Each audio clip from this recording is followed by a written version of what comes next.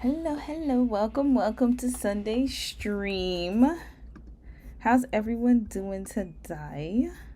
Let me just troubleshoot, make sure everything is good. Hold on a second. I gotta make sure that I double check my stuff. Just 1 second, but I hope everyone's having a wonderful Sunday. Let me see something. Hold on a second. I'm gonna wait till everyone comes in. Let's check what's happening here. Hold on. Hey, Mary, how are you, sis? Welcome. Happy Sunday. I hope your Sunday's going well, by the way. It's sunny out here. I don't know what the weather's like in your area, but hopefully it's as good as our weather here. Spring is arriving. Spring is almost here, y'all. I'm excited. We still got 1 more month, I think, of winter. I think spring. When does spring officially start? Is it March or April? Let me check. But all I know is that spring is almost here. My favorite season. No, actually, my favorite season is fall. But spring is close. It's the second. Spring start date. Spring starts March 20th. Oh, shoot. Oh, no, I lied. Wait. I lied, y'all. I lied. Hold on. That wasn't, 2026. March 20th, yeah. So March 20th is spring, and then summer's gonna start June 21st, and then fall is going to start September 23rd, and then winter will officially start December 21st. So March 20th, y'all, we got a month left, and then spring is upon us. I'm really excited about that, I ain't gonna lie. To be fair, the winter hasn't been that cold here. I can't even front, but I just prefer like warmer weather overall. Hold on, let me check who's here.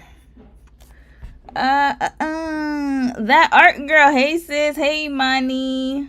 Hey Mary. You said just coming from the mosque for Ramadan. Hope you're doing well. Happy Ramadan to you, sis. Yes, and I am doing well. How's the fasting going? Cause it must be. Hold on, I don't know your time zone, so I know you gotta fast till evening, right? Yeah, fasting is, I always commend anybody who's fasting. It is not easy to fast for the whole day. I actually do fast, but I fast in the morning. Usually I break, it depends. Sometimes I fast in the morning, but fasting for the full day is like for 40 days. That's a really good thing. Like it does connect you spiritually. I'll say that. There's definitely a difference when you fast. And then you get into that frequency. CFT, hey sis, you said hi Romy. There is a nor'easter coming in the northeastern part of the US. Spring is nowhere near. Oh no, I'm sorry sis. I know, it's so crazy because we have not had snow at all where I'm at. We only had one snow, if you want to call it, but it melted before the morning started. It was just overnight. You just saw a little bit of frost. But we haven't had any official snow where I live, which is really interesting. So they're thinking we're gonna have a warmer summer, but then on the other side of the of the country, so on the East Coast, so I'm on the West Coast. So on the East Coast, y'all are struggling. Yeah, it's really cold, windy, snowy. So hopefully it ends March 20th, y'all. We only got less than a month left, I would say, and then we're gonna be in spring. Yes, some girl. Hey sis, Miri, you said I work with someone who worked the whole day on Ramadan. I was like, that's nuts. Oh yeah, there's many people. Yep. My one of my colleagues, she's my friend. So one of my friends, she works, and she's doing Ramadan while she's working. Yeah, she a lot of people do it while they're working. My brother-in-law, he's Muslim too. He's a convert, but he's still Muslim. And he works. Yeah, he works while he fasts. A lot of people work while they fast. You wouldn't even know it. It's so interesting, right? And then they find time to pray in between. Yeah, so it takes a lot of dedication to do it. You said it's going really good so far. I'm glad to hear that. Mary, you said my mom and I got into it earlier today. She can be so inconsiderate sometimes. Oh no. I hope things worked out with y'all. Let me tell y'all something. This is crazy. It be you know what's so crazy? It's you could, with family, especially with family, it's some conversations can get so intense and it triggers something inside of you. I ain't gonna lie, it happens quite often, and I'm really like sorry you had to go through that, especially on a Sunday, right? And sometimes like your mood is good, and then all of a sudden you get into it with like your family members or whoever, and then the mood goes down. So I really hope that your mood stays up and that you stay positive about it. It's hard, man. It's tough. When I tell you dealing with family members, I could write a whole book about it. Seriously, like I really literally like y'all know my story. I had to really unplug a lot of people. Like I had to really remove myself. And then with parents, what I do now is because my parents were triggering me too in certain ways. They would like bring out that anxiety in me. And what I do now is I'm very selective of the times I talk to them and also the attention too. So if I know that like I'm not in a good mood, or I know that is like if I'm having a good day, I ain't gonna talk to them too much. Like it's gonna be like, because I don't know what's about to come out their mouths. So I'm just like, So I'm very picky and selective. So I hope that the situation that happened with your mom and you, like it kind of like puts you in a space where you can start to have boundaries. Boundaries have been my best friend. I've been very, very good with keeping that, and I'm going to keep it that way because it will mess with your mental. I'll say that. So sad that you went through that, and I hope that, you know, by the end of the stream, if you I don't know if you like what you're going to do for the rest of the day, but I hope that at least you'll have a positive rest of your day. Yeah, you said I'd be trying. I had to find her card, and I asked her to check around for her to find it. She said no because I didn't give it to her in her hand. It was my fault. Is your mom Caribbean? Because why do all our moms sound the same? What? That sounds like something that would happen to me. I ain't gonna lie to you. Yeah, now my sibling is mad because she has to go downstairs for my mom's groceries even though I asked earlier. Yeah. That's what I'm saying. Like, it just... So you didn't give it to her in her hand, so that way, so she felt like she didn't have to look for it. And you know what? Because are you taking care of your parents? Okay, don't give me too much information if you don't want to. We could also discuss it in the Discord. If you guys are not part of the Discord is in the link in the description box. What I would say is this, like, do you live? It sounds like you live with her. That can cause a lot of stress. I ain't gonna lie to you.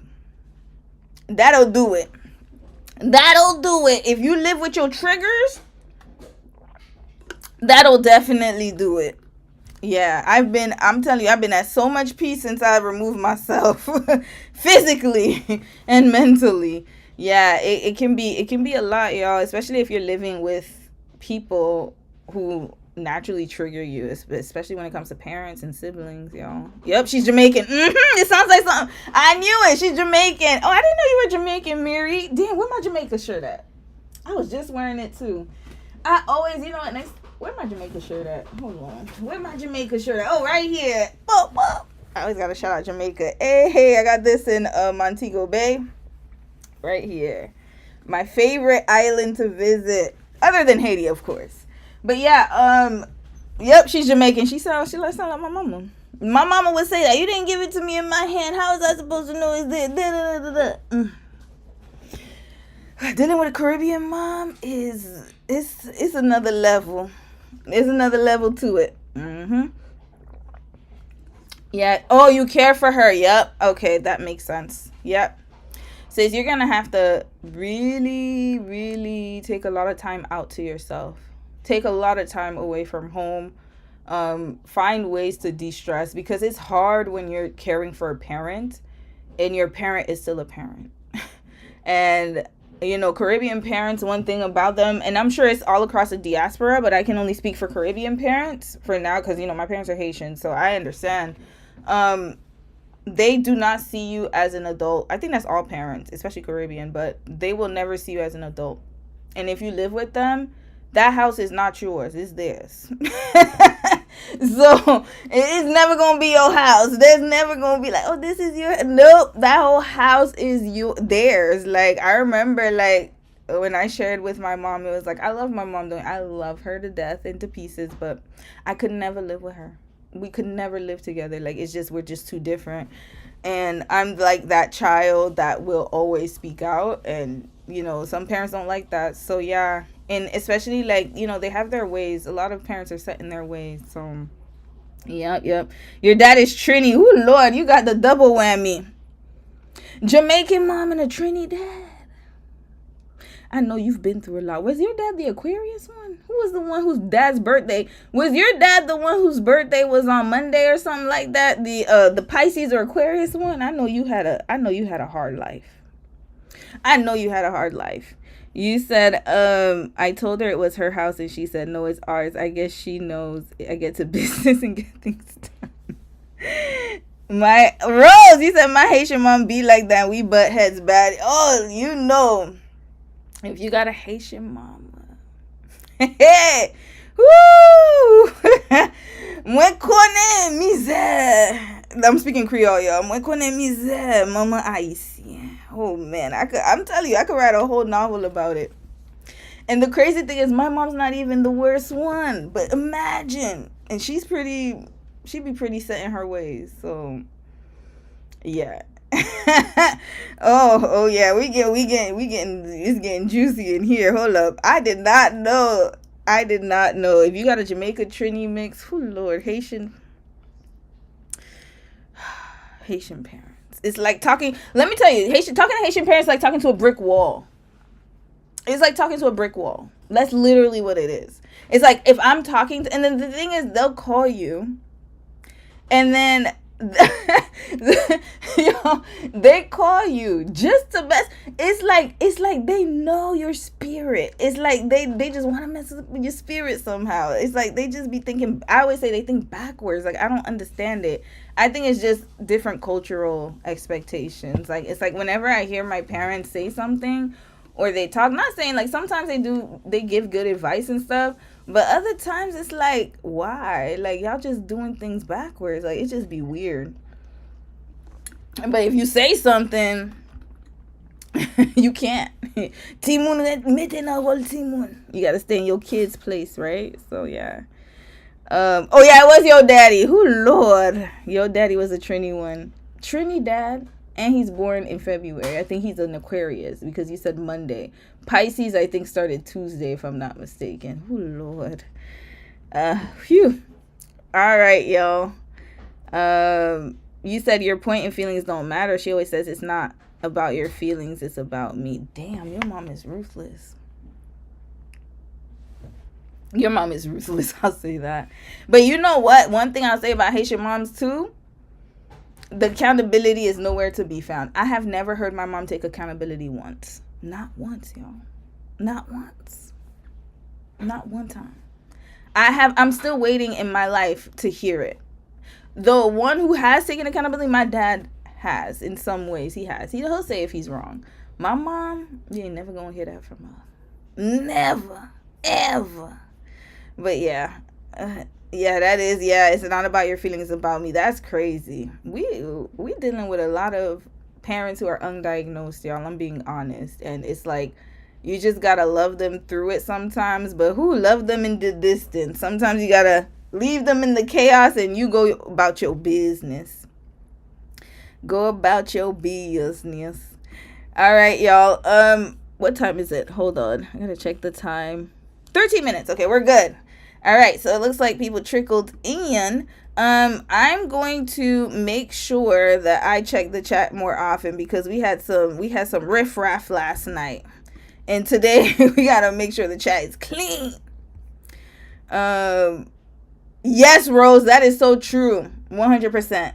They'll never say sorry, but they gonna get you some food. I remember my mom be like, when I was a kid, and then she used to get mad at me, and then I used to just stay in my room because I was good at the silent treatment. Like, I'm really not gonna talk to you. And then she would come in and be like, oh, do you want some food? I made some food for you. So funny. It's like we all have the same parents. You said, yeah, both my parents don't want to take accountability for their actions. Actions is their egos. The egos are so strong, y'all. And it's something that I had to, like, I learned it. I'm not going to lie to you guys. Like, it was something I really had to get out of my system because it's okay to be wrong. I had to learn how to take accountability, like, just just on my own, to be honest with you, because my parents, it's like they know nothing about accountability. It does not exist for them. Everything is everyone else's fault. It's always someone else's fault. Everything is always somebody else is at fault. It's never them. It could never be them. And I had started to have that language too. And then one day I just really had to check myself, because I was like, no, you know you were wrong. And then I slowly started to really change. But I'm not going to lie. When I got married, it really exposed everything. Like, because even though I thought I did, there was a little bit of trickle down here and there. And then now it's like, now I know how to take accountability. And also I've been going to therapy, so it's been helping me like kind of like change a lot of methodology that I had in my mindset, and the pattern of like not taking accountability. That was a big one for me. So it took me years to dismantle that, y'all, and to get rid of that. Yep. I'd rather break the generational curse at this point. Amen. Amen. That's a real one right there. Hold up. Wait, I saw somebody else here. Hold on a second. Hold on. Hey, CC Esther. Hold on. Somebody else was here. Hold on. Okay, did I miss somebody? Yeah, CC Esther and Charmy. How are you? Hello, I'm glad I'm on time this time. You're more than on time. We were just about to start. Shauna, hey, sis. How are you? You love therapy? Yes, it's amazing, y'all. Therapy is amazing. When I tell you, it has changed and transformed my life. And it's worth it. It is worth it. Once you find the right therapist, I should say, in the right system, it really works. Like, even in my CBT therapy group, like, hold on a second.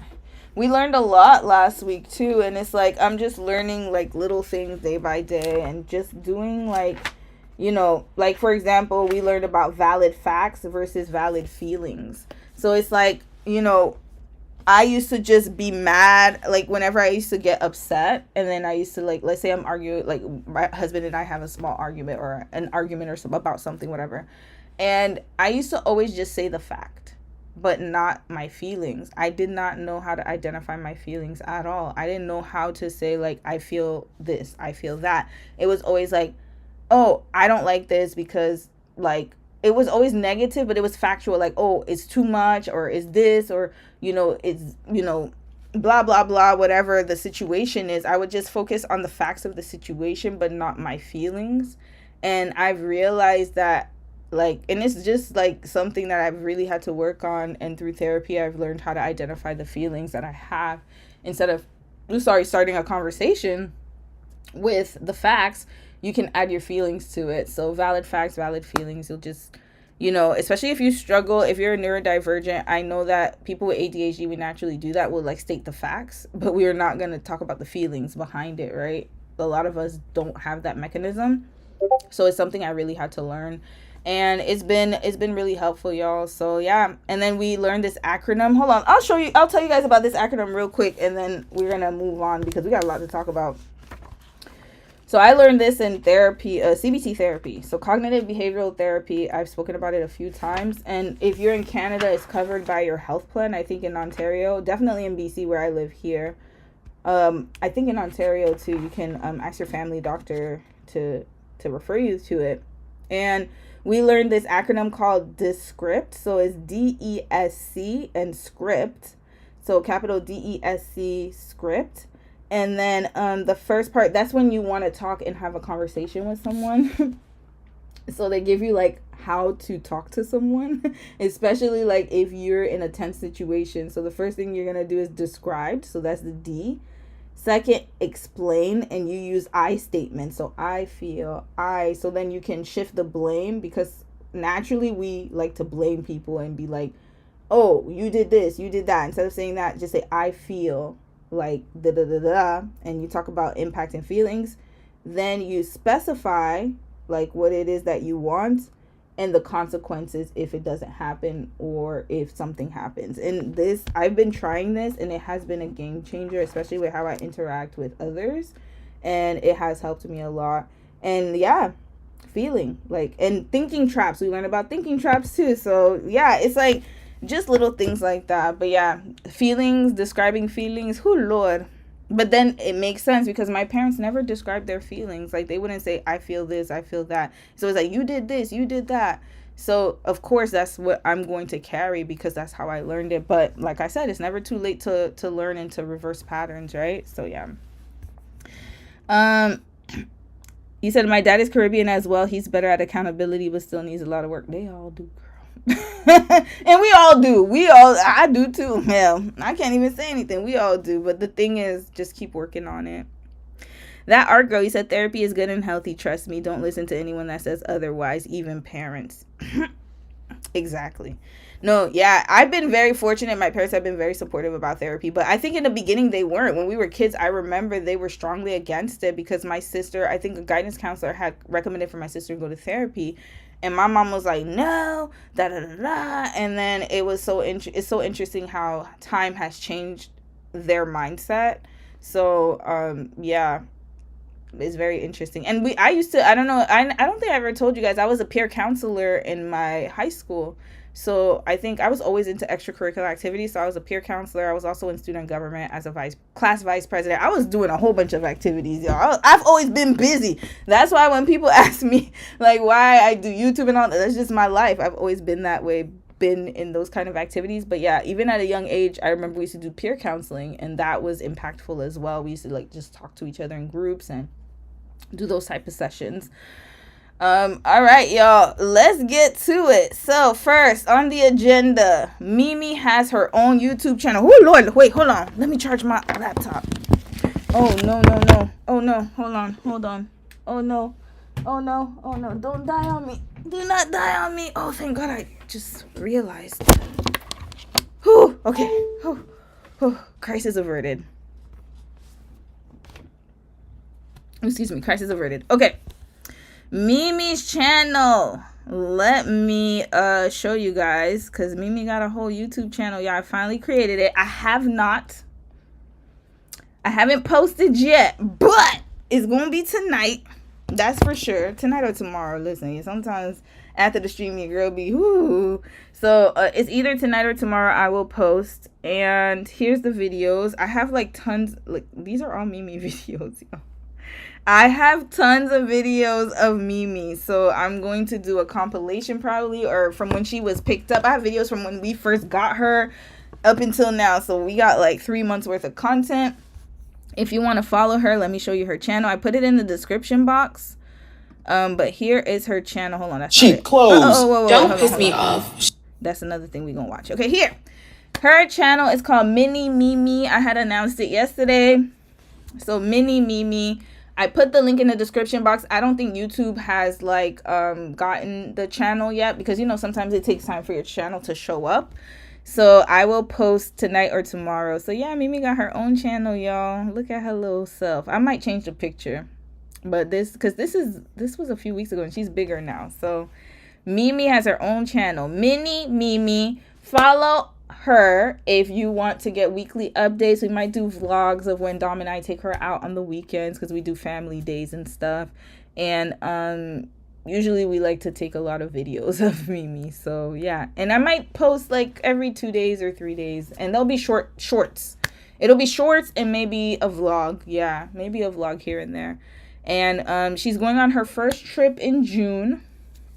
Dom will talk about that next week of what we're going to be doing. But Mimi will go on her first trip. She's going to take her first airplane ride. She's going to stay at a pet hotel for like 2 days. And she's going to go, yeah, she's got a lot of adventures coming up for y'all. So stay tuned. You guys can go follow her.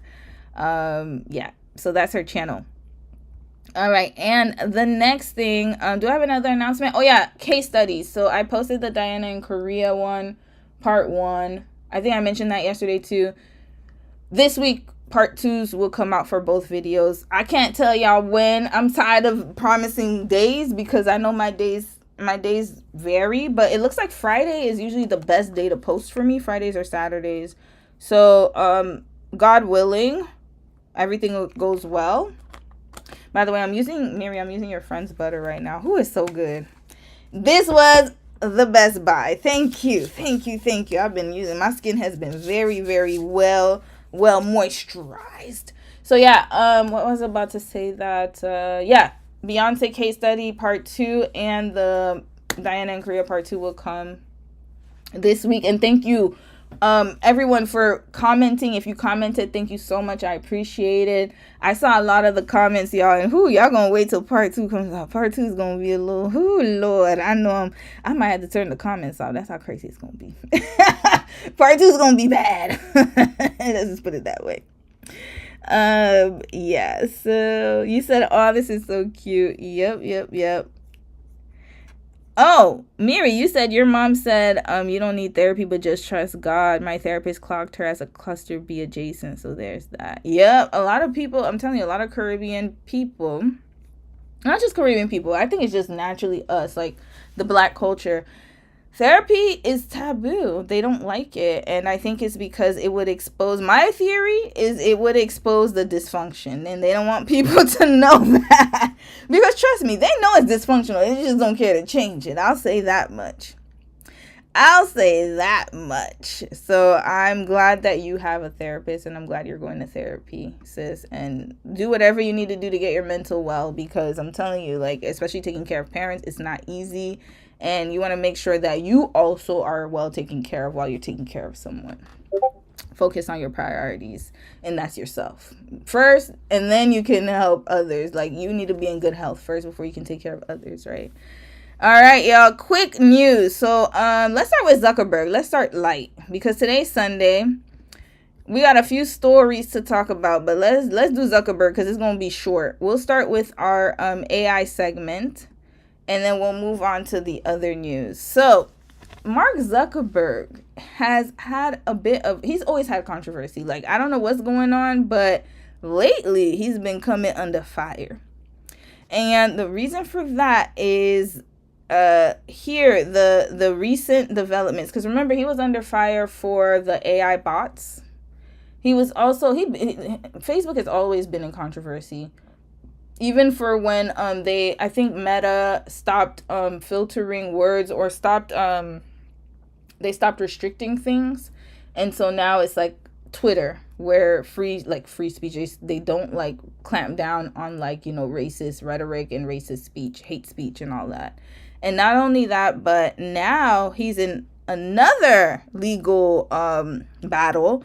And that's because the case is centered around whether social media platforms knowingly design their apps in a way that harms children. So we're going to listen to this because it's going to be very important. And it ties into the whole pizza situation. We got to talk about that, y'all. And Prince Andrew, I believe he got arrested this week. I haven't talked about it too much because I feel like that one is a bit sensitive. So I've just been gathering data. I'm not going to lie to y'all. I need to get myself in a better mental space to discuss the EpiPen files, because I really want to read through the documents. But I know that I'm not where I need to be mentally to deal with that, because we're dealing with children here. But at the same time, I do want to go over it with y'all. So I'm thinking that that'll be a special live stream. I'm just waiting for more arrests to happen, because that will happen, y'all. It's coming down. It's coming down for sure. So let's watch what happened with Zuckerberg and why he was combative, y'all.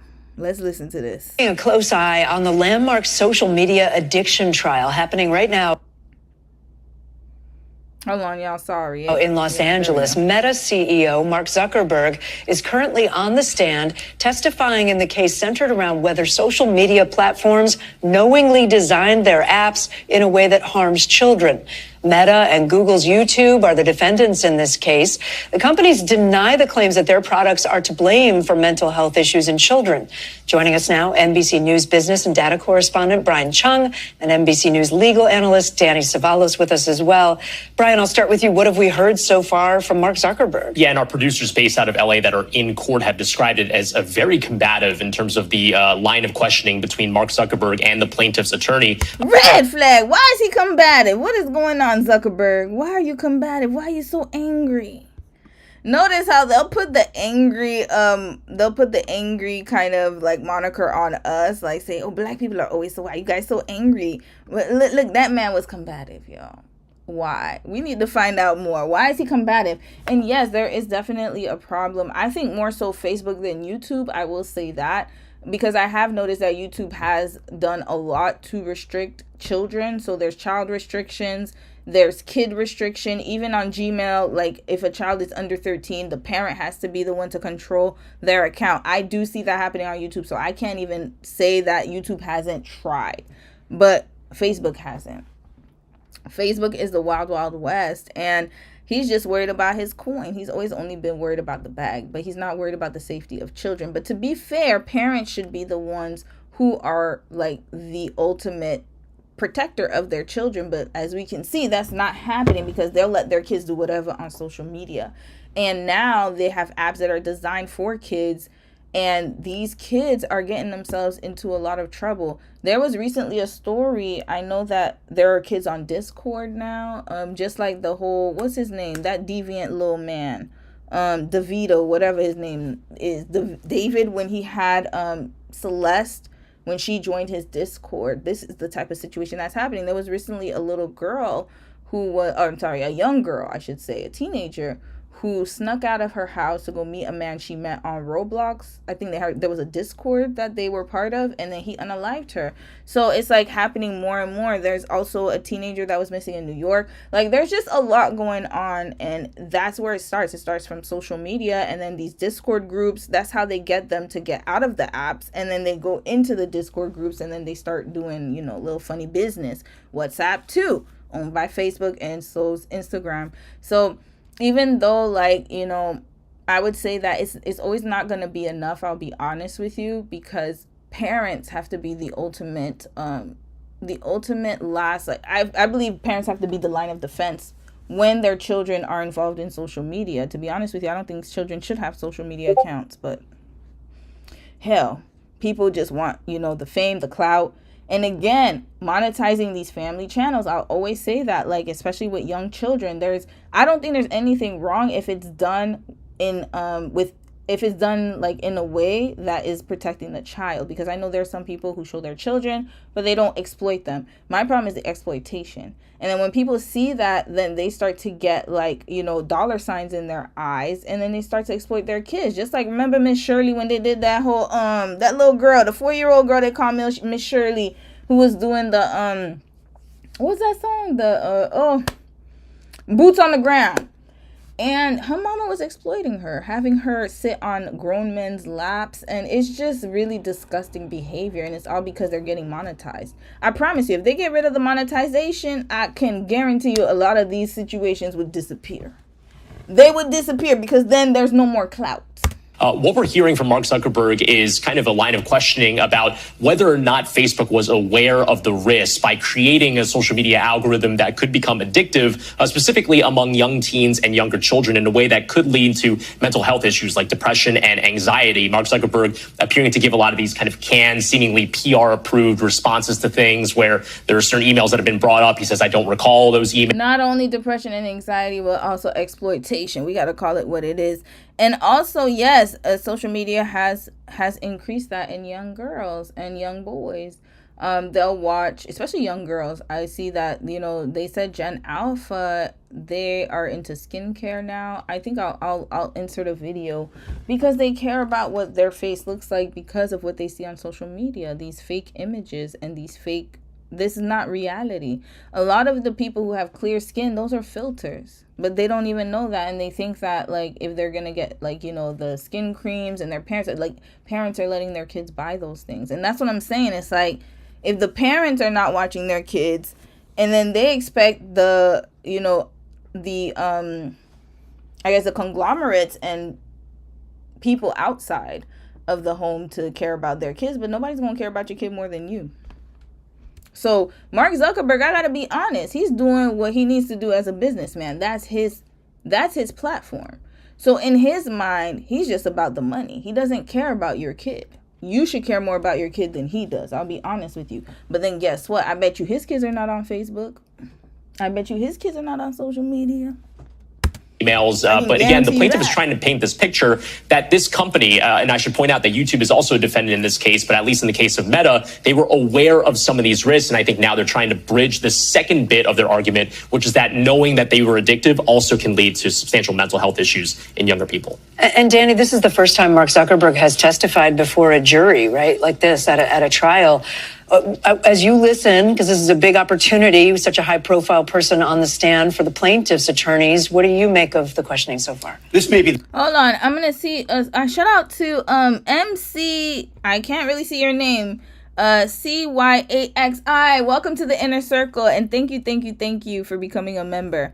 Okay, let's continue. And then I'm going to read a few comments. 1 second. The first time he's testified in front of a jury, but he has been prepared ad nauseum for weeks, if not months, by his attorneys.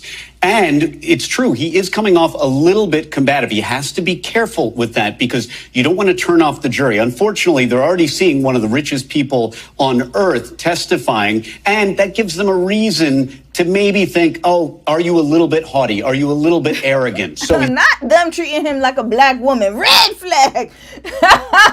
Well, green flag. I'm so sorry. This is amazing.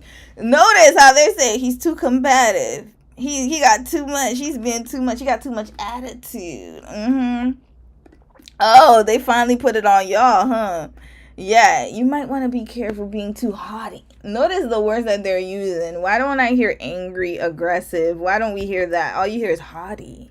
And he's just being haughty, like HAUGHTY. Haughty, not like, he's just being indignant. He's just being upset. Like, why don't they use aggressive? Use the same words y'all use for us. How about you do that? He's got to be very careful, but he's got to walk a line. He's got to basically say, look, with things like filters, for example, he's testifying about filters. We saw that they may have some adverse health consequences, give people bad self-image, but we didn't want to be too paternalistic. We didn't want to be too controlling. We didn't promote it. We allowed them to have it. It's a thin line.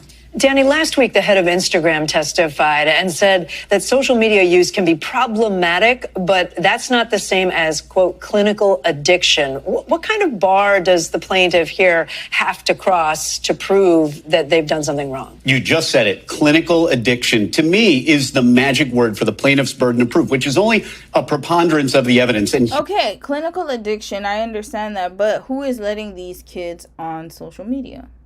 Can we talk about that? Like, I gotta be honest, and hell, I hate defending billionaires. I promise you, I do not like defending people, especially like people like Mark Zuckerberg.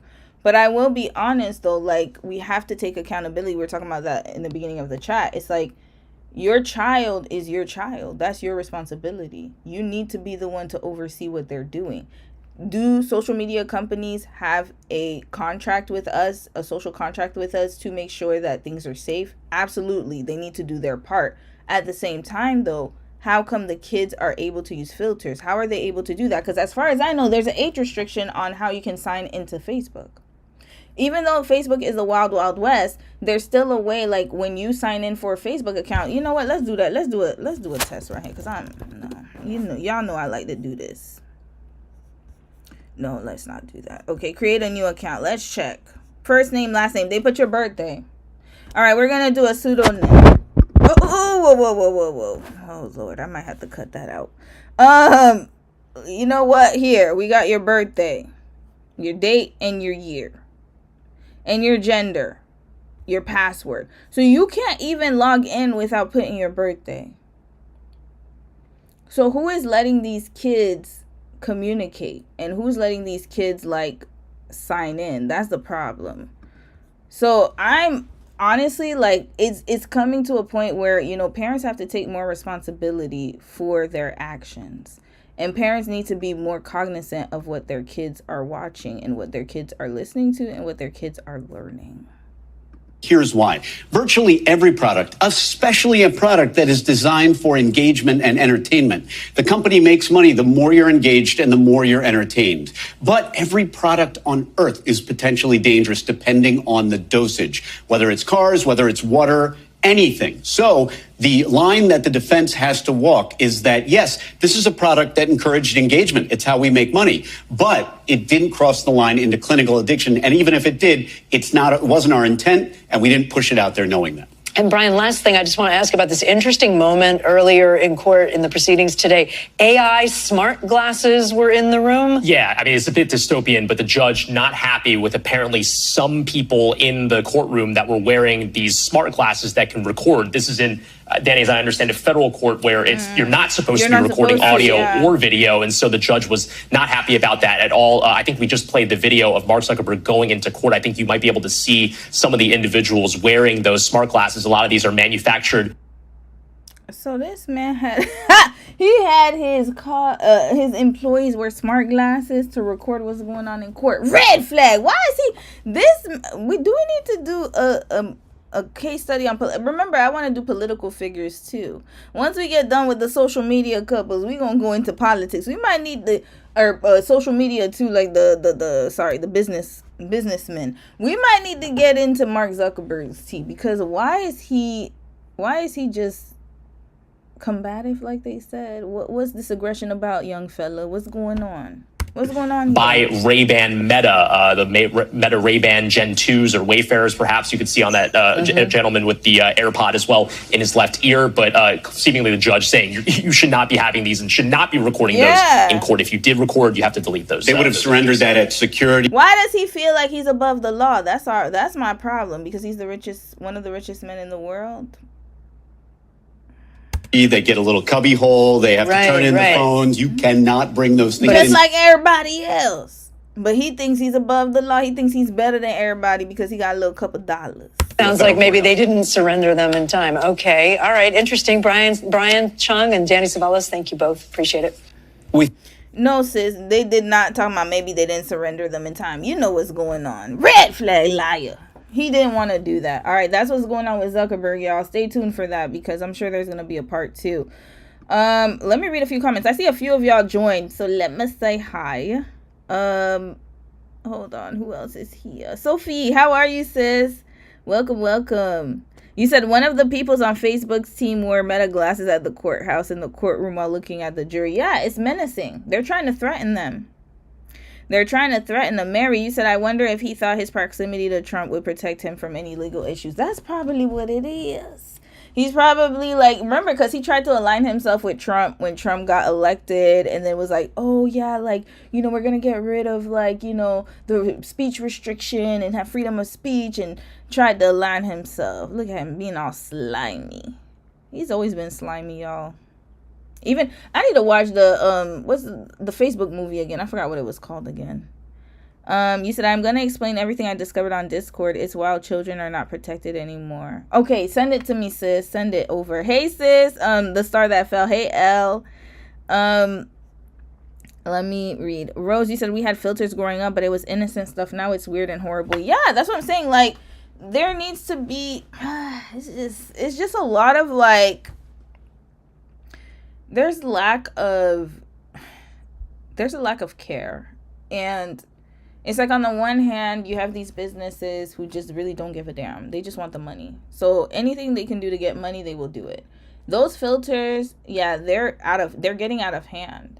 Like, it's really crazy how people use filters now. It's like you can change your whole entire face. And not only that, but we also have AI, right? So a lot of people are living vicariously and trying to put up an image of themselves that doesn't exist. It's not reality. It's all virtual. Like, it's very sad. Starsky, hey sis, you said, I agree that parents need to take accountability for their kids' actions. My 9-year-old wants a cell phone, and I straight up told her no. Her Roblox account is age restricted, and I monitor. Good job, Starsky. Honestly, like, you're one of the rare parents who doesn't give their kid a phone. And I have a friend of mine, her son is a teenager. He's a teenager now, and she's like, nope, you're not getting Snapchat. Nope. He's been begging her for that. And also, there are other kids out there who want to have, like, their own social media accounts, but no, like, I think that, yes, your kid might be upset. They might not understand it, but eventually they will. And I think it's good to really restrict your child and access, like, from what they can access, because that'll make your life easier, and theirs too. They don't realize it, but you're protecting them, and that's one of the best gifts that your parents can give you. I'll give you guys an example. My mom used to never let me do sleepovers. I begged, I cried, all my friends did sleepovers. I was the only one not doing it, and she would just say no. I kind of wish that she explained to me why. I feel like if I had a daughter, I would explain to her why, but my mom just said, no. I don't trust people. That's all she said. But, and I understand, maybe she was just trying to, like, just, kind of convey it in her way. But now, as an adult, I'm glad my mom never had me go to sleepovers. The craziness that have happened in sleepovers, like the nasty, disgusting behavior that have happened when children go on these sleepovers. Like, it's something that, I was upset about when I was younger, but now I'm so glad that my mom never had me go to people's house to sleep. And, that's something that I think that, like, kind of like what you're saying with the cell phone, your child might not understand it now, but eventually they will get older and they will realize that it was a benefit.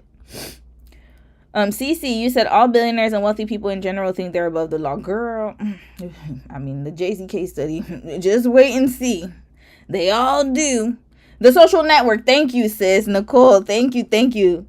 Is the Facebook movie, one of my favorite films. Yeah, I need to watch it again because he's on some certain type of time.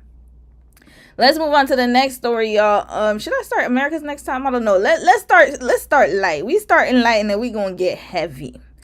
Let's start with AI. Okay, so Shein. Let's get to Shein, y'all. Shein, this story came out and I was supposed to do it like 2 live streams ago, but I'm glad I can do it today. Shein faces backlash over AI designer theft. Let's watch what's going on with Shein, because this is going to be very important to us. I have some Shein items here, so let me listen to what's going on here and what it has to do, or what the impact is to us and how this impacts us. All right, let's get to it, y'all. And it's only 11 minutes, so it's not going to be too long. Shein has me so f***ed up. With expensive consequences. That's not legal. Powerless. These folks are stealing from small Black designers. Black designers have been calling out Shein for years. The company Shein has stolen one of my designs. Red flag! Wait, so they've been stealing Black designs? I'm not surprised. I am not surprised at all. I told you, Asian people are the copycats. Like, they know how to copycat very well. And I'm saying this as someone who has seen it in real time. They know how to copycat. They're very good at doing that. And the sad part is they're taking away from the bread and butter of Black designers. Okay, I'm glad I'm covering this in Black History Month. Shout out to whoever sent me this on the Discord. I don't remember who did, but thank you. Let's continue watching this. This is very important. Stole my designs too. Guys, how can I even keep up? But now it's on a whole new level. The company caught using AI, taking the images we all post to sell their clothes, even changing some of our skin tone. Red flag, hold up. Now they took, what? Wait a minute. They're taking people's images to make AI without their permission.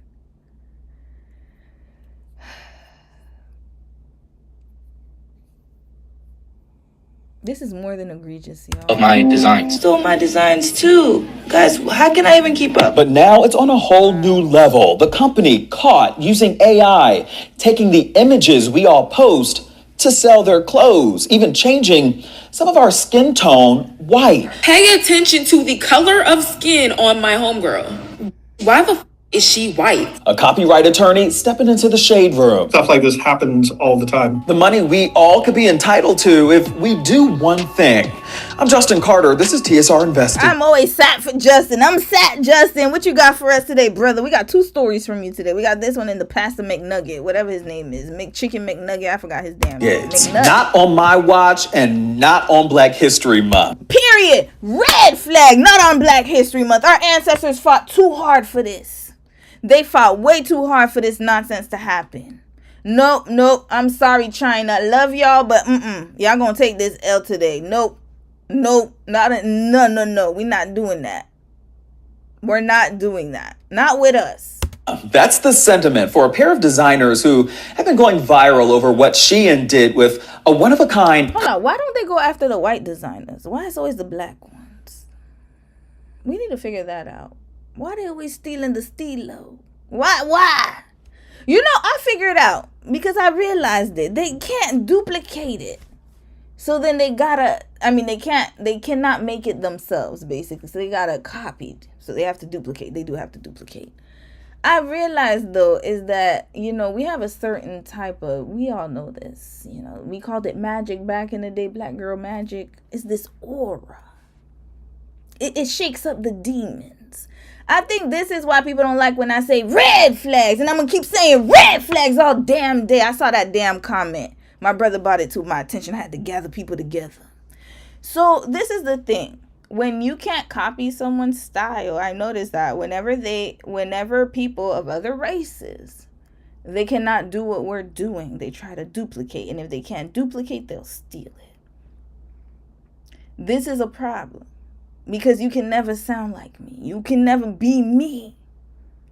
The thing is the same thing with these designers. They can't even, how creative you have to be to come up with your own designs? And even if they steal that one design, they can't come up with everything. So that's why they keep stealing from the same type of people. This is what happens when you're the blueprint. Just remember that you are the blueprint of whatever you do. Coat vest that they designed. That is until Shein saw the coat posted on the internet. Oh, hold up. Where has this been all my life? It didn't matter how much it cost. Fashion influencer Sabra Johnson said she saw this puffer coat vest on the runway. And I was like, oh my God, I have to have that. It was created by twin designers Bruce and Glenn Proctor. She's been a longtime customer of their fashion line, Bruce Glenn. She was like, that vest. And we were like, we do have the vest, but we can't sell it right now because... Hold up. Let's go find Bruce Glenn.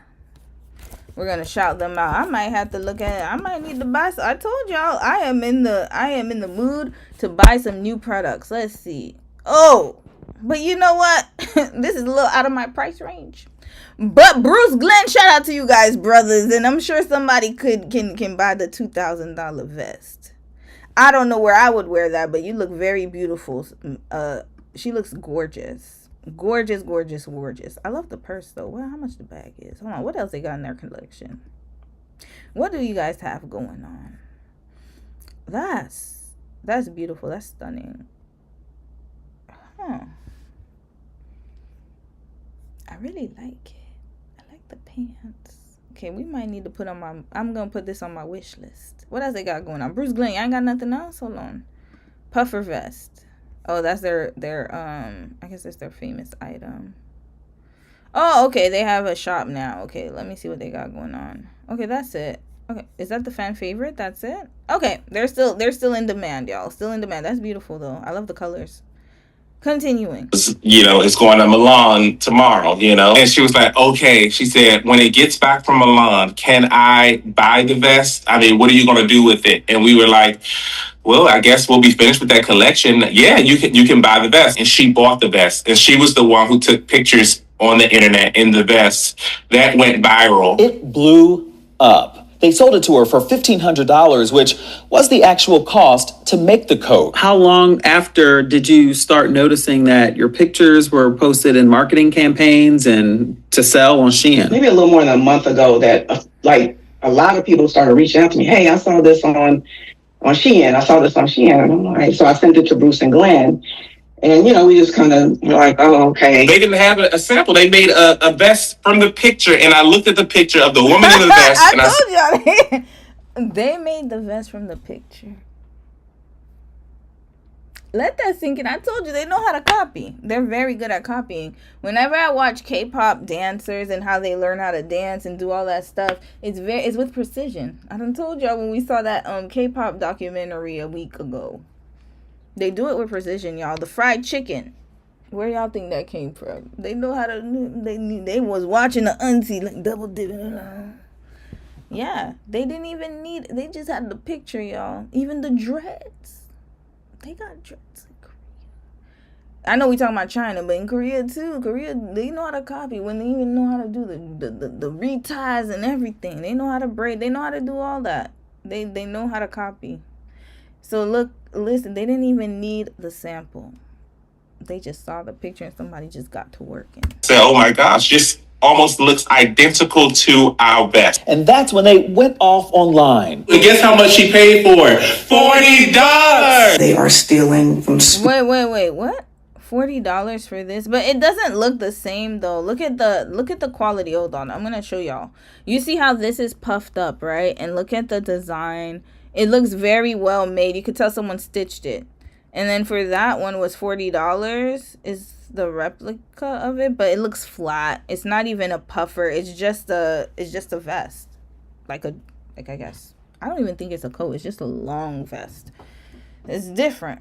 But they were still able to, make it look similar. They are stealing from small designers, usually Black and minority designers. Bruce Glenn says they got a message from someone who actually purchased the coat on Shein. She said, I'm so sorry. I realize it's a copy of your work. As soon as I get it, I'll return it. This is what it looked like when it arrived. It's hurting the artists. It's hurting the environment. It's hurting the workers. I mean, it just goes across the board, what it takes to, or what it doesn't take, I guess, to make a $40 garment. Is it AI? How do you think they are finding out about you? It is Scouts and it is AI. I mean, I think they're, it's China. China's very smart, and I think they're researching emerging designers. I think they're specifically going after emerging designers because they know that's where the new and innovative creative ideas. And they also know that that emerging designers are too overwhelmed to fight. That is very true. Once you're small businesses, small whatever, people think that they can take advantage because you're smaller, so they think that you don't have a big force behind you. And it's true, legal fees do cost a lot of money. Very sad, y'all. So yeah, I only shopped at Shein once, and it was for my Jamaica trip, and I shall never return again. Nope, sorry. If y'all gonna be doing people dirty like this, then I don't want any parts of it. I'd rather support the designers, to be honest with you. They don't have resources to fight. It's true. Young Black designers raising red flags for years. Shein stole my Sincerely design. Sincerely Ria XO. Okay. Whew, that's a long one.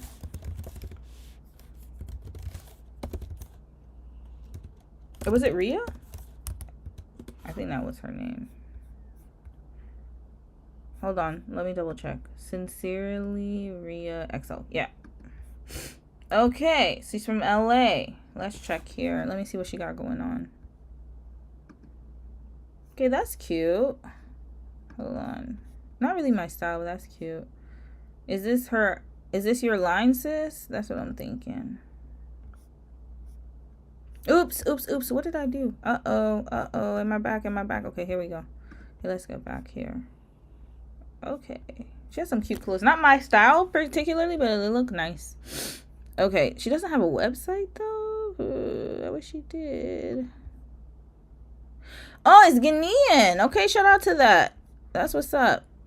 So, interview. Sincerely Ria is giving Ghanaian fashion its flowers. Okay, and she debuted in designer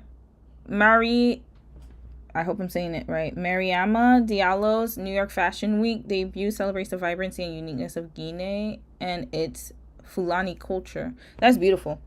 That's very beautiful.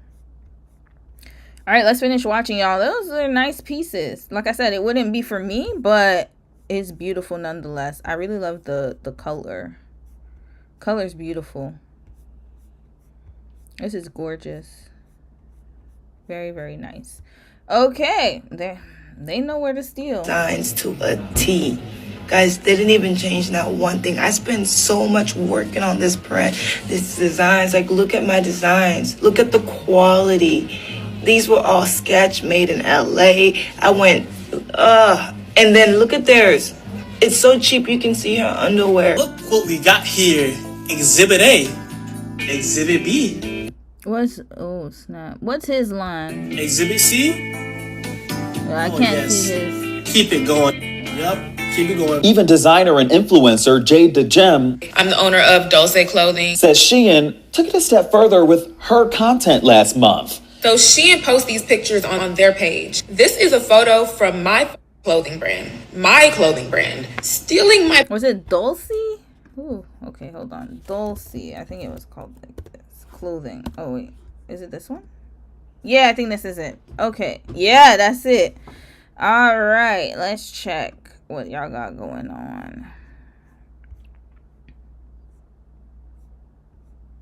Let me see.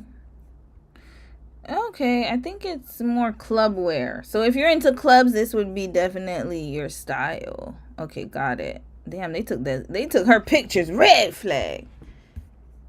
My picture is not the craziest part, y'all. So they edit my logo off of the bags. Not the craziest part. Pay attention to the color of skin on my homegirl.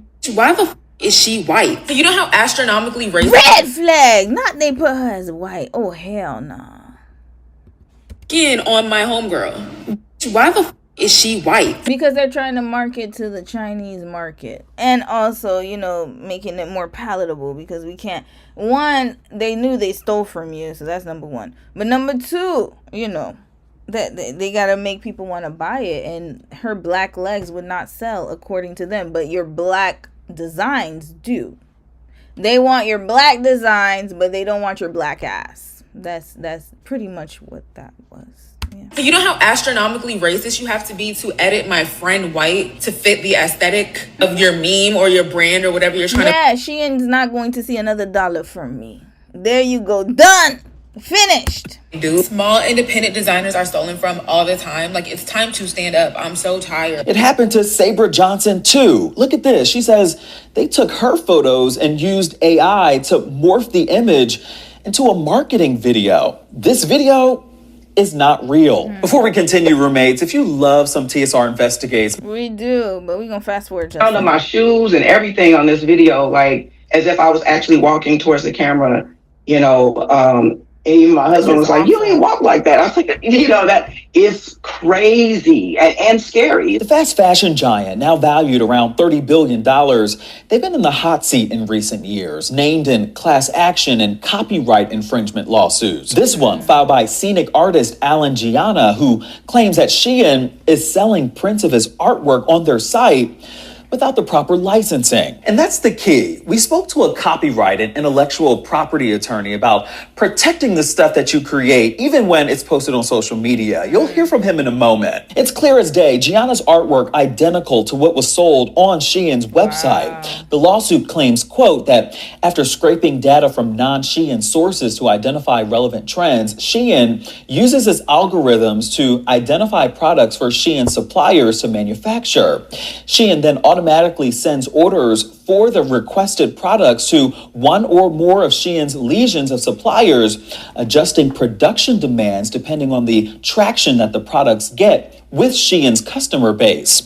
It goes on to say that rather than respect designers' intellectual property rights, Shein treats the cost of litigating and settling copyright. Because they have the money. So they can do this all day, every day. They're going to play in your face. Red flag. This is ridiculous, y'all. Please, I mean, you know, I'm not in the business of telling people what to do, but for me in my house, Shein is no longer, well, I only shop there twice. Once when that was a few years ago in Korea, and then when I recently went to Jamaica, but they shall never see a dollar from me ever again. Ever again. Right, infringement. And anyways, I'm tired of fast fashion, so there's that. Claims as a necessary business expense, which it builds into its financial models. Defendants inevitably settle claims by large companies. Shein has largely been able to get away with its scheme because these designers and artists have fewer resources to pursue legal action to vindicate their rights if they are even aware of Shein's unlawful infringement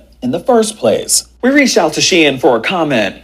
We've not heard back. Are you guys thinking about pursuing legal action? We are. But is suing Shein the answer?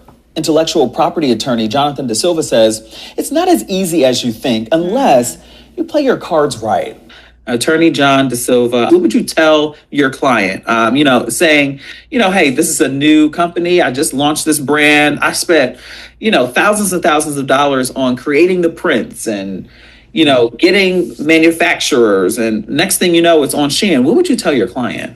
The first thing I do, if there's anything I'm selling or I'm making that is going to be sold or has some economic value, register the copyright. Because copyright, if there is an infringement matter and has to be enforced, it's only measured from the date of registration. So if you're going out and selling stuff, register the copyright. On one hand,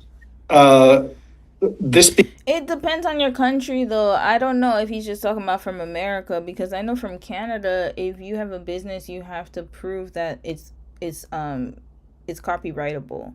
Like, there's levels to it. I don't know. Every country's different. So maybe he's just talking about America. Being live on the internet, people see this infringement right away. They say, "Oh, look, this is my product. They're selling it." On the other hand, if you catch it quickly enough, it almost doesn't make sense to hire an attorney to go through the process, because they may sell like maybe a dozen outfits for $100 each. What's your lost profits? $20 an outfit. Depending on the court you get, you may not get a lot of money, and depending on how much product was sold, there may not be a lot to collect. It might not even be worth taking it to court and paying attorney's fees if you're not going to get much out of it. Right, which makes the class action suit more attractive. In that instance, you have a lot of small designers whose material have been stolen, and then you can aggregate all of that material, and then it adds up. Because essentially, when you go on these platforms, you're allowing these platforms to disseminate your stuff. Well, why else would you use it, right? How else are people going to find you if you don't give TikTok and Instagram a license to share the material you're giving? The problem is not everyone reads those terms, so other people will look at that and say, well, you put it on TikTok, it must be free. I don't know. Check those terms. Make sure you understand them. Yeah, good call. And also, I do want to revisit the power of AI. I know AI is everywhere. I know that it's something that you probably are constantly keeping track of. AI in this case, you pretty much said you wouldn't necessarily go the AI route or name AI in any of these, legal issues, because it's just... Why wouldn't he? I need to figure this out. Wait, what's going on here? Why wouldn't he name AI? Might not have merit. The mode really doesn't matter. Right. In this instance, saying that this company's used AI to troll the web, and it's sort of beside the point. The point is, just look at the material left and right. I don't care how they got it. These are exact copies. AI, I think, complicates the issues, mainly because AI ownership of copyright and copyrighted material is in flux. There is the law isn't settled on it, and there are currently cases going on right now about. So basically, what he's saying is the wild, wild west. There are no regulations. Red flag. That's what he's saying. There are no regulations on whether your likeness can be used in AI or not. So you got to be careful what you post on social media. This is why I do not post on social media. And it's because of that. You don't want your likeness to be used. And when I say I don't post, I mean, I'm talking about Instagram and all those where you take pictures or you show really nice designs. And I understand that this is some people's business. It's their bread and butter. I understand that. But at the same time, people can steal your face and literally plaster it on an AI body. Imagine you go on Shein and you see your face right there. Who owns what? The input of AI and the output of AI? It's not entirely clear, and it may not fall into the creative's favor. Bottom line, check the licensing and copyright terms on these social media sites. And if you believe your content may blow up in the future enough to make you some money off of it, copyright that material. It's about $65. Attorney De Silva also says it's important to go to copyright.gov. It's pretty straightforward. You can create an account, register the content by sending pictures or something relative, and then get a copy of that registration. He says if you don't, there's nothing to enforce in these cases. Okay, so y'all heard him. If you're in the States, that's what you gotta do. I gotta check Canada and see what we can do. But I'm pretty sure ours is a little different. Our laws are. Oh, welcome, Mocha Island. Hey, sis. Butterfly, you said maybe we can get a little scarf hair tie. Yeah, that puffer jacket was expensive. That's what I'm saying. That's what I'm going to look into and see, what they got going on. Unknown Feather, you said they know many people won't stand against them unless they upset the correct audience, and that's why I'm no longer supporting them. I'm not gonna even give my dollars to that. I think that when we start making better choices as to what we're consuming, and also, like, you know, for me, is the principle of the matter. It's like, you don't steal from people and then try to make it, and then, like, you know, upsell them for it, like undercut them basically, right? Some girl, you said they don't even steal as much from certain rich people's brand. It's weird how they stock small black designers. That's what I'm finding very strange too. I think maybe because the other folks, they can probably fight it, and the black designers, they know that economically it might be a little different, especially if they're smaller, right? Which he mentioned in the investigation. It is very Miri, it's bully behavior 100%. 100%. 100%. Sophie, you said it's almost Monday for you. Sophie, you gotta get up out of here. Watch the replay, sis. It's too late. It's too late. I think you're in France. Yeah, it's way too late. You're gonna have to catch the replay. You guys do not have to stay too late. I promise you. Please do not do that. I might need to go earlier on, but Sundays is hard because that's when we do our family cleaning and all that stuff. They are stalking obscure designers. Yep, Shauna, that's the thing, and I don't like it. So therefore, I am no longer, well, I wasn't anyways, but I am making sure I do not support it. I will make sure I never support it again, and I will tell other people too. That art girl, you said Shein did the same to another designer. She was Asian, and she patented her design and threatened to sue. Now that Shein couldn't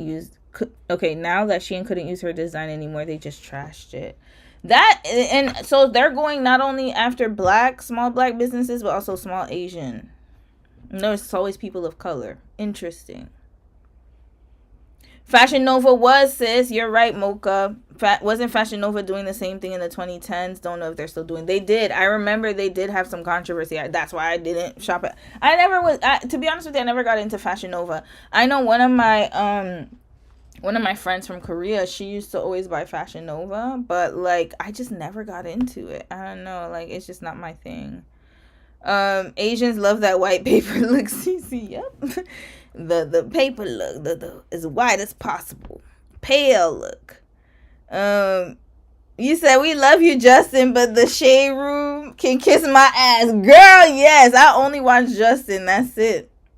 I no longer follow the Shade Room either. I stopped following them. It's just too toxic. You said, Miri, you said my mom just asked me to warm up some soup for her as I'm about to join a meeting. Be right back. See you, sis, and enjoy your soup. Paris Hilton's mom buys Shein products. Of course she does. I'm not surprised. These rich folks, they're very stingy and cheap. They do not want to spend a coin. That's why I'm saying, like, people think that they're buying all these designers. I'm like, no, that's just when they go out and they have to be seen in public. In the background, cheap as hell. That's how they keep their money. Stingy as hell. Oh, Blockalati, you guys follow her too? I love her content. Wasn't her? I think her name is Cassie. Yeah, I love her content. Blockalati, shout out to her. She's the reason I tried to get into Pilates. I couldn't get into it though. I tried. I might need to get into something else though. Oh, you know what I'm into now? The walking. Oh, this is what I'm gonna buy. Not on Amazon. Actually, let me do that. Is the small walking pad. I'm gonna buy one of these, y'all. I'm getting one of these soon. Y'all. We gonna get a walking pad for me and Mimi. And Dom's getting one too. But we're just gonna get two. No, one. We'll just get one. We'll share it. We'll do a family sharing thing. But I really want to get one of these. Like, we're looking to get one of these. And because Dom likes to do... Because sometimes... Like, because I ain't gonna lie. We have a gym in our building. It's very nice, actually. But I don't like to leave Mimi by herself. So, and I don't want to crate her either. I know I have specific... I might talk about it in her channel why she doesn't get crated during the day. But, yeah, I just want to be, like, sometimes when I'm working, I want to get up and walk, but, like, sometimes you don't have time to walk outside, right? I can only go out, like, when I'm on lunch and after work, and so, yeah, get a walking pad. That's my next purchase, y'all, so I'll let you guys know when I get that. All right, shout out to these designers. Shout out to them. Don't delete the group yet. All right, let's move on, y'all, because we got a lot to cover. Okay, the next story, I got to do a thumbnail story, so I switch it. What was on my thumbnail again? Here, okay, let's talk about Cam Newton. Let's get into Cam Newton. America's Next Top Model, we're going to leave it because I have a lot to say about it. So I got to leave that last. Let's get into Cam Newton. A woman's value declines with each kid. Let's watch what he had to say. And honestly, like when I first saw it, I thought it was rage bait. I ain't going to lie to y'all. I'm not going to lie to y'all because I'm like, why is he always in controversy? And then I realized that it might not be rage bait. He's just an idiot. He's a dumbass man. Red flag. Just stupid as hell. That CTE must have gotten to his brain, seeped into his brain cell. Let's hear what he had to say last week. And I think this is a very good conversation that we need to have. So let's listen to Mr. Cam Newton give us his wisdom at his grown-ass age. Feel like women's value gets lowered when they have multiple children by multiple men? I just think that the reality of that answer is women's value get lower the more children that they have. Break that down. Because, and I was having this conversation, with one of the mother of my children, and she's still fine. Mm-hmm. You feel what I'm saying? Mm-hmm. But like I was telling her, I was like, yo, the guy that you're dating or will date, if he ain't willing to love on these 5 children that you have, that ain't the guy for you. Because when I came into your life, I was willing to accept you and whatever you had. And there's guys that's out there that's just going to say, them ain't my kids, I want you. Well, that ain't how it worked. But that's not to say that she can't find nobody. Right. I'm pretty sure she has somebody. Right. But do you feel like it's as the best that she could possibly do if she didn't have children? Well, you're talking to a dude that was once in her life. I don't feel like she's going to get better than me. That's just my confidence. I don't even think it's confidence. I have said, and I might get eaten alive, I don't think most women do better than the father of their children. Hell no. Red flag. Who is this sister? Hold up. I'm just hearing a lot of dumbassery. Let's listen to another man. The girl who wants another famous man who said something similar. So I didn't get to talk about this the second round, but the game. Shanice, I don't know how to spell that baby girl's name. What did he say about Shanice? Newman. Let me see if I can find it. Here. All right. I think this is the one. Hold on. Here. Okay, listen to this. This sounds similar to this fool right here. So if Shaw got married, so Shaw gets married next year. Yeah. Right? Now, if Shaw got married next year, which is very unlikely. Red flag. How you know? How do you know? How do you know? Let's continue listening to this rhetoric. He sounds just like Cam Newton, by the way. Sorry, I had to give a red flag. Because I'm not. It has nothing to do with you and everything to do with me. I'm telling you, there's a thing that, like, soon as someone figures out that, like, your baby daddy is the game, it gets a little tricky for a man because people think they know who I am, right? And so it gets a little, damn, am I gonna have to, like, catch a fade with this nigga? I know how he feels about his kids, so is he going, do I really feel like doing it? Yes, you're beautiful, and yes, I want to be with you, or yes, I love you, but I think that thought process and that courting stage lasts longer than a year, so it definitely won't be next year. Right. I'm just being honest. So if Shaw got married, so Shaw gets married Y'all next heard him, right? Which will never happen. And notice how her mama giggling like her damn op. Her mama's weird, y'all. That's weird ass behavior. Now, let's get back to Cam, Mr. Cat in the Hat. Notice how he said that the woman's value gets lower and it decreases when she has multiple kids. But what about your value, sir? Because you procreated with these women. So in my eyes, if they're ran through, you're just as ran through as they are. That's number one. And number two, it is only in a certain segment of the community that this is acceptable. A woman's value does not decrease when she has children. In other cultures, it actually increases. It increases. And yes, I will say that having multiple children does it makes it difficult for you as a woman to enjoy your life. Not only that, but it also adds more pressure on you. But what I will say is that her value to me does not change. It's unfortunately, though, I will say that it will get harder to how can I say this? Like, having the children is not the problem, because your value is not in how many children you have. That's never what your value is. You're still valuable whether you have multiple children or not. My point is that the children, though, they are a legacy. That's how we should think about it. And so when you have these men saying that your value decreases with the children that you have, that to me is absurd. Now, if you have children with multiple men, I will say, though, that it will make it harder for you to find somebody if that's what you're looking for. But at the same time, your value as a woman should not decrease just because you have children. I don't see how this is even possible, because the fact is you brought a new life into the world. And that life is going to be a legacy for somebody. That is not devalued at all. That is actual value. You're adding value, to be quite honest with you. So when are we going to stop having this rhetoric? Because they don't mind making women baby mamas, but then they want to shun them when they make them. This is ridiculous to me. Red flag, it's stupid behavior. And the reason why the women's value is devalued is only because of men like him. They want you to feel like you're not valuable, so then that way you won't think to move on. Notice how the game. Shanice, look how gorgeous she is, y'all. Very gorgeous young girl. Unfortunately, she never stood a chance with that mama of hers. Right. Look at this. Now is no, I'm not. It has nothing to do with you and everything to do with me. Figures out that like you. I don't want to hear you talk. Shut up, yuck mouth. Okay, where her mama at? Here we go. You don't think for one second that she is able to move on? Of course she is. She will not have a problem moving on.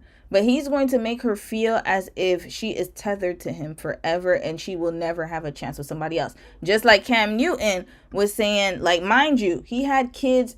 The woman that he's talking about had kids prior. She's a beautiful woman. I'm assuming he's talking about Kia. That's who I'm assuming he's talking about. Hold on. Cam Newton, baby mamas. Here, where's the baby mamas? I'm sure they have a picture here. Is this no, that's the other one. Oh, Lord. Where's the first one?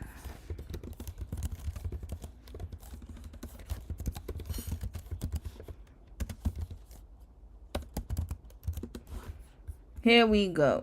All right. I need to see all his baby mothers. This is Dusty Behavior 101. Let's continue. Hold on. Where's the first one? Okay, so these are his kids. Hold on, I don't want to see his kids. I want to see the baby's mothers, not the children. I think he's talking about the one he was with while he was when he first got into the NFL. I'm positive he's talking about her. Mutants, baby mothers. Oh my gosh. Okay, let's see who's the first one.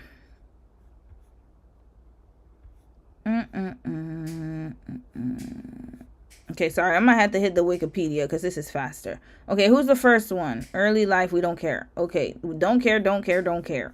Continuing. I need to see the first one. I'm pretty sure he's talking about the first one. So, she already had kids prior. And he felt like he was the best man that could take her. Even though she is beautiful, like he said, she still got it.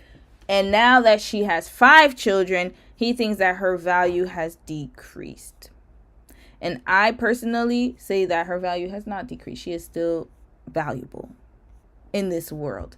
Maybe not valuable to a man. And I think that let me tell y'all something. There is more to this world than being valuable to a man.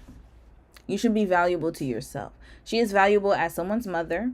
She is valuable as her in her own right as a woman. And she is still a valuable person, whether she has a man or not. And so this is why I get annoyed with these kind of conversations, because you shouldn't feel like you need to have someone in order to be valued. This is the problem with this rhetoric. And I really hope that she, you know, whoever the baby's mama is, that she doesn't feel like she's not valuable.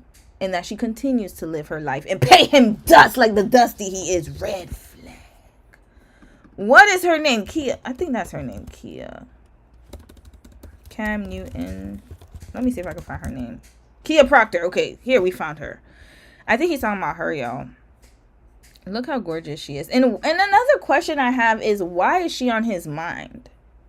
That's another question I have. Because doesn't he have a whole nother baby's mom? Didn't he have a whole Jasmine Brown? What's her name again? He's with a whole nother woman, y'all. This is his new girl. And they have a baby together. So think about it this way. He is talking about her, who just had his second child. I remember the whole controversy with this one right here. But nonetheless, he's talking about all his baby's mothers.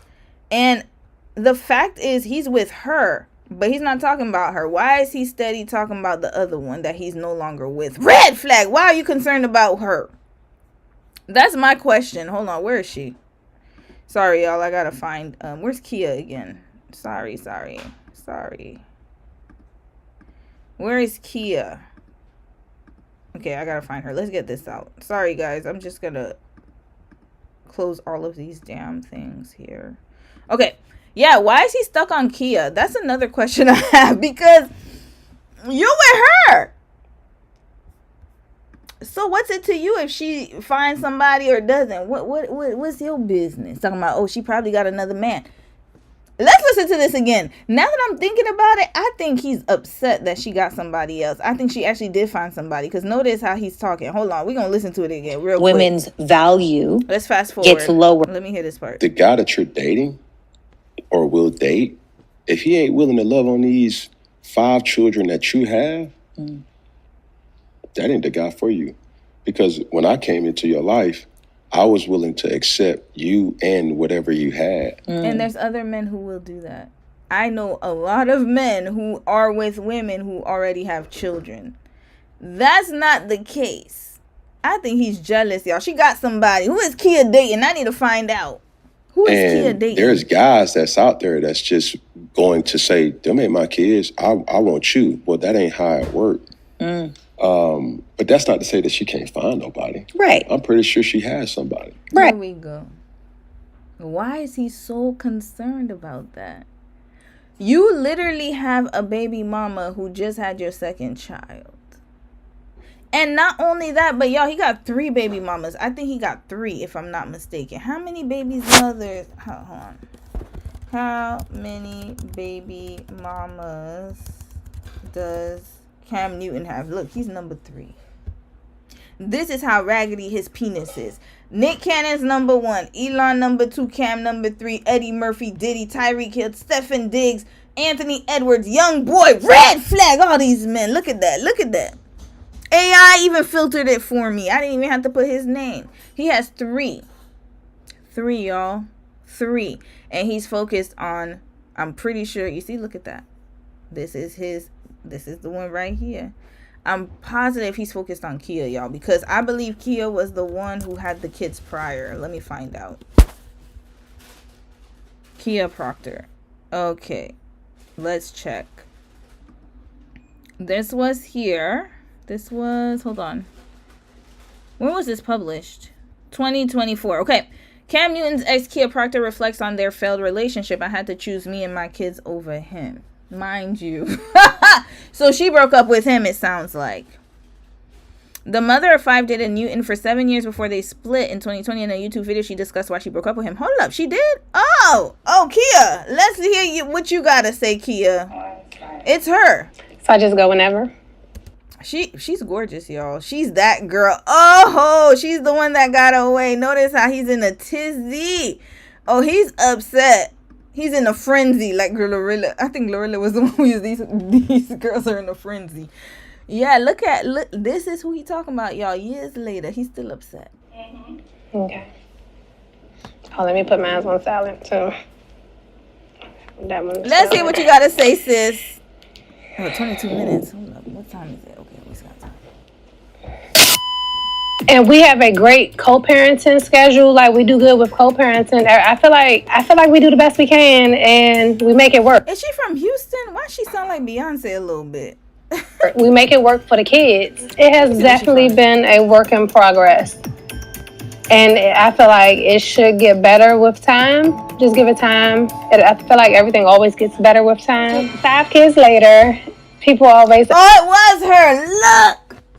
Oh, we found her. It's Kia. Mind you, let's go again. Sorry, y'all. Y'all know I like to make a point. I like to emphasize. Mind you, she's not the only one. 3. He has 3, y'all. 3. This is the recent one. The second one y'all saw, the beautiful woman. And then now he got Kia. Okay, all right. Let's get back to it. Hold on, give me 1 second. Let me go back to her video. Okay. Ask, so why are you, like, what happened with your marriage? Or, like, why you're not in a relationship? And I always say I was never married, but the relationship, I thought it was going towards marriage. And then my partner at the time had an outside baby. And he kind of wanted to, I mean, I don't really know how to describe this or talk about this. Well, hello guys, it's me, Kia, and I want to let you guys know that I'm going to start my own YouTube channel. Well, hello guys, it's your girl Kia, and I wanted to announce that I'm going to be coming back to me and the kids. Atlanta, Georgia in 2015. And I know, and hey guys, it's your girl Kia, and I'm just here. I wanted to share with you all. Hey guys. Yo, she ain't lying. It does go like that. Oh, I hate when I had to. That's why I don't. Oh, by the way, that's why I no longer show my face. It's not because I don't want to show my face and I don't want all that. No, it's because it just got. I feel like when you, like, one thing I will say is when you just do voiceovers, it's easier to cut and do all that. When you see your face on camera, it's like, I don't know, I used to freeze. It used to take me way longer to film when I was doing I know it's weird. Live stream is different because I'm just talking. But when you have a script and when you have to follow that script and when you have a certain, like, you know, when you're doing videos that are pre-recorded, there's a different structure. Whereas in live stream, I could be free. I could just talk. I could say what I want to say. You see, I show up. I don't have to dress up and all that stuff. But when you're in front of the camera, it is hard. I ain't gonna lie. There's a lot of takes. So that's interesting. I don't even want to say hey guys. Yeah, nothing to say.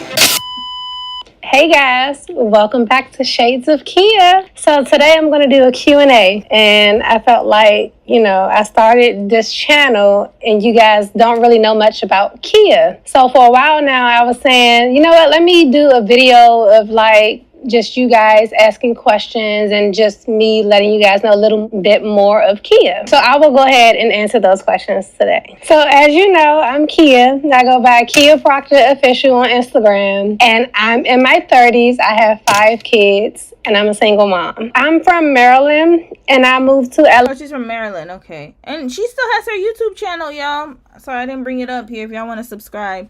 She actually posted 3 months ago, which is not bad. Atlanta, Georgia in 2015. And I want to say I moved down in the summer of 2015, and I moved down because I was pregnant with my second child, which was chosen. And I moved down because of my relationship. So I've been in Atlanta, Georgia since 2015. Because everyone always asks me that question. You're like, oh, how long you been in Atlanta? And then they always say, oh, like, where's the accent from? Like, you're not from here? I'm like, no. It's just, oh, well, how long have you been here? And I explain, I've been back and forward from Atlanta and Maryland since 2012, but I officially moved to Atlanta, Georgia in 2015. I met my ex-partner in 2012, January 2012. I have a 17-year-old daughter, which is Shakira. You know, she was in Maryland with me, and we both moved down in 2015. And the age difference with Shakira and Chosen, I want to say it's an 8 or 9 year difference. And we, you know, I packed up and moved everything to Atlanta, and I've been here ever since. So wait, how many kids she had with Cam Newton? So she had 2 kids prior, And then, I think he mentioned that. And then she must have had 3 kids with him. Okay, got it. No, I was not working when I moved to Atlanta. I just was a stay-at-home mom. When I first moved to Atlanta, I felt like it was different, but I'm very good with change. I adapt to anything, and Hold on, sis. I'm sorry, but I'm going to have to fast forward to when you talk about Kim. I have chosen Sovereign Dior, Comidas, and wait, she went through her whole children history. I'm very good with change. I adapt to anything, and I got used to it. And it's not like I didn't still have my family, because my family will always come and visit. My mom had eventually moved down to help me with my kids. So I wasn't missing out on my own family. I had a couple friends they're from Maryland, and they had moved to Atlanta. Well, I had 2 friends that had already lived in Atlanta before me, so I would hang out with them. And then I had another friend who moved down. So it kind of felt right at home, because I already had friends here. I would travel back and forth. I stayed in Atlanta because my daughter had to stay in school all year round, and then we would travel back and forth. But I had to stay in one state because I didn't want to move my daughter around. So after Chosen, which he was born in 2015, I had 4 more kids. No, I'm sorry. I had 3 more kids after him, because it's a total of 5. So it would be Shakira, Chosen, and then once I started with Chosen, it's stair steps. So it was every year I was pregnant for 4 years straight. So I have Chosen, Sovereign Dior. Wait. Hold up. Red flag. Not because of Cam. Sorry, I had 3 more kids after him, because it's a total of 5. So it would be Shakira, Chosen, and then once I started with Chosen, it's stair steps. So it was every year I was pregnant for 4 years straight. So she was pregnant for 4 years straight. He knew what he was doing, y'all. So in his mind, he thought impregnating her was going to keep her tethered to him. That's all that is. And so now he's mad because I think she's in them streets. I think she's dating somebody. That's my opinion, y'all. Because he's mad dusty, or he's mad about that. He's mad that she's better and she's doing better, because she doesn't look, she looks valuable to me. So I have Chosen, Sovereign Dior, Comidas, and then Cashmere. So yeah. Yeah. That's what he kept doing, impregnating her, so that her value would decrease. That's that mindset. Interesting. It's a total of 5. Looking back at it, I say I don't know how I did it, but hey, I love all my kids, and yes, and there are a lot of men who do that. They do it just to keep you from leaving them. So he thought by having all them kids that she was gonna stay with him. She would never leave him. Oh Lord, that mindset. And he's not the only one. Y'all heard the 2, and these are like, obviously it's entertainers and athletes, but this happens in the real world too. Back-to-back kids. It's a way to keep you there, keep you stuck. Definitely did that, but I was pregnant for 4 years straight. Yes, which is kind of crazy, but yeah, I wanted to focus on my career and get something going for myself. And then I ended up pregnant with Cashmere. And of course, because he saw you were doing that, and then he decided that, nope, we got to add another baby in you so that you can keep on going. Keep going. I say I don't know how I did it, but hey. And I'm gonna let you guys know, I've spoken about it a lot on my channel. My mom had kids back to back. Very reckless behavior, in my opinion. Even though they're my parents, loved them to death, but reckless. You have kids back to back. Why you got all them kids back to back? This is a problem, and a lot of men, like, they'll do it because, one, it's like you like having children because then it gives you a sense of, like, there are some men who do love children, don't get me wrong, but then to me it seems as if it's a tactic to keep you there, to keep you tethered, keep you having to labor. That's the problem. And I would say in my mom's case, though, thankfully, after my youngest brother was born, she said she actually, I'm like, it took you that long, but she had a light bulb moment. She was like, no, I can't keep having these kids. This is ridiculous. There's too many mouths to feed. And she got her tubes tied. But that's not the case for everybody. And unfortunately, like, I know that men like to have all these kids, but what I'm saying is that women are the ones who do all the labor. So yeah, of course he's going to like having all the kids because he doesn't have to do much. He's not going to do as much as you anyways, even if he's present. So imagine she finally decided she wanted to start working on her career. And then he put another baby into her. I love all my kids, and yes, I definitely did that. But I was pregnant for 4 years straight. Yep. Same with my mom. My mom was pregnant for let me give you the timeline. My eldest sister, she's my only sister. My older sister was the first. Then my brother was born a year later. So I'll give you the years. 1982, 1983. 1986 is me. 87. And then there was a child in between. He passed away, my little brother, when he was a month. So she had one in 1988, I believe. Then she had another one in 1990 and then one in 1991. She's not the only one, though. There was one of our church friends. She had 11 kids, y'all, back to back to back. She's not the only one, y'all. I have an aunt who has 8 boys, back to back to back. Then I have it's a red flag. All of them pregnant around the same time. That's what it was, right? And again, there's that mindset too of one, you'll stay home. One, a woman's position is in the house. Glorilla, remember we covered her. Her father had all them kids. Her parents had all them kids, but they couldn't afford them. They could not afford the kids. And this is why I'm so fiscally responsible. And I'm no, we cannot have a kid. We cannot afford it. It's for that reason. This is why I work so hard. This is why I do what I do. Is because I was raised in that type of environment. And, I have to admit that, yes, while I did have a good childhood, I will say that, we never went without. Parents fed us. We were always well clothed. But the emotional support wasn't there because they had too many kids. Too many. You cannot put your attention to all these kids, and especially if you have to work. You're in the working force. You're in the workforce. You're not a millionaire, so it's not like you have money to spend everywhere. And not only that, but kids need not just physical things, but emotional as well. This is why I was all discombobulated in my 20s. And yes, I wouldn't change that experience because then here we are years later. But what I will say, though, is I decided I don't want that life. And none of my siblings have children, mind you. Mind you, none of us. Not even one. I know my sister, her and her husband are probably going to have one soon. I don't know. But point is that for me, I can only speak for myself that it is hard. I saw my mom, struggle. She didn't have a career for the longest time. You want to know when she started her career?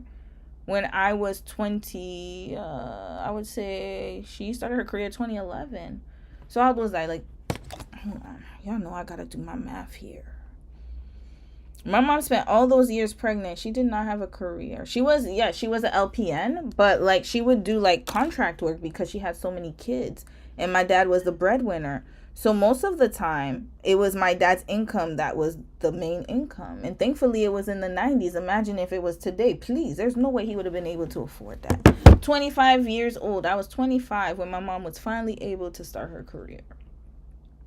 25. My mom was 55. So now, sis was trying to start her career, and this man kept putting babies in her.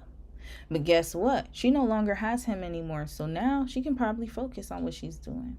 But it is going to be harder. Thankfully, she has a village. Her mama came to help her, and it looks like she has a lot of help. So that's possible that she could get the career started. I have to say my mom didn't have a village. So, her dad was in Haiti, and my grandma passed away when my mom was young. So she didn't have that around her. So I guess that's another difference, too. Continuing. So that's why when I talk about people having all these kids and all this, I'm the product of that. Red flag to anybody who got yik yak to say. Yes, which is kind of crazy, but I'm not talking about y'all though, not y'all, but you know who I'm talking about. People like the people yesterday. Yeah, I wanted to focus on my career and get something going for myself. And then I ended up pregnant with Kashmir. And then that's when I went through a public breakup, and that was that. So he broke up with you while you were pregnant, or you broke up with him? I don't know that. So, you found out about the outside kid while you were pregnant. Okay. And then me and my partner, we separated. So I'm a single mom of five kids later. People always ask, why are you, what happened with your marriage? Or why you're not in a relationship? And I always say I was never married. But the relationship, I thought it was going towards marriage. And then my partner at the time had an outside baby. And he kind of wanted to force it on me. And I wasn't really ready to, I mean, I don't really know how to describe this or talk about this. He had a baby outside of our relationship that I was not okay with. And we were not married. So I'm like, I'm not about to deal with this because I thought what we had was something way more special. I'm so proud of her. Green flag. Thank you, Kia. You know what? She knew her worth. Basically, you don't have to explain it to us. We already know. Yeah, you don't have to accept the outside baby 100%. And she's saying that, hey, we're not even married. Why am I accepting this garbage? I think she finally woke up after the last kid. But it was unfortunately, I don't want to say unfortunately because it's a blessing for her. Those are her kids. But what I'm trying to say is that, I would say the only unfortunate part is that she didn't realize it sooner. It had to happen after all these kids were done. Like, when she finished having her last child with him, Kashmir. And notice how he wanted her to accept the outside kid. Here's a gift I bought you from outside. Here, you going to accept my baby? But let a woman have an outside baby on him, and let's see how quickly he accepts the baby. Red flag. And it's only to benefit him. He's a loser. A narky loser. Force it on me, and I wasn't really ready to, I mean, I don't really know how to describe this or talk about this. He had a baby outside of our relationship that I was not okay with. And we were not married. So I'm like, I'm not about to deal with this because I thought what we had was something way more special than the way you're treating it. And I felt like I had no choice but to leave. I had to choose me and my kids over what he was about to put me through. And I'm so happy she did that. I look at her skin, and when I say skin, I'm not talking about skin color. It's clear. Look at her her whole demeanor. She looks healthy and happy. I promise you, he would have put you through the ringer like he putting old sis Jasmine through the ringer right now. So you dodged a bullet, sis. I'm really happy for you. So yeah, he talking about her, y'all, 100%, because she left him. She dared to leave him. That's why he is acting like this. He still loved her.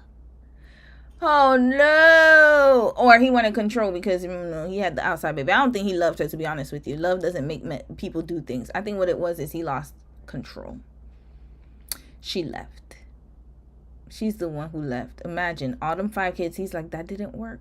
All them kids I pumped into you, and you still left, and you still left with your dignity. Now that's value right there. So to me, 100% value. Right there. She knew when to stop. She's like, hey, I don't care if I got 5 kids. I'm gone. Mind you, he was a football player at the time. He was actually still in the league when she left. So here we are. I think the kids are great. They're in a great space. I just try to make sure that they don't go without and that they're good mentally. And we have a great co-parenting schedule. We do good with co-parenting. I feel like we do the best we can and we make it work. We make it work for the kids. It has definitely been a work in progress. And I feel like it should get better with time. Just give it time. I feel like everything always gets better with time. As long as the parents are good in a good place, then the kids will be good. So as long as they see a healthy relationship, I feel like that's the best thing you can do. Because the co-parenting schedule, we do week on and week off. We switch every Sunday. It's like I have that free week to my... Oh, y'all done switched today? Oh, it's Sunday, sis. Okay, so I don't know if it's his week or your week. Okay, so he sees you all the time. Myself, where I can focus on what Kia wants to do and create all of these things for Kia. I started a beauty line, I started this YouTube channel, and I have so many more projects that I'm working on. And I have the time to actually do these things. You know why she has the time? Hold up, let's go back. Listen to her. Every Sunday, it's like I have that free week to myself where I can focus on what Kia wants to do and create all of these things for Kia. I started a beauty line, I started this YouTube channel, and I have so many more projects that I'm working on. And I have the time to actually do these things. You know why you have the time, sis? Because you're not dealing with his ass, and he's not impregnating you anymore. You don't have any more kids to tend to. You have more than enough. You're sufficient. And so when he takes the kids, you're free for the week. So it's actually a better deal to co-parent in that kind of situation when you have an active co-parent. That is actually crazy when you think about it. So when you were with him, you didn't have time. You had too much on your plate because he put everything on you. But when you're a co-parent, you have no choice but to do what you're supposed to do because she's not at that house. He is. Him and his new girl. So now the kids got to skedaddle over there. And then I think she said I saw her YouTube channel. So her eldest is in college. So she has more free time now. Imagine. So leaving him actually benefited her. Thank goodness. Good for you, Kia. Good. The elevator went up eventually. Thank goodness for that. Because I know when she said she thought it was headed towards marriage. I don't blame her for thinking that. Because he kept impregnating her and probably making her believe it. And also saying all these, sweet nothings to her. And then the whole time he had a whole other side chick. And then not only that, but now he got a new girl. And she thinks that she's not going to get the Kia treatment. Good luck, Jasmine. I'm so excited. And I feel like nothing's going to hold me back now. Because I'm finally at a good place in my life. I did a lot of healing. My kids are older. Good. Kashmir will be 5 in the end of September. So I'm just excited for me and everything that I have to come. So with the beauty line, it was always an idea. I've always wore bright colors lipstick. And everyone always would ask, oh my goodness, what lipstick is that? And I would always get compliments on my makeup and my lipstick and everything. So that's when I was like, you know what? I'm going to start a beauty line. You know me, I'm so bold. kpbeauty.co. Y'all go follow Kia. That's where our money needs to go. kpbeauty.co.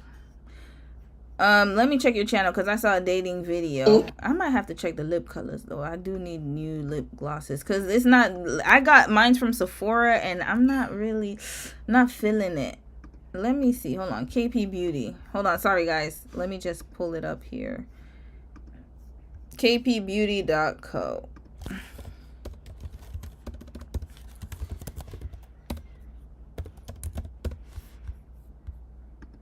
Okay, here we go. Let's see what you got going on, sis, because I might need to buy some lip colors. Okay, let's see. We're gonna support 15. I mean, the prices are good. That's reasonable, because hell, Sephora prices be the same. All right, sis, I'm gonna check your line out. Okay, after this, after the commercial break. Okay, so now let's get to her. Oops, sorry guys. Let's get to the video. This is the video I want to watch. The dating, because she did talk about dating on her channel. Let's see. She talked about dating, moving, blah, blah. Hold on. Back dating. Okay, let's see. That was a year ago, y'all. I'm going to hear what she has to say about her dating, and then we're going to wrap Cam Newton up. No, see, well, I actually only wanted 2 or 3 kids, but God blessed me with 5 amazing, beautiful kids. And as crazy as it sounds, I actually want one more child. I want a girl, but I want to have my next child with my husband. Yes. And you know what, sis? I think that, that's why he's upset. Okay. Whenever God blessed me with my husband, I would actually want us to share a child together. And, if it's a girl or boy, it doesn't matter, just as long as it's healthy. So are you dating? I'm not dating. I'm dating. I am dating. I'm out dating, but I don't have anyone at the moment. So, I think you do now. I've been single for 5 years. 5 years, that's good. You see, this is what Koi should have done. Remember yesterday when I was talking about that, Koi should have done that. That should have been Koi's MO. She looks very healthy, y'all. She looks like she's in the right mindset. Hold on, I'm checking her Instagram to see if we see any men there. Hold on, Kia Proctor. It's weird out here, guys. It's weird. Since I became single, I did a lot of work on myself, and a lot of healing had to be done. But we're in weird times right now. I guess I feel like I've done the work, and I'm ready to start dating. I've never really been a person that goes off of looks. I go by character, integrity, how a person treats me, and how he carries himself. I don't know if it's a connection there, then we vibe and I feel the connection, but I don't know how you ended up with Cam, sis. I just have to feel it. I have 5 kids, so of course he would have to accept my kids. That's a must. We would have to have a connection, and he would have to have something going for himself. I'm not saying that he has to be a millionaire or a certain amount of money, But if I have my own life and I focus on me, you will have to be doing the same. You can't just sit at home and do nothing. I mean, that's kind of hard. Like, it's hard. Oh my God, it's hard. Like that.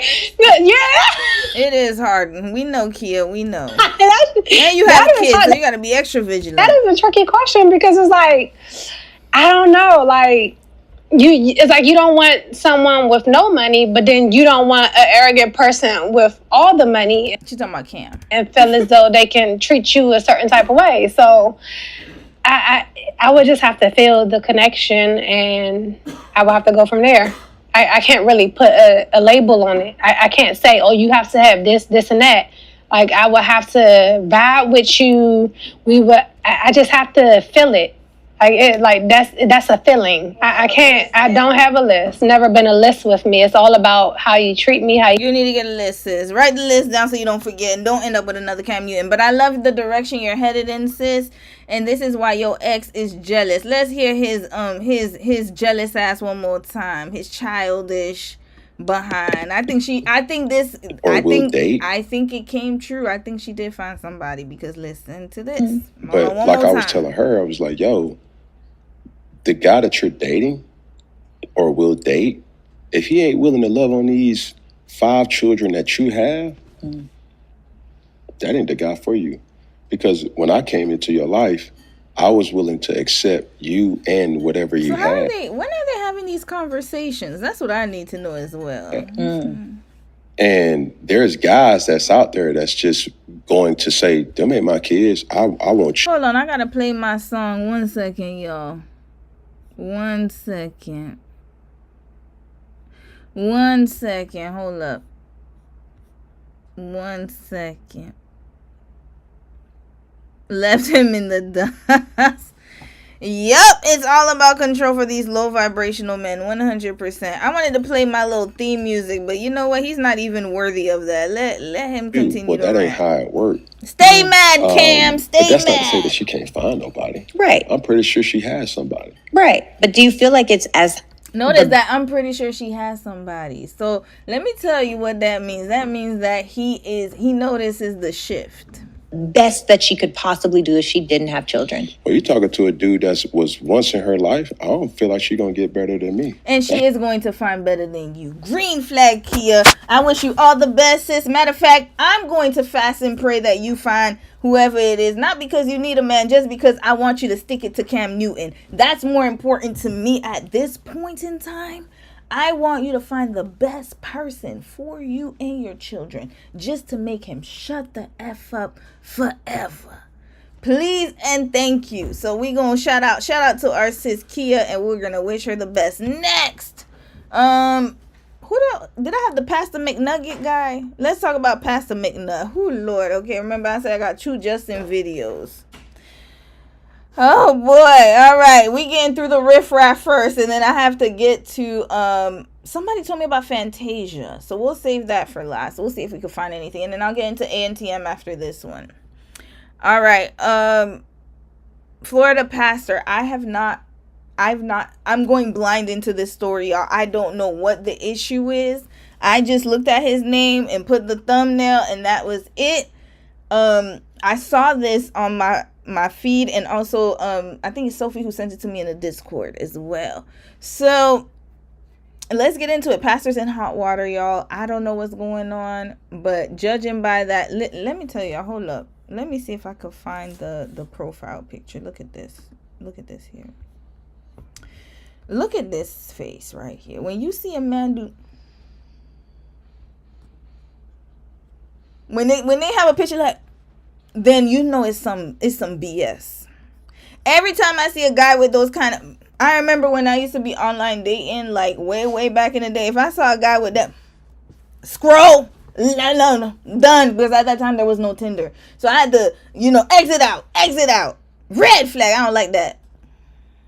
All right, continuing. Let's watch. A pastor disaster. We lead a godly home. But what really is going on inside this Florida preacher's home? There's a greater intimacy here. Has the internet outraged. Oh, I should have blurred the baby's face. Hold up. I gotta do that. Okay, I'm gonna change the thumbnail, y'all. I forgot to blur his face. I wasn't supposed to do that. Actually, let me do that while I'm on the while we're watching this. Stuff like this happens way too many times. Arrest this nut. A teenage family member living in his house showed up to school with cuts and bruises. I was arrested. But it was what he made the boy do on Facebook Live that now has people calling CPS. I'm guilty of loving him. I'm Justin Carter. This is TSR Investigates. Pastor T.D. McNutt is his name. He's leader of transformation. His name is really McNutt? Like, is that a real thing? I thought that was a joke. That's really his name, y'all. McNutt? Oh, I'm scared of this story. Lord, please don't make this a really bad story. I really pray for that young man. Empowerment Worship Center in West Palm Beach, Florida. You see, I knew he was from Florida. I had a feeling. Something about that gave me Florida, y'all. I know Florida. Remember, I grew up in Fort Lauderdale, so... Oh, all right, let's get through this story. Oh, boy. Started back in December when he was arrested for abusing a 16-year-old boy that has been living in his house for years. Somebody he calls a son. But it got odd last week when the pastor set up a camera and started talking on Facebook Live. For the last couple of months or so, for the last couple of months, Lord of God's name, our home has been in tremendous attack. McNutt said the video was to clear the air after what happened on December 3rd, 2025. I was, glory to God's name, arrested by the sheriff's department. I was what? Glory to God's name. Whenever people start talking like that, Moses, glory to God's name, I know something's fishy. Was to clear the air after what happened on December 3rd, 2025. I was, glory to God's name, arrested by the sheriff's department, glory to God's name, and where we live at. I was arrested. They came to my home and arrested me. This is the criminal complaint. It's redacted for privacy reasons, but if you do follow along, it says that an investigator from the Department of Children and Families responded to the 16-year-old boy's school where he reported getting physically abused and had scratches covering his back, buttocks, and... I believe him. Okay. Wow. Okay, I can't read everything, but it says here that when asked why he is getting physically disciplined by blank, he was slapped in the face. Okay, so he's getting abused. Who is this boy? We're going to figure it out. And legs. He said that he was previously smacked in the face by blank due to washing dishes incorrectly and received a busted lip and bloody nose from the smack. The boy begged them not to call blank. The counselor asked why, and that's when the boy lifted his shirt. There were marks on his back, and the boy advised that blank strikes him with a belt and with his hands. Red flag! So, if this is his nephew, like I heard, this is not unheard of. This is not unheard of at all. I'm not shocked by it. And it's very sad because this happens quite often, especially when you have family members who take other family members in. This happens, I mean, it's a story as old as time, y'all. Whenever you are in a situation, especially if they know that you do not have parents, and some people, they will take care of you, but there are a lot of like relatives out there who will abuse you and they will manipulate you. They will use you as the kind of like, I don't want to say, I don't like using that word very, I don't use that word. I don't want to say, I'll say this, like they treat you like you're nothing, basically. And I believe the young man, I believe him wholeheartedly because this story happens quite often. And it's extremely sad. They'll take these children in just to abuse them. That's it. That's literally what it is. It went on to say that he had several marks on his back that looked like they were scarred and one that was still open where outer tissue was missing. The boy said that he got in trouble at school previously and arrived home after school where blank struck him multiple times on his exposed back with a belt. The belt also struck his buttocks, arms, chest, and legs where there were marks. The boy told them, quote, "Once they find out, blank will beat me again." He reported me for child abuse, glory to God's name. Well, said child abuse with little marks and no damage to the body or something. Red flag. I don't care. In my opinion, like for me personally speaking, like I said, I believe the young boy. And what I will say is that they need to remove him from that house. Why is he there? Why is he still there? And why he keep saying glory to God's name? God ain't got nothing to do with this nastiness. Red flag. This wicked ass behavior. That's your daddy the devil. You deceitful man. I'm telling you, one thing I hate the most is a religious poser. I really hate it the most. Like, why you're sitting here acting like you're a man of the cloth and you're a man you're a hellion on earth. This is sad. And then of course you got his wife sitting right next to him. Of course. There's always somebody who is enabling this. There's always going to be a woman sidelining this. Co-signing this, I mean. This is ridiculous. Let me not find out what sign she is. Something like that. Glory to God's name. But that's what he said. He spun this thing way out of proportion and did a whole bunch of damage. McNutt arrested on cruelty towards a child, abuse without bodily harm. Woo! Thank goodness.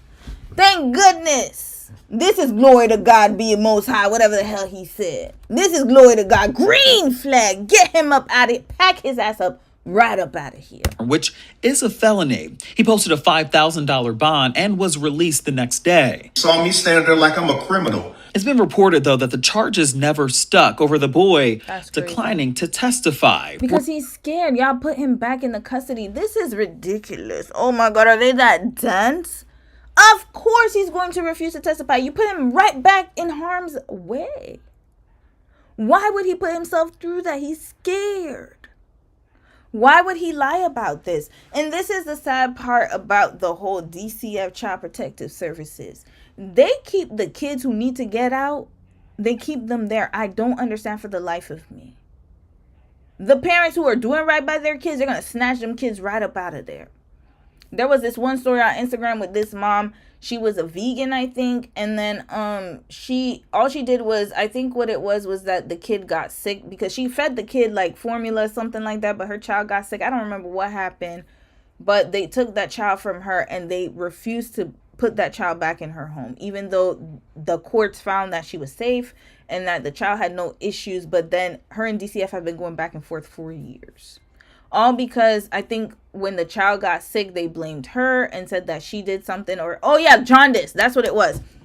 So they said that she caused her child to have jaundice, even though it was proven that it was just a condition that happened to the child. They had nothing to do with the mom, had nothing to do with anything, and they kept that child from her. Till this day, she's still fighting for custody of her child. But then the people the kids they need to take out of the home, they keep them right there. Why? What is happening here? I don't care if he had not even one mark on him. If he said that he's been abused, you got to take him up out of there. You have to. There's a reason why he's saying that. And I know some people like, kids like his makeup stuff. Whatever the reason, he wants to be out of there. Grant him his wish. Why does he need to be subjected to this? But to be honest with you, I believe him. I believe he is getting abused in that house. That's my opinion. We're not identifying the boy because he's a minor and subject of a further investigation. But this one right here, he has lied, manipulated, turned situations into horrific circumstances, all because he want to get away with what he's done. Right. He's been extremely narcissistic. Yes. This is where it gets interesting, though. His mother, Carmisha Irons, says that she sent him to live with her cousin, Pastor McNutt, so he could have a father figure in his life. That's where a lot of women are going wrong here. This is exactly why a lot of women are going wrong. That's what I was talking about. Was it a week ago? I don't remember. The Clifton Powell situation. Remember when the men were having their round table, and one of the men said he was raised by women and that he didn't know what it was like to be a man, and so he was looking for all these father figures. And yes, I do agree that young boys do need positive male role models because they need to see themselves in them. But you need to also vet who you're letting your child stay with.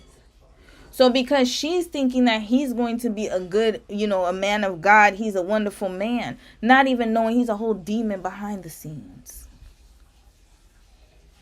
This is sad. And notice, look at how he's hugging him. This is disturbing, y'all. I thought that was his nephew. That's not even his nephew. That's his cousin. And it'd be the ones that are the closest to you that will do the most damage. Hello. What he's done. He's been extremely narcissistic. He's been narcissistic. A child. A child. Send him back to his mama. Why is he with this demon of a man? He's been narcissistic. Mister. And he's been narcissistic. Yes. This is where it gets interesting, though. Any pastor, let me tell you, like I said, listen, I know I'm making light of this, but this is real. Look at his pictures, y'all. Look at this. And you want to call the child narcissistic. Interesting. His mother, Carmisha Irons, says that she sent him to live with her cousin, Pastor McNutt, so he could have a father figure in his life. I don't like how he's hugging him. This is very disturbing. This is quite disturbing. The boy's biological father is in prison. I appreciate your heart. Oh, Lord. Oh, Mom. Oh, what is going on here? So his dad's in prison. His mom let him stay. So that's why she wanted a positive father figure, because she's scared that her son's going to end up like his father. But you weren't scared when you were procreating with him. Sis, I got to keep it real. A man doesn't just become a prisoner overnight. Unless he is wrongfully convicted. But I don't think that this is the case. That's a very minimal. That's a small percentage. He probably had criminal behavior from before.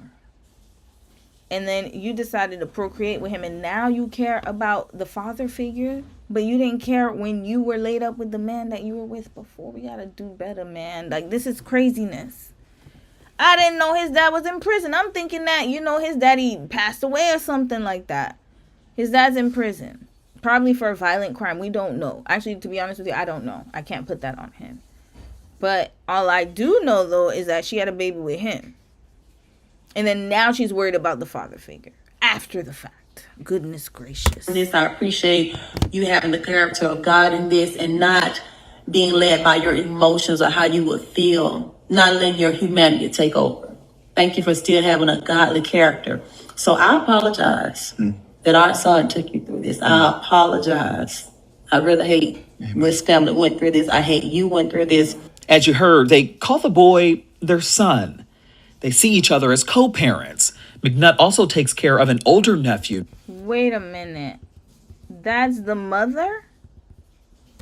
He could have a father figure in his life. The boy's biological father is in prison. I appreciate your heart in this. I appreciate you having the character of God in this and not being led by your emotions or how you would feel. Not letting your humanity take over. Thank you for still having a godly character. So I apologize. So that's the mother? I thought that I couldn't even put two and two together. So are they sleeping together? Is that what's going on? Is he the pseudo stepfather? What is happening here? This is a very strange situation. That our son took you through this. I apologize. I really hate this family went through this. I hate you went through this. As you heard, they call the boy their son. They see each other as co-parents.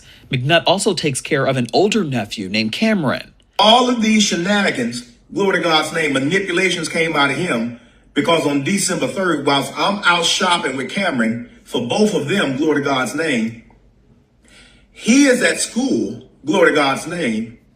He get caught by the dean in the girls' bathroom. His dean said to him, we got to call your parents. No, I don't want to go back there. I'm abused there. I get beat there. I get all the stuff he said he get done here. All the abuse he said he gets at home. At the end of the day, whatever's going on here, if this pastor is telling the truth, it wouldn't matter at the end of the day because there's something going on in this house. And my spidey senses are telling me that he needs extensive therapy if he is a manipulator and a narky, as you say he is. It will not be under your care. He does not need to be. Either way, whatever the situation is, he no longer needs to be under you or under his mama. Red flag. And his mama sounds like she's mal-identified. Already I could tell. Oh, I'm sorry he put you through this. I'm so sorry, Pastor, that he put you through this, my servant. I don't know what's going on with this family, but there's some funny business going on behind the scenes. I think she's sleeping with him. That's my opinion. My opinion is that's her man. That is her man, and he said, our child. This is like a pseudo fantasy for her to replace the jailbird that she ended up having a baby with. Lies from the pit of hell and lies from a narcissistic son. Glory to God's name. Now, he done got his butt whooped. Oh, absolutely. That's legal. And that's legal in the state of Florida. Absolutely, right? But guess what, y'all? I would rather whoop him at home because I love him. So red flag. So he admitted he whipped him. So you don't even know the threshold of whoopings and beatings, and it's legal in Florida. So how do we know? Like, you see, this is the problem, because now with this type of behavior, you don't even know if you went too far. You already know. So okay, I believe the little boy still, because admission of guilt right here. Oh, we spanked him. Of course he spanked him. There you go. Parents will never know how far they go, trust me. And when you're in that fit of anger, you will beat your kids and not even realize how hard you're hitting them. That's a child. This is why corporal punishment needs to go away. In my opinion, nobody should be beating their kids. There are other ways that you can effectively discipline your kids without having to put a belt to the hand. But that mindset is what's continuing. Because there's a thin line between discipline and abuse. And it seems like you went over the line. And I want to correct his ways. Instead of him getting in the streets and the police grabbed him by his neck, grabbing him by his body and throwing him, hallelujah, to the ground and stomping him, and the dogs getting on him, biting and shaking his leg, and I'm whooping him, and me and his mother, we discipline him because we love him. McNutt says the boy was getting in trouble in school, and that's why he lied to investigators. You know, a lot of the behavior, when kids start having these problematic behaviors and they start getting in trouble in school, it's usually the byproduct of something going on at home. Just letting you guys know. So whenever a kid is acting up in school, they start acting up in life, or they start acting very strangely, then, you know, there are kids who've had behavioral problems since they were younger, but of course, like I said, the behavioral stems from the home environment. So whatever is going on out on the inside is going to manifest on the outside. And so this is why he's getting in trouble. It's not coming out of nowhere. Don't let this pastor and don't let this demonic pastor fool you. Something is going on in that house. About the abuse. This explanation went on for 10 minutes. He called himself run away from home. He runs, it's 9, 10 o'clock at night. He at Burger King, the manager at Burger King calls the police because we listed him as a runaway. Glory to God. We had to call the police. We listed him as a runaway. We even hid a lot of this from our church. We didn't tell the church this, glory to God's name. This will be the first time some of them is hearing some of this stuff as well. His mother goes to get him. She gets to where he is, glory to God's name. She gets to where he is, glory to God's name. And she said, Junior, come on, get in the car. He takes off running from her. Yeah, because he doesn't want to go to your house. Something is off.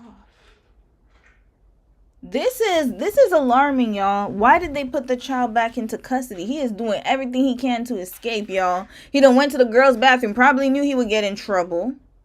He's been in trouble in school. He's trying to express and verbalize that he's uncomfortable in the house for whatever reason. I believe that he's getting abused and much more, in my opinion.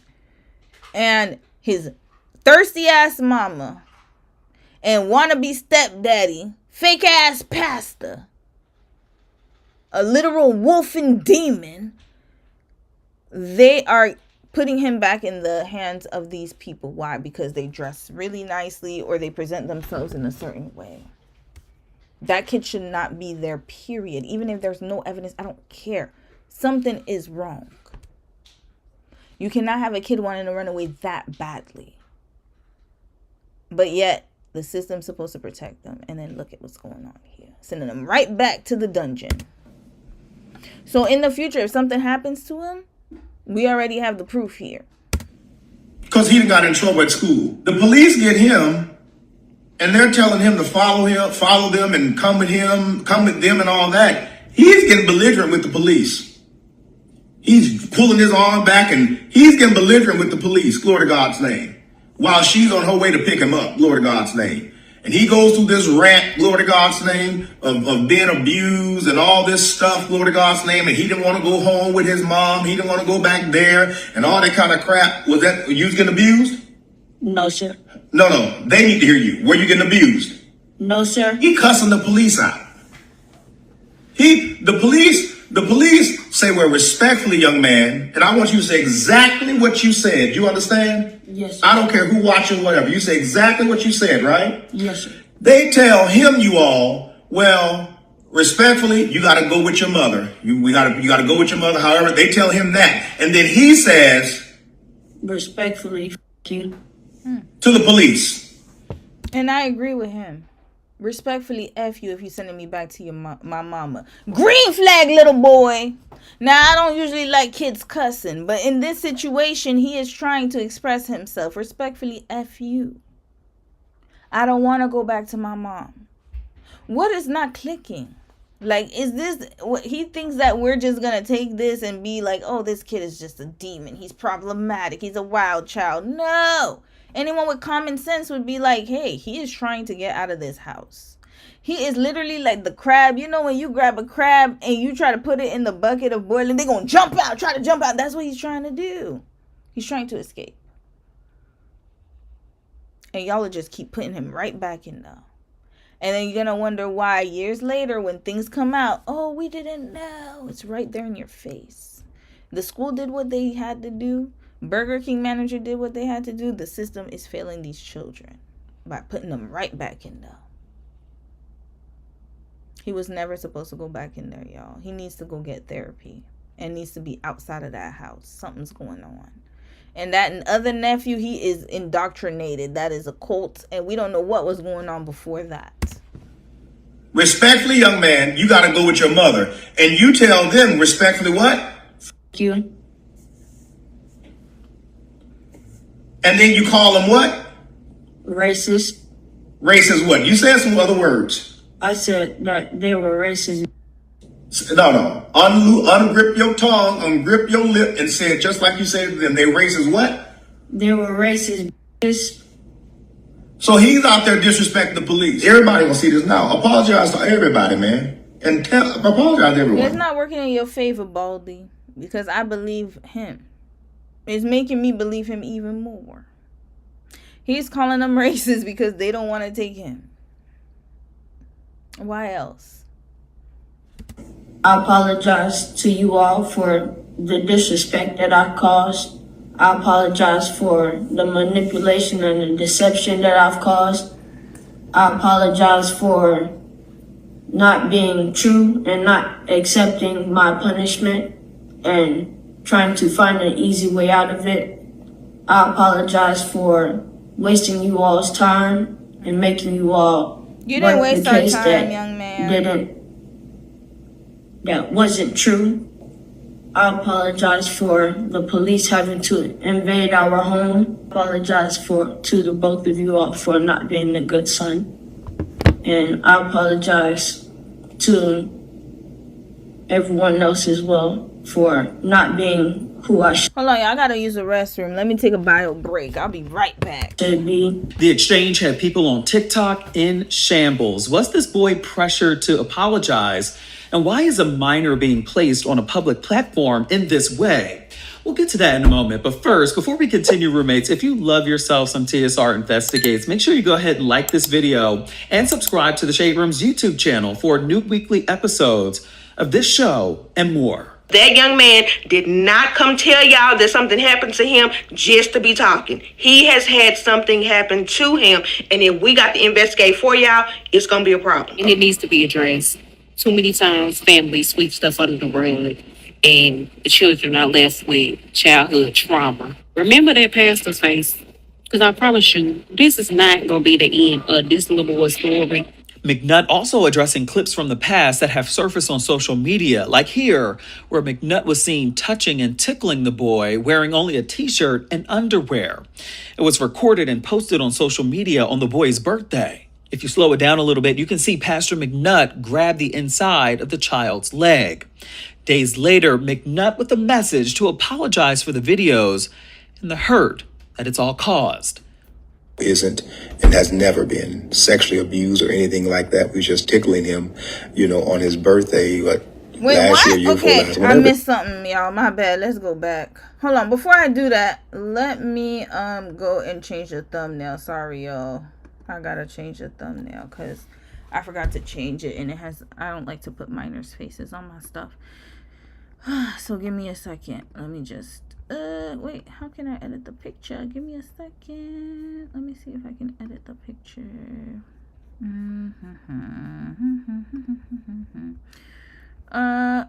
Let me see if I can. If I can't do it now, I'll probably have to do it after, but I'm gonna try to do it right now. Can I change the picture? Can I change the picture? Hold on, where's the picture? No, I don't want that. I want to see the picture. Okay, I don't think I can. All right, sorry, y'all. Yeah, I was supposed to change the picture. I don't know why it's not changing, but that's okay. All right, let's continue watching.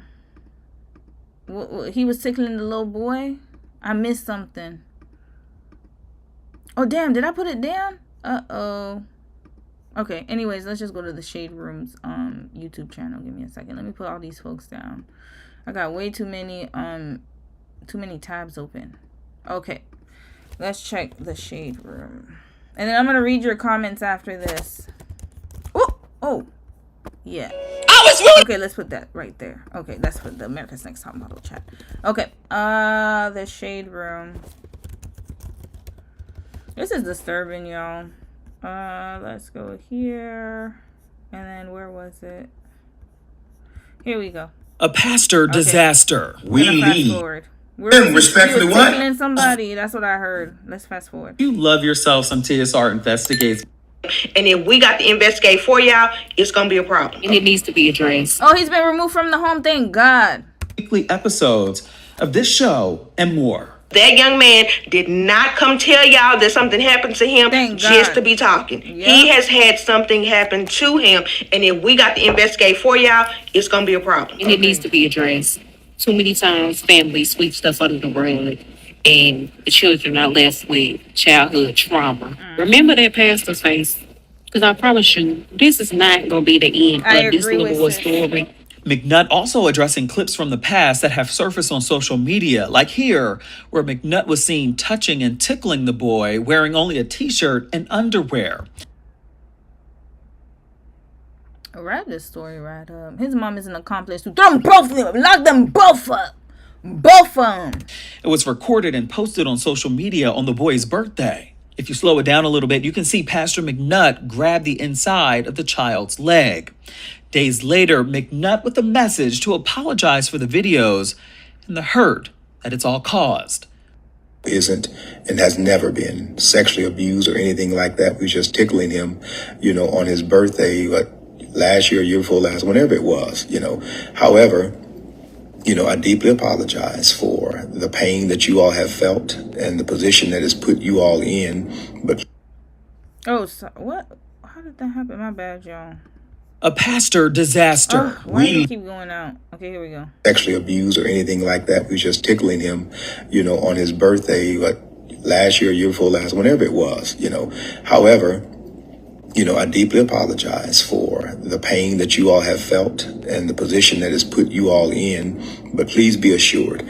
You and your dented forehead could go to hell, Pastor. Respectfully, like the little boy said, F you. F you and his mama. Both of y'all go to jail. Both of y'all deserve to be there and in hell right after. One-way ticket. Thank you. You all have been given to feel. I am a man of peace. No, you're not. Not with all them creases on your damn forehead. Good night and good riddance. Let me read some of y'all comments because I'm tired of these folks. Oh, there's more. Hold on. Deb Unfiltered. Oh, Lord, she always got the tea. I guess they did a whole breakdown of this man. Okay, they just went over his story again. Oh, he came up again? Okay, we didn't see this part. Hold on. God. Messed up in the head. He has more to say? Good morning to you all. Apostle Dr. D.D. McNutt here. Glory to God's name. I came to make my confessions to you this morning. Hallelujah. I'm guilty. And so, I've done a lot of things in my life. Some things I could have done better. Some things I could have, done way better than what I've done. But I'm guilty. Glory to God's name. It hasn't been easy. It's not easy to come sit here this morning in my home and to confess, but, I'm guilty. Glory to God's name. First thing I'm guilty of is when a young boy was, I think, some 4 or 5 years young, I'm guilty of seeing the calling of God on his life. Oh, shut up. Good night. All right, y'all. I'm done. I'm tired of watching this nonsense. Hold on, y'all. I gotta redo the window. I don't know why it slowed down, but I'm gonna read y'all's comments. I'm done with his ass. I'm tired. I'm tired of these pulpit pimps and abusers getting away with stuff. Like, it pisses me off a lot because it's like, it's such a big abuse of power. And it's sad because his mom's right along with it. Right in the midst of it. And it's sad because I thought his mother wasn't part of it. I thought she just sent him over there to go get some help. But she's right in the thick of it. Why? Because she wanted to sleep with the pastor. That's it. Just looking for his affection and attention. Story as old as time. Lord. Let's continue. I'm gonna let me read a few comments here. Oh, sorry, I went all the way back to Kia.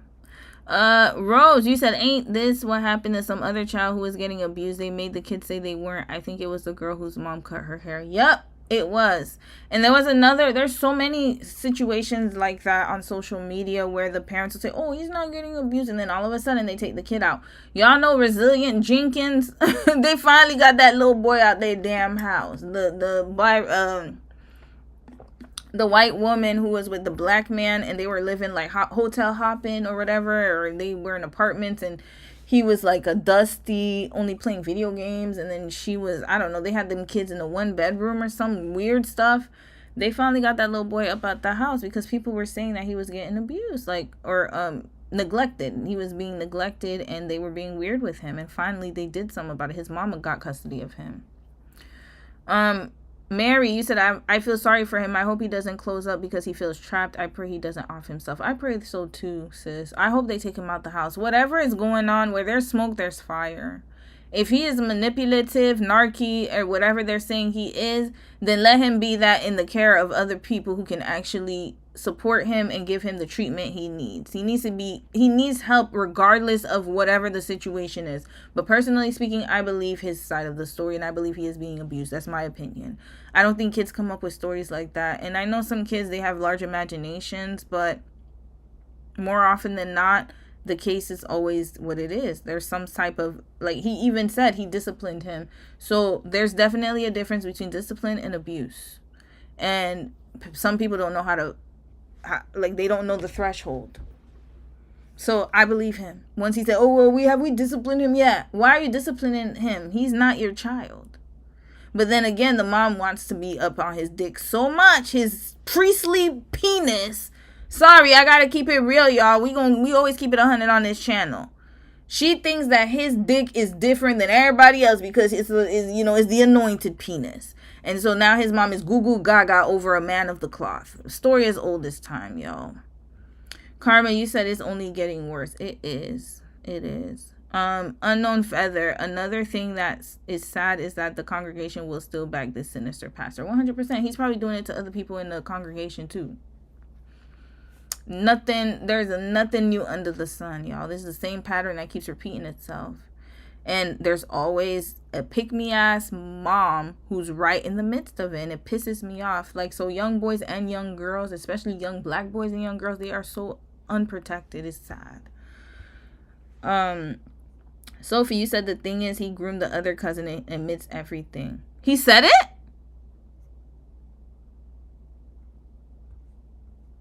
Hold up. Oh, the mother and pastor are cousins. My bad. I thought they were nephews. Hold on. He admitted grooming him? Hold up. Did he admit it? Let me see. He was sitting on the bed in a hotel room. I think this was, when there was a funeral going on, and I went into the bedroom, went into the hotel room. I'm guilty of seeing the calling of God on his life. Yeah, I was about to say red flag for that too. Hold up. In a hotel room. I think this was, when there was a funeral going on, and I went into the bedroom, went into the hotel room, and he was sitting there with this bright, shiny glow all over him. And I was scared to touch him. I was so scared to touch him. I was so scared of him, God, because of the radiance that was on him. I'm guilty of loving him. Red flag! Hold up. He went to a hotel room? What was a child doing in a hotel room with this old ass man? I'm guilty of loving him. And look how he's smiling. Shiny glow all over him. A glow on a child? Wait. Did I miss something? How old was the child? You this morning. Hallelujah. I'm guilty. And so, I've done a lot of things in my life. Some things I could have done better. Some things I could have, done way better than what I've done. But I'm guilty. Glory to God's name. It hasn't been easy. It's not easy to come sit here this morning in my home and to confess, but, I'm guilty. Glory to God's name. First thing I'm guilty of is when a young boy was, I think, some 4 or 5 years young. 4 or 5 years young? So I'm 4 or 5 years old, or years younger than what he is? I'm guilty of seeing the calling of God all over him. So he saw the aura on a little boy in a hotel room. And I was scared to touch him. I was so scared to touch him. I was so scared of him, God, because of the radiance that was on him. And then guess what? He told his dumbass mama, the mama of the boy, oh yeah, your son has an anointing calling, and then she believed it. Probably didn't even confirm or anything with the Lord. Because, yeah, sometimes that does happen, but I'm not going to believe anybody, especially this one right here. But, yeah, she believed it, and then she was like, oh, you can have my son. Do with him as you will. There's another Samuel and Eli situation if you read the Bible. Here we go. Guilty of loving him. I'm guilty, glory to God's name, of stepping in place, glory to God's name, of a father, a dad to him, glory to God's name, and helping build his character, build his life, put him in a position to where he has no wants, glory to God's name. He doesn't lack for nothing, glory to God's name. I'm guilty, glory to God's name, for loving him to life, glory to God's name. And I'm guilty of talking to his father, Cornado Sr., and saying, man, I want to help. How can I help? Glory to God's name. I'm guilty.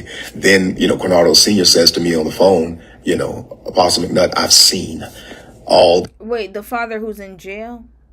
Is that what we're talking about? Which kid are we talking about? The nephew or the child?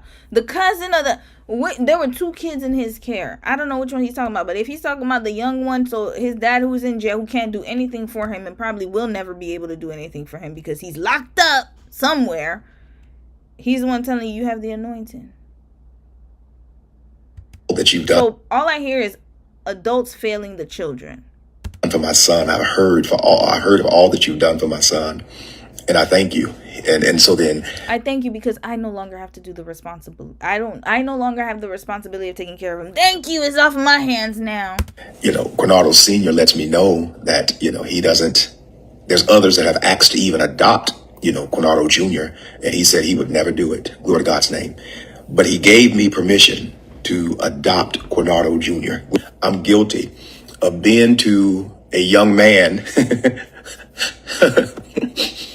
what I did not even have myself. I'm guilty. Glory to God's name. You just came on there, and then you slipped up in a major way, saying when this boy was even a baby, very young, you went into the bedroom, and then you said, oh, no, the hotel room. If you ask me, you have predator written all over your ass. And the fact that you had the audacity to kind of sort of bust out, almost crying, lets me know that is your spirit. It's just popping out. The guilt is just. And he was smiling, by the way, when he said, what did he say? He had an aura, smiling. It's popping out. Your dirt is coming to the surface. The jig is up. And you know what the sick shit is in all of this? This type of perpetrators, they don't move alone. Because what my eyes saw.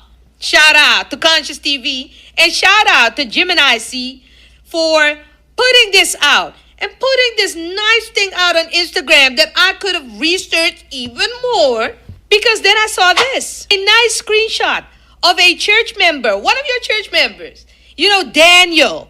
And Daniel is not only a registered offender, as you could read here. Palm Beach. So he did PDF stuff. Yep. And that's another conversation we need to have. The whole situation with the whole Epstein situation and whatever. There's always parents at the scene of the crime.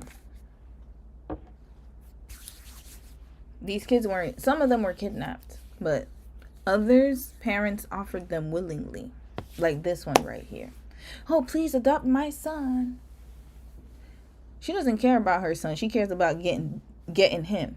That's what she cares about. All she cares about is having a man around her. So she'll do anything, even sell her own soul and her own son's soul in order to have a man around her. And these are the people who are procreating. And then people get mad at me because I say red flags for any little thing. This is what it escalates to. Y'all heard the story. We met in the hotel room. Oh, don't say red flag, say yellow flag. Why? That's a red flag. Danger. Warning. Something is about to happen. It starts off little and then it builds up. Because guess what? The more they could get away with it, the more they're going to keep doing it. Keep doing it. Keep doing it. Keep doing it. And now, boom. So notice how he changed the script. He flipped the script on the story. Talking about, oh, this little boy, blah, blah, blah. Oh, it's not a red flag. This is just a little boy lying. He's the little boy who cried wolf. Nobody should believe him.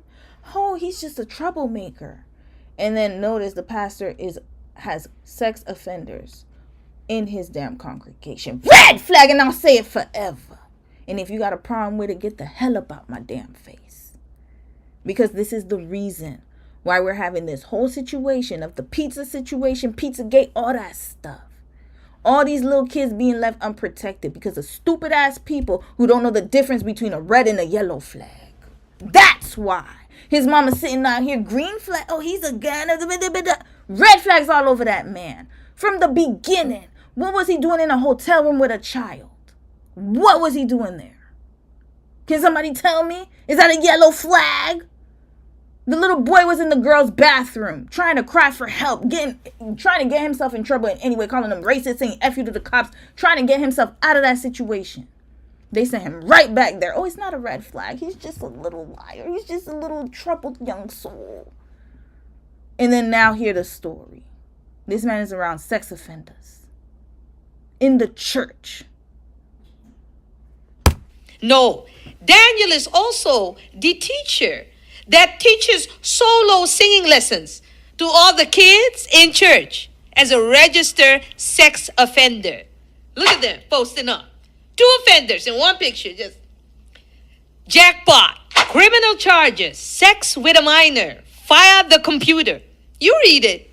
It's disgusting. In your church. Just a real brotherly camaraderie. And he knows that because he's part of that. So you don't need, and this is not, I know it's not for y'all. Sorry, y'all. I got a little angry because it pisses me off when I hear these kind of stories. Because somebody, like I said, left a comment in the Beyonce case study. Don't say red flags for things that are not a warning. This is why we say red flags. Because it always progresses. Mind you, I didn't even see this part. And I already knew something was wrong. When are we going to learn to tell the truth? Any subtle issue is an issue until it isn't. It's always an issue. I don't care. It's always that serious. It's always that big.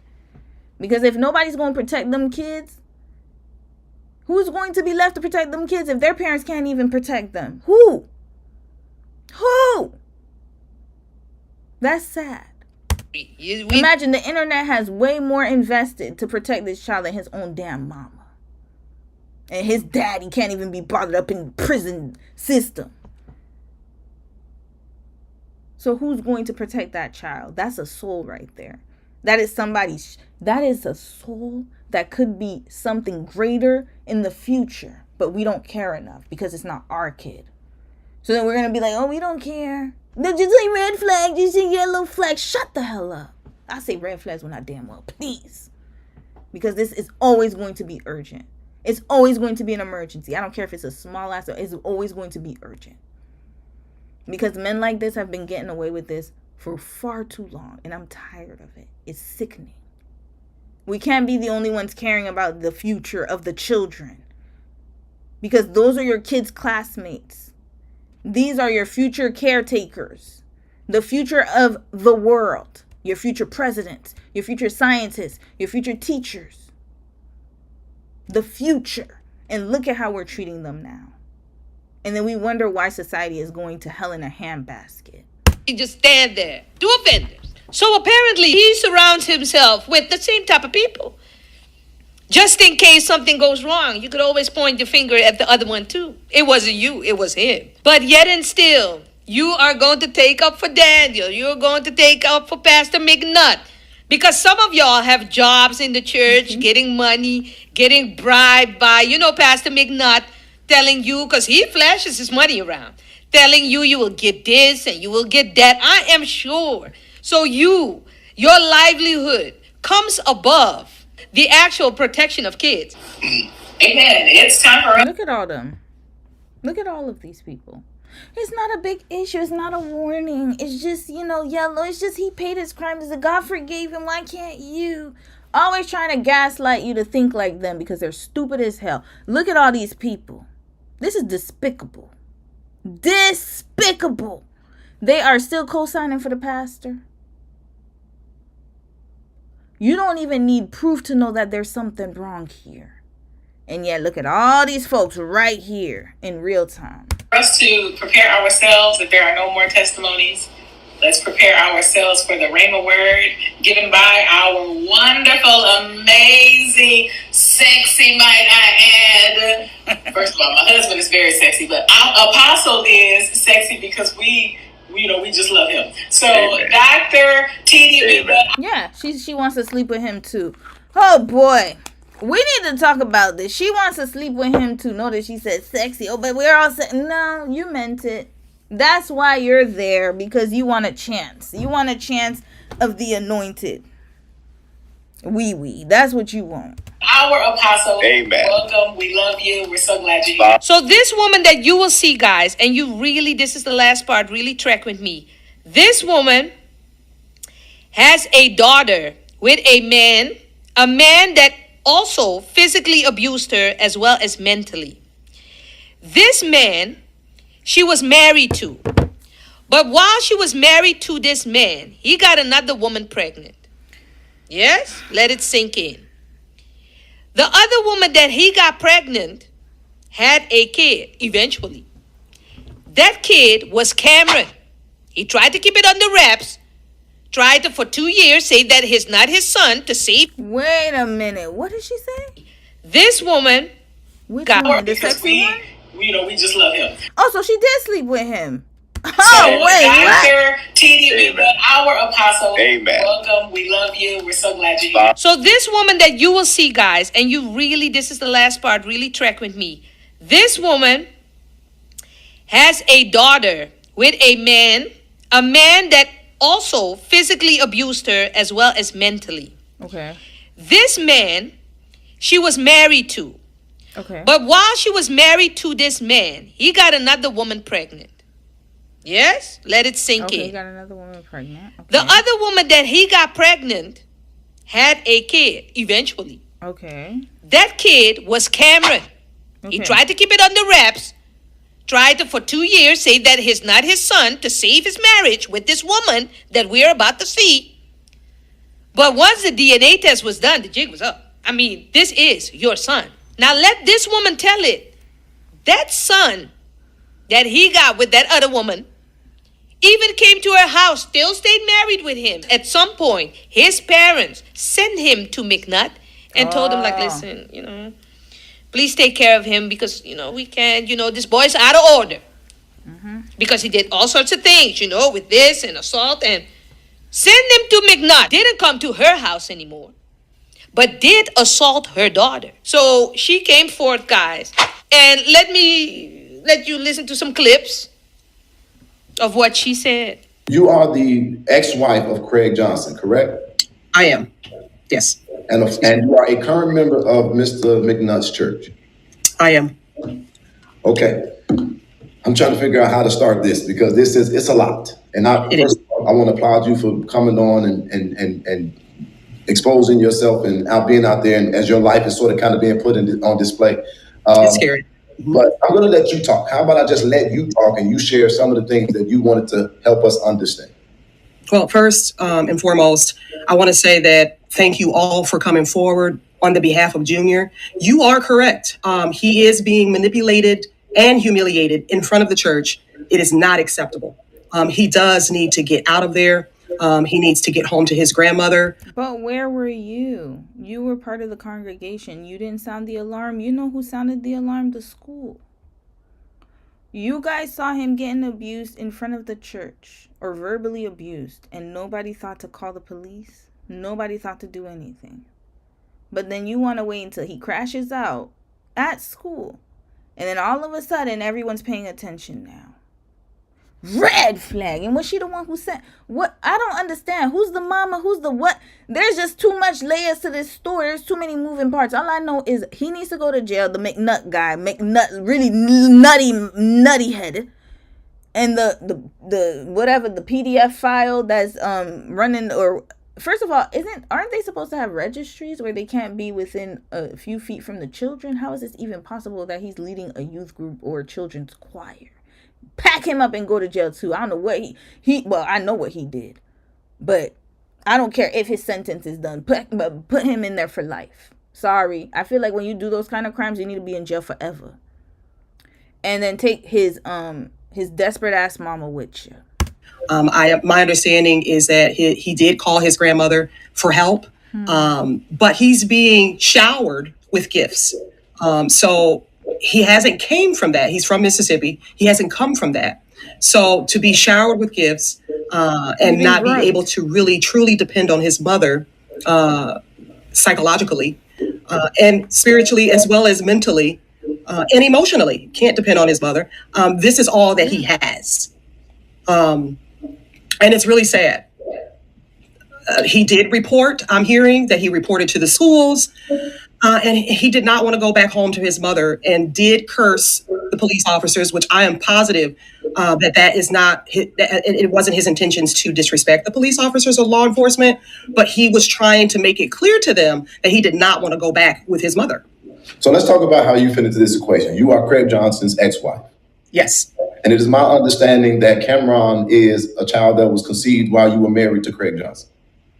So no, that is not correct. So after I did go to prison, and I was in prison for a year, me and Craig were together before I was in prison. So I'm noticing there's a lot of prisoners in this church. Is this a prison reform church? Like, hold up, what is going on with this church? I don't even want to look up his damn name, McNutt.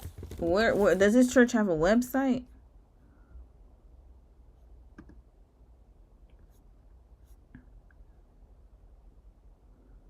Does this church have a website? I need to know the church. Hold up. Okay, Transformation Empowerment Worship Center. Do they do prison reform? Because this is like the third member of the congregation who done went to prison. Like this is crazy. Here, this is okay. Is this their West Palm Beach? Hold on, I don't want to get the wrong church.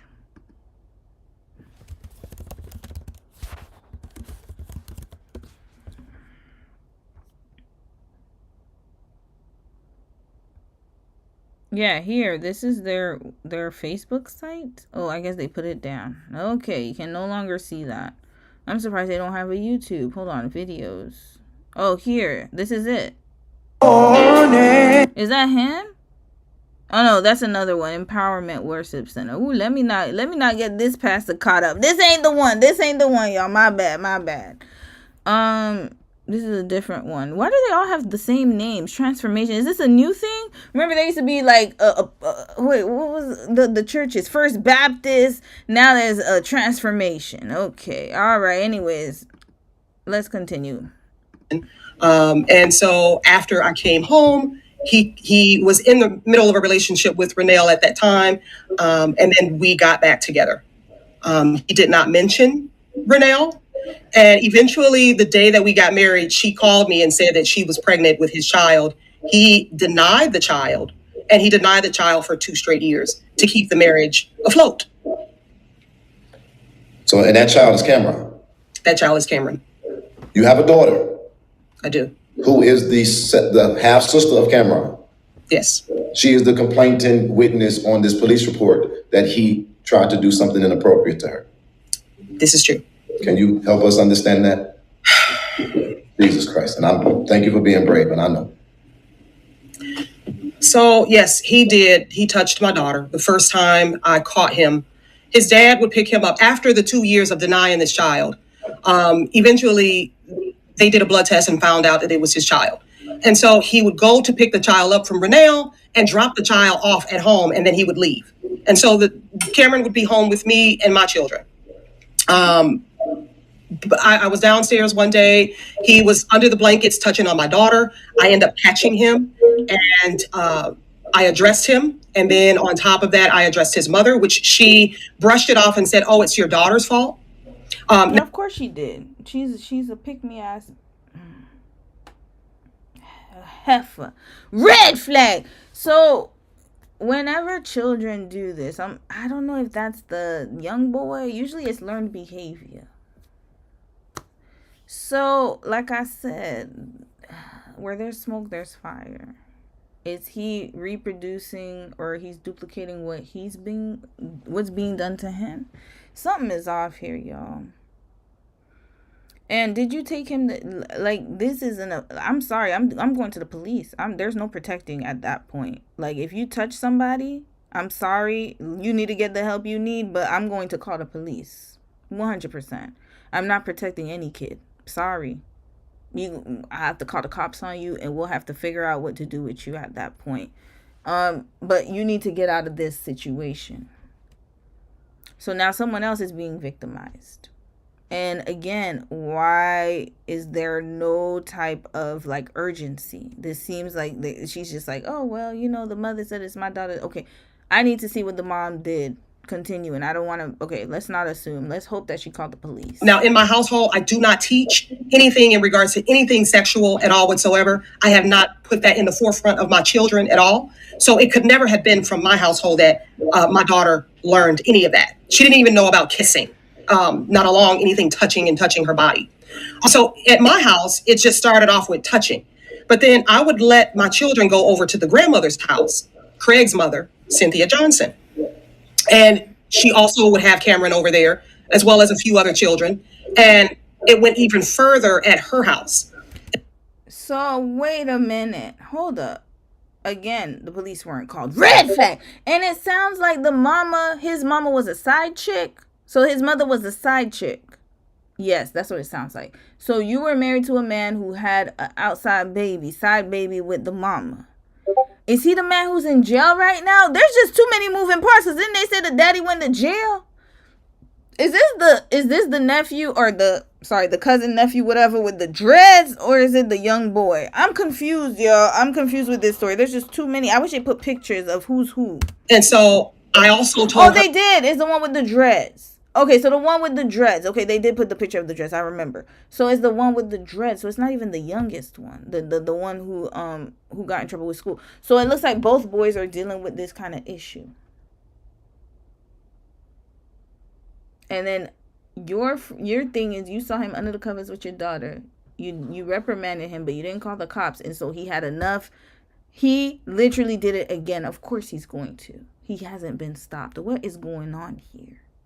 Her about that incident, and she said, "Oh, that's just normal. That's what kids do." So wait, who said that?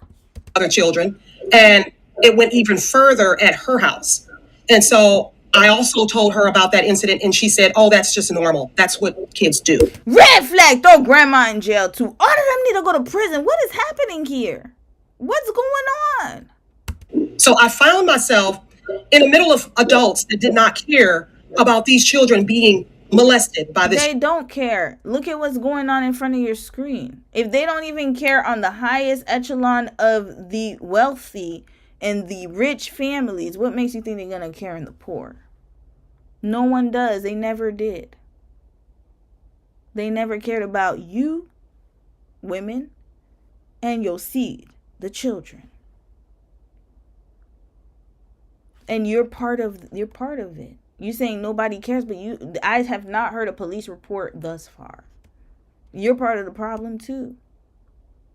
From the minute that he was under them covers, I don't give a damn. I'm not calling I would call the parents to say, I am about to file a report on your child. You might want to call the police station when I'm done wrapping your ass together. And before that, I will make sure when she said, what did she say? She said, the mom said, oh, it must have been your daughter's fault. Well, then I'll give you something to be my fault then. Because then these knuckles going to work. Listen, I'm not a violent person. I get rowdy. I'm not going to lie. But I'm a reformed rowdy.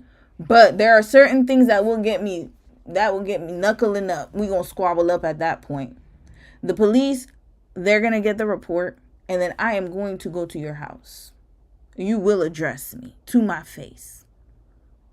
Nothing was done here. There's no report, no paper trail, no nothing. They just let him continue to do what he was doing. And then talking about the act, they didn't care about the kids getting abused. But sis, you could have done more. I'm sorry. You were the only one of sound mind, and even you didn't do it. Young man. So the young lady that Cameron is alleged to have violated, which a police report has been filed, is his own half sister. Okay, thank goodness. Sorry, y'all. Okay, I take back what I said. She did her due diligence. Sorry, sis. But it does apply still. Thank you. When did you file the report? I hope it was when it happened. Okay, I got to start watching these things before I start talking. Now, yeah, I do be jumping the gun. Yes, my daughter. Blood sister. Okay. Blood sister, same father, different mothers. I think that the things that I would like to know is, because obviously Cameron would have grew up around you somewhat. Why do you think that he would have such hypersexual allegations? What's going on? Where is this coming from? In your opinion? First, I want to say, and thank you, I'm sorry. At first, I want to say, at a certain point, his mother stopped allowing him to come over because she was still in love with Craig. Eventually, he told her to kick rocks and kick the bucket or whatever. It's not his child. So she started getting mad and angry and lashing out because he didn't want to be with her. And so she decided to keep the baby from him and stop letting him come over. So eventually, he stopped coming over to my home, whereas he was protected at my home. He was educated. He was spiritually covered, all of that at my home. And Craig would get together and say that I was messy because I would bring this up to them. I bring it up to the mother. I bring it up to the sister. I bring it up to Renelle, and all of them in Bloomington, Illinois. They tell everyone that I'm crazy. So wait, you brought it up to... You're still in contact with... I'm confused, y'all. I'm sorry. I'm going to retract my statement. You filed the police report and you're still talking to these people? I'm confused. I was protected at my home.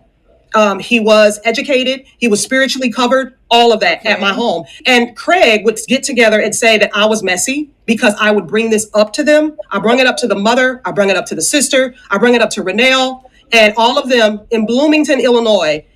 They tell everyone that I'm crazy. I'm on drugs. I'm bipolar, and they want to cover it up. They don't want anyone to know. They want to keep it quiet, and they want to make me look crazy. Basically. Are you crazy? Tell me the truth. I am not. So with that being said, how does Cameron get into the custody of McNutt? Thank you. So eventually, because Craig denied his own son for 2 years to stay in the marriage with me, then from Crystal Johnson, which is Craig Johnson's sister, she would say that Renelle does not want her own child. So Renelle would send the child over to North Carolina. She would send the child away often, like he would not be in town. They don't want anyone to know. They want to keep it quiet, and they want to make me look.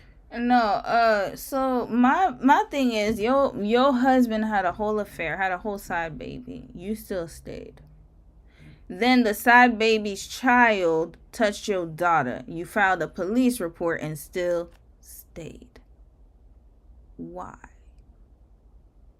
So my spidey senses weren't. I didn't jump the gun. I was too ahead. And then you're trying to say that he had a healthy childhood under you.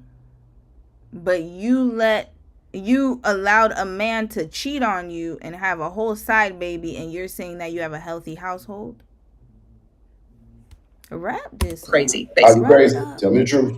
I am not. So with that being said, how does Cameron get into the custody of McNutt? You cannot have a healthy healthy household that was built on deceit and deception. It just doesn't work that way. And also, it sounds like it's just too much going on for any child to be in that type of situation. And then all of a sudden, the mom, the side chick, of course, wanted to be with the guy, her husband, because that's why she had the baby for him. Hello. This is strange, y'all. I don't know. So eventually, because Craig denied his own son for 2 years to stay in the marriage with me, then from Crystal Johnson, which is Craig Johnson's sister, she would say that. So he left and abandoned his son for you, instead of taking his responsibility to keep you, but not the child. And then now the child went to the McNutt guy, and now you guys are concerned, even though he molested your daughter. What is happening here? Red flag! Renelle does not want her own child. So Renelle would send the child over to North Carolina. She would send the child away often. Like, he would not be in town.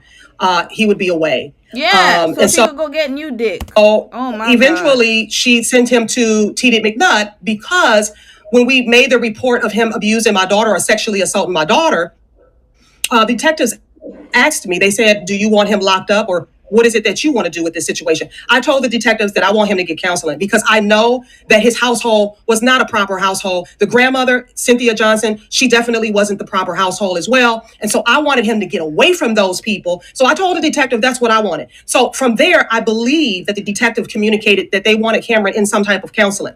And so because Renelle and TD grew up together, he claims that he has a psychologist or psychological degree. And maybe he communicated that with the detectives that he was or he is a psychologist. And so that is the reason I thought that he was placed with TD McNutt to get some help and to get counseling. Why are you a member of McNutt's church? What kind of leader is he? Well, so when I first heard that Cameron was going down to TD McNutt, I didn't know this man. And no, I did not have this child from my womb, but I do carry Cameron in my spirit. So I ended. Even though he molested your daughter.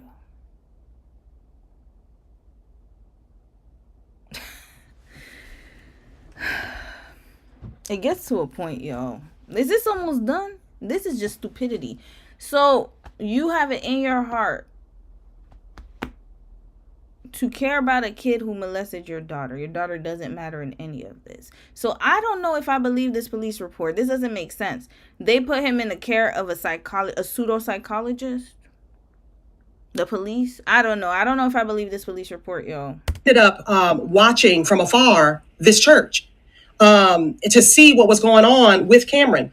So what, you did a whole a sting operation? Which you had your binoculars on to try to go and infiltrate the church? Red flag, that's not your job. Your job is to protect your daughter.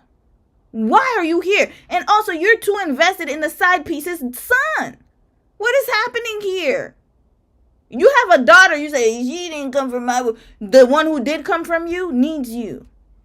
He touched her inappropriately. That's a lot of counseling that needs to be done down that end. Why don't you focus on that? And focus on why you took that man back. And focus on why you're trying to chase down the side piece's son. Were you trying to have a beautiful family? What is happening here? And this man, TD McNutt, would put him on live and embarrass him. Cameron has a speech impediment. And he would embarrass Cameron on live and talk about him in front of thousands of people and tease him. Also, Carmisha would do the same thing. Is Junior in trouble, in your opinion? He is. He is. He needs to get out. He needs to get out, and we need to get him out because he will be next. He's being humiliated in front of the church, and that's the only thing that I witnessed or saw. But when my son went down there, I knew it was more to it. My son did witness Junior getting beat as well.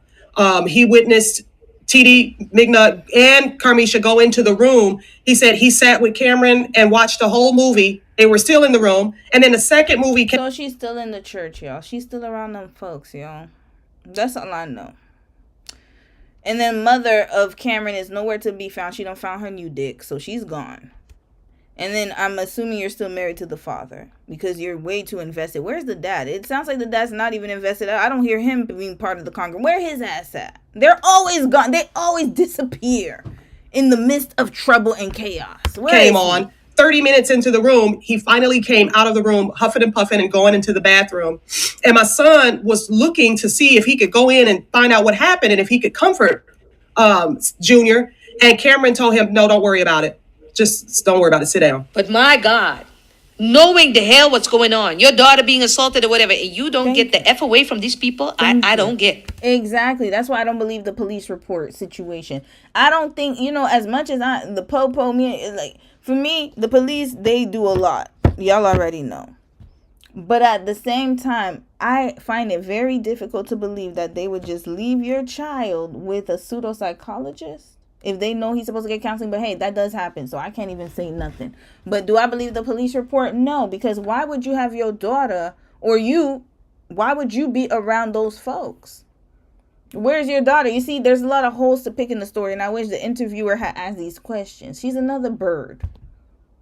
All birds in the church. The one talking about the sexy pastor.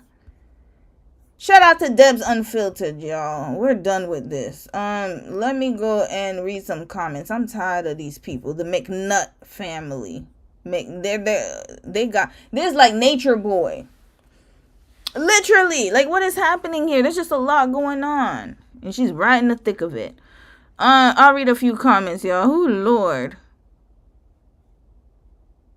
Gross mess. Yup. She sent her predator child to live with the pastor. Yeah. Yeah, because he's going to straighten him up. Oh, you already know how that goes. It's just another, like, it's so easy to get children in the church, y'all. It's very easy. All you gotta do is act like you give a damn. It's very easy for these predators. They just sit there, and then the church, God would want you to forgive. Then let God do it. I'm not doing it. I'm sorry. Sorry if I offend people. I'm not forgiving a child molester. Why would I do that? No. You stay the hell away from me and my child. Thank you. But these people, God forgave him. He just made a little mistake. Some girl, you said, how is she saying that her daughter didn't learn anything from her house, but she let the daughter sleep outside in family homes? No, why? Exactly. She doesn't care about her daughter. She cares more about the side baby's son than her own daughter. Isn't that crazy? That's wild, right? She cares more about the side piece's son. And I'm not saying that he doesn't need help. Obviously, he's a very troubled child, but your daughter is also troubled right now. She needs you more than he needs you. Call the cops, get them to do what they need to do. You need to tend to your daughter instead of doing all these side missions, trying to do Mission Impossible in the church. And then she's still going there, talking about her son was sitting out there and pastor. Yeah, she must be with the pastor too. I don't know. Pat Spaghetti, you said maybe she cares for him because he's her daughter's brother. I don't give a damn. I'm sorry. I'm so sorry. I'm not even going to say that respectfully. I don't care. I don't care if he's her daughter's brother. I don't give a damn. At the end of the day, her daughter was molested by him. So what do you want us to do? Have the molester and them together like one big happy family? Is that what's supposed to happen? Why should she care for him more than she cares for her daughter? I don't understand that logic. You can care for him and get him the help he needs on the sidelines. If she really cared for him, she would have called the police and made sure he got the counseling he needed, but make sure her daughter is tending and taken care of. You can do that. If you have to choose, who are you going to choose? Because you got to make a decision. So she's putting all her energy into saving the boy who molested her daughter. Let that sink in. And then what if she was able to save him and wants him back in the home with her daughter? Red flag. This is why that doesn't make sense. Sorry, I'm very passionate about this subject. It doesn't make sense. That's why. Why does she care more about him than her daughter? I still need answers. Doesn't make sense to me. Continuing. Some girl, even if he is the daughter's brother, so what? If it was the father, what would she say? Exactly. That's too enabling. That's what I'm saying. And Pat, I'm sorry if I come off like this, but I have to because I want this to sink in. This is children we're talking about here. These are not adults. These are children. She said her daughter didn't even know how to kiss, so he stole that from her. Her daughter didn't even know anything about that. They were under the covers. And then she still wants to protect that little boy. That's what her actions are showing. And so daughter's going to need a lot of therapy too. Because now while she's on her Avenger mission, where's her daughter? And then on top of that, like a choice has to be made. I'm choosing my daughter. I'm so sorry. I hope he gets the help he needs and the counseling he needs, but my daughter needs me more. That's my point. So I'm not doing all these side mission gigs when my daughter, her future is on the line here.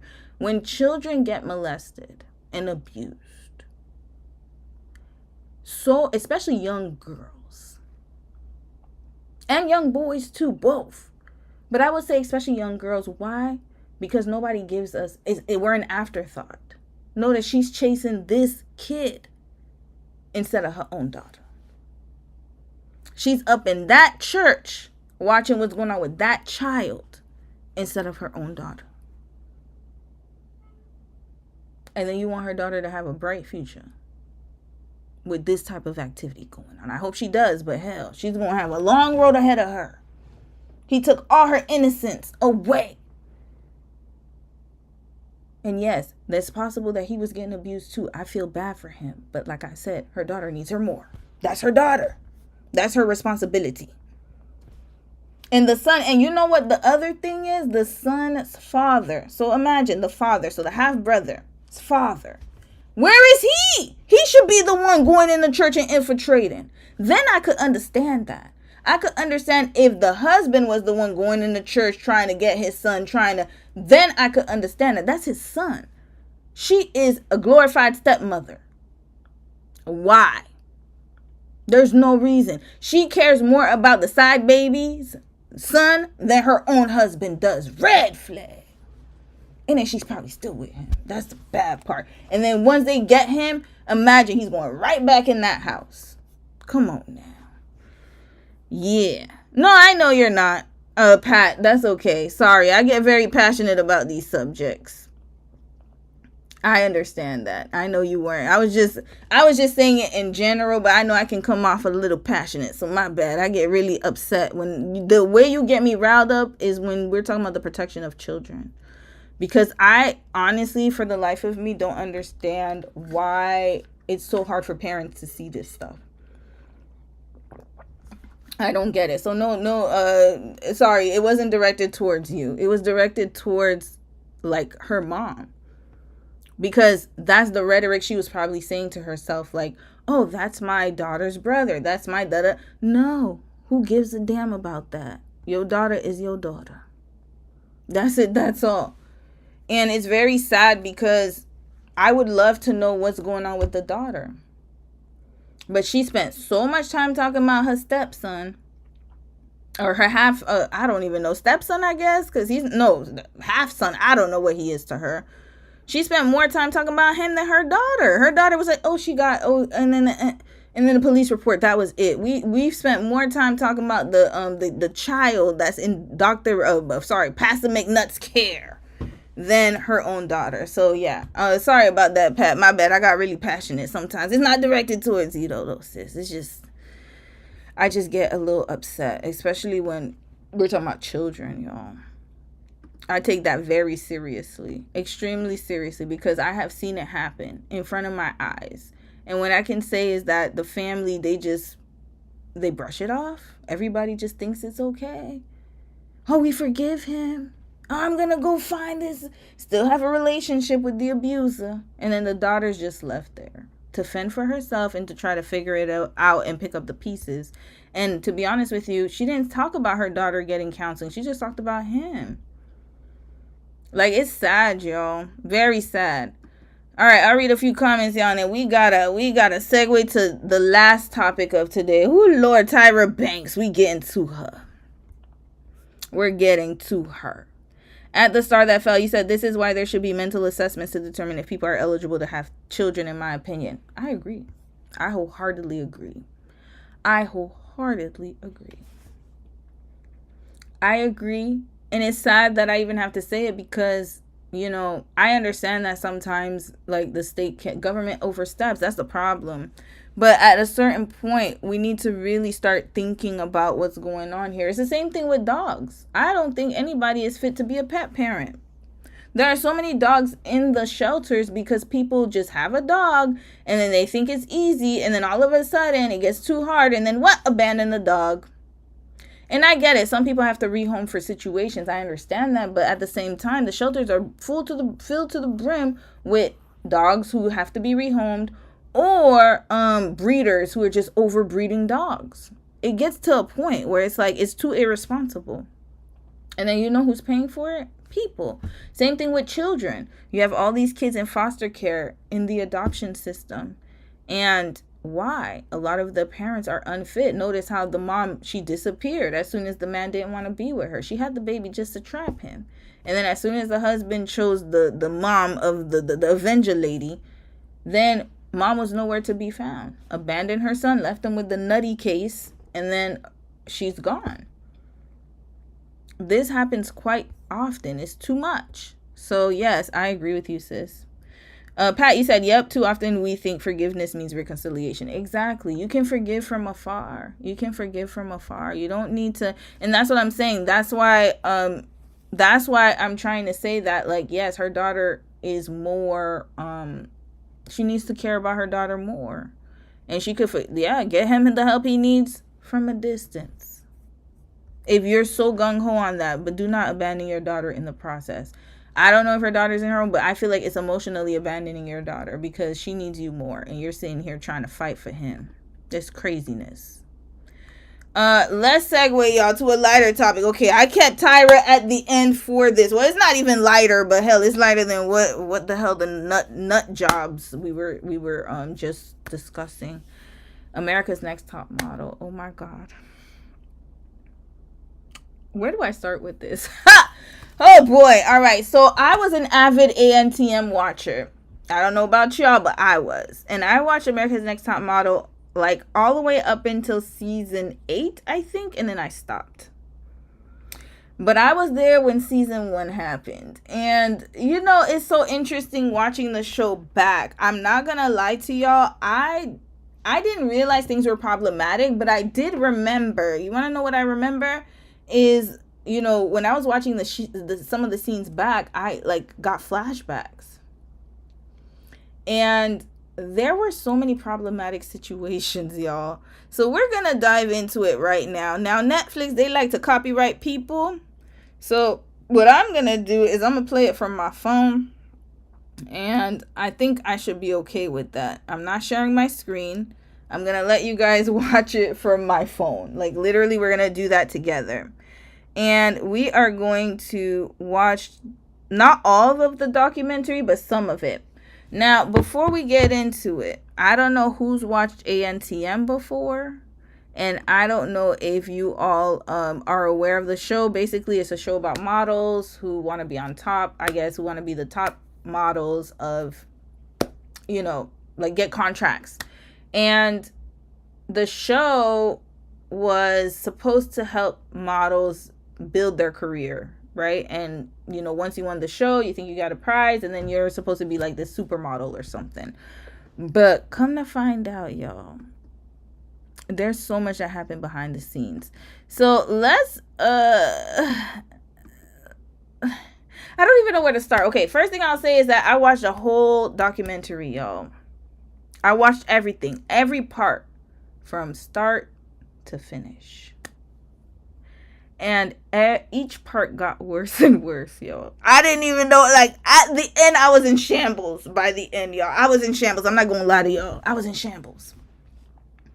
Because I didn't realize how toxic it was. I knew it was toxic, but not this toxic. And when the models were recounting what happened to them, I literally was just so angry.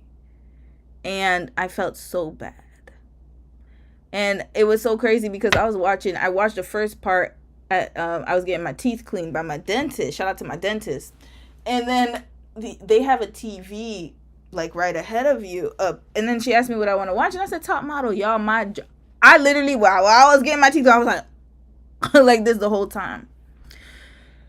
All right, let's start, y'all. So, first, before we start, I will say this. Let's watch a new segment first, and then we're gonna watch little clips from the series. Not only that, but I will say this, that I think all of them were guilty. All of them. Tyra, Nigel, Mr. J. I'll say Miss J wasn't as bad. I still think there were some things Miss J did that were problematic, but not to the extent of Mr. J. It's like different layers of responsibility. I'll say, what's his name? Ken Mock. He needs to go to jail for his crimes. He needs to pay for his crimes. Tyra, send her to jail too. And then the next person would be, I think Nigel to me was worse than Mr. J. I think Nigel said a few things that I was like, oh hell nah. No, Mr.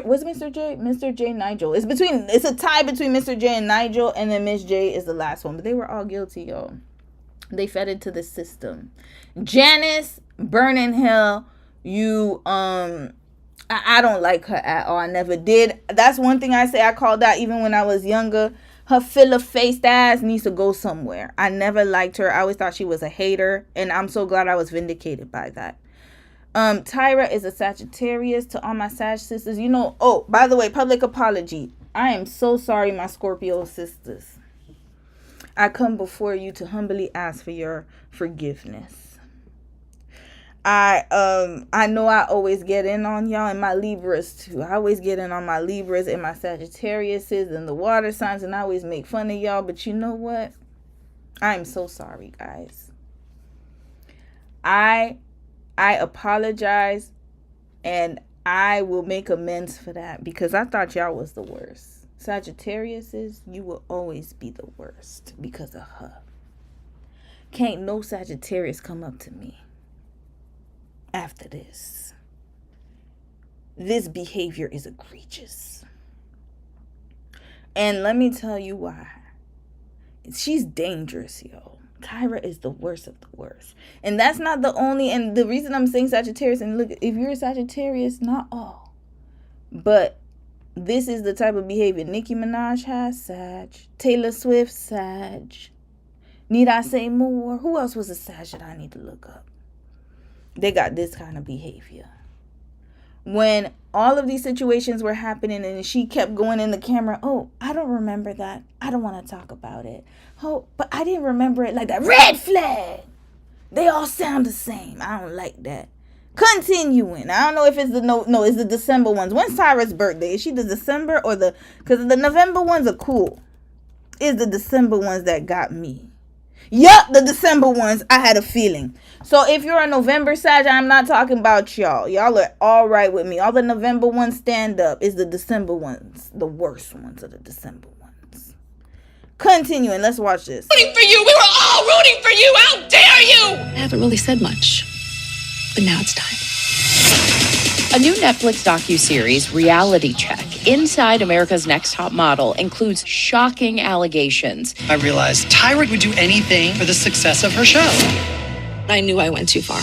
About one of the most popular reality TV shows ever.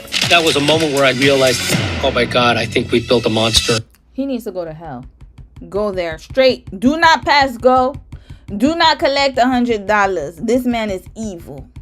He's evil. And you know what makes this really sad is that you have a person of color as the producer. And then you have Tyra, a black woman, as the executive producer. All of these people were people of color, y'all. Except for the UPN, whatever her name was, the UPN president. Tyra, the host, black. The reality show producer, I guess whatever his name is, I don't know what the hell. He's a producer. Ken Mock, Asian. Then you have Nigel. He's half white, half Sri Lankan. Then you have Jay. I didn't know. I thought he was Hispanic this whole time. Jay is South African. I didn't even know that until he said it in the documentary. And then I was like, what? I didn't know he was South African. I had no idea. I really thought he was, I just thought he was just Hispanic. So color me shocked when I found out that he was South African. Or he has a South African background. Hold on here. Yeah, he's a South African, a mother of Italian Czech descent, and a South African father. Yeah, I didn't know that. And he was raised by his adoptive parents in Toronto. I didn't know that. So he has some Canadian. I didn't know he was Canadian. I didn't know. I really thought he was Hispanic. So I didn't know, y'all. And he studied pre-med, obviously. I didn't know. But yeah. And then you have Mr. J, who is black American. So it's like we had the potential of making this show iconic for all. Like, imagine you have all people of color. And this is the mess that you give us. You will pay for your crimes, Ken Mock and Tyra, both of y'all. Ringleaders.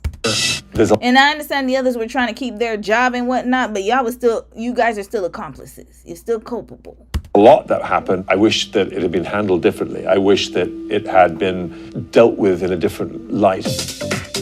Hello, ladies! With more than 300 contestants in all across 24 seasons, America's Next Top Model helped define the early aughts of reality TV before it ended in 2018. We've grown up loving and watching one of our favorite shows of all time. I started rewatching America's Next Top Model Season 1, and I could not believe the things that came out of those people's mouths. In the past few years, a different generation of fans binging the show with new eyes. The show becoming a poster child for how quickly society's views can shift. Now there's a twist. We are actually going to switch your ethnicities. It's not that I don't want to necessarily say society's views have switched, because there are some people who knew it was problematic from before. I think now is the power of social media. That's all that is. Because I promise you, had Top Model had social media, people would have been like, what is going on here? What's happening here? So I remember when I didn't like Giselle. And then when she came back on the screen, I was like, wait, who's that again? And then I remember why I didn't like her. And we'll watch that scene together. I never liked her.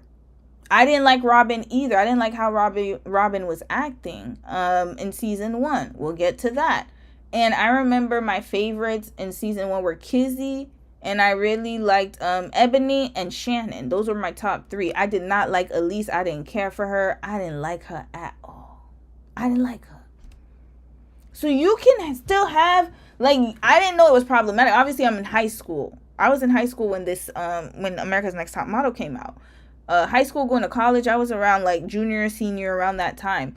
But, oh no, I would have been a senior if it's 2004. But anyways, point is that we would have still had problems with the characters, even if we couldn't pinpoint it. The difference is that now we're able to engage, kind of like here. Like, I'm able to talk to you guys about what's the issue, and then we're able to talk about it in real time, whereas before, like, we didn't have that. We'd have to wait till we got to class to talk about it, or we would talk about it in our own little circles, but it wasn't on like this global like media scale. Kenya, Korean. Noelle, we're making you into a traditionally African woman with a head wrap and everything. And I remember Noelle was weirded out by it, because I remember Noelle was Norel. I think that's her name, Norel. She was biracial, and I remember she felt like she didn't want to do it or something. I don't remember that, but yeah, there was something. It really is incredible how different things were 20 years ago. I didn't think too much in it. I didn't think anything about it either. Welcome back to another episode of Why America's Next Top Model is the most toxic show of its decade. The most unattractive thing in the world to me is a quitter. This show is literally why I experienced eating disorders growing up. Now, several former contestants pull back the curtain on what they say was top model's toxic culture of alleged racism, exploitation, and body shaming. But I think she needs to tighten up. She's got a wide ass. It's kind of wide. But the show pushing back, saying it was in line with reality show TV and was a reflection of the modeling industry. I remember her with the hair. Yeah, Brandy. Yo, they need to have a Where Are They Now, y'all. I remember Brandy when they thought it was her hair and then she ended up cutting it. And then they always said she had an attitude. We're going to get to that. I remember this season. Now, you see, that's the excuse I hate hearing. Oh, it was just because of that time. No, listen, a lot of reality shows, yes, they were toxic, like Laguna Beach and all that stuff. But I never heard of the backstory of them doing all of this. Like, to me, it's very strange how no one wants to take accountability. It's like, oh, it was just because of that time. Whether it's because of that time or not, right now, you know that a lot of the girls experienced heartache, abuse, racism, sexism. And the most you could say is, oh, it was just at that time. That's all that was. Red flag, no accountability. But then Tyra's a Gen Xer, y'all. They're child of the boomers. Hell, I'm a child of a boomer too, but hell. There's no accountability here.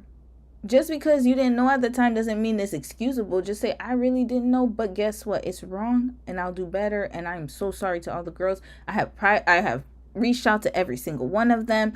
You haven't even tried it. Oh, it's just at the time. It's just what it is. With reality show TV and was a reflection of the modeling industry of the time.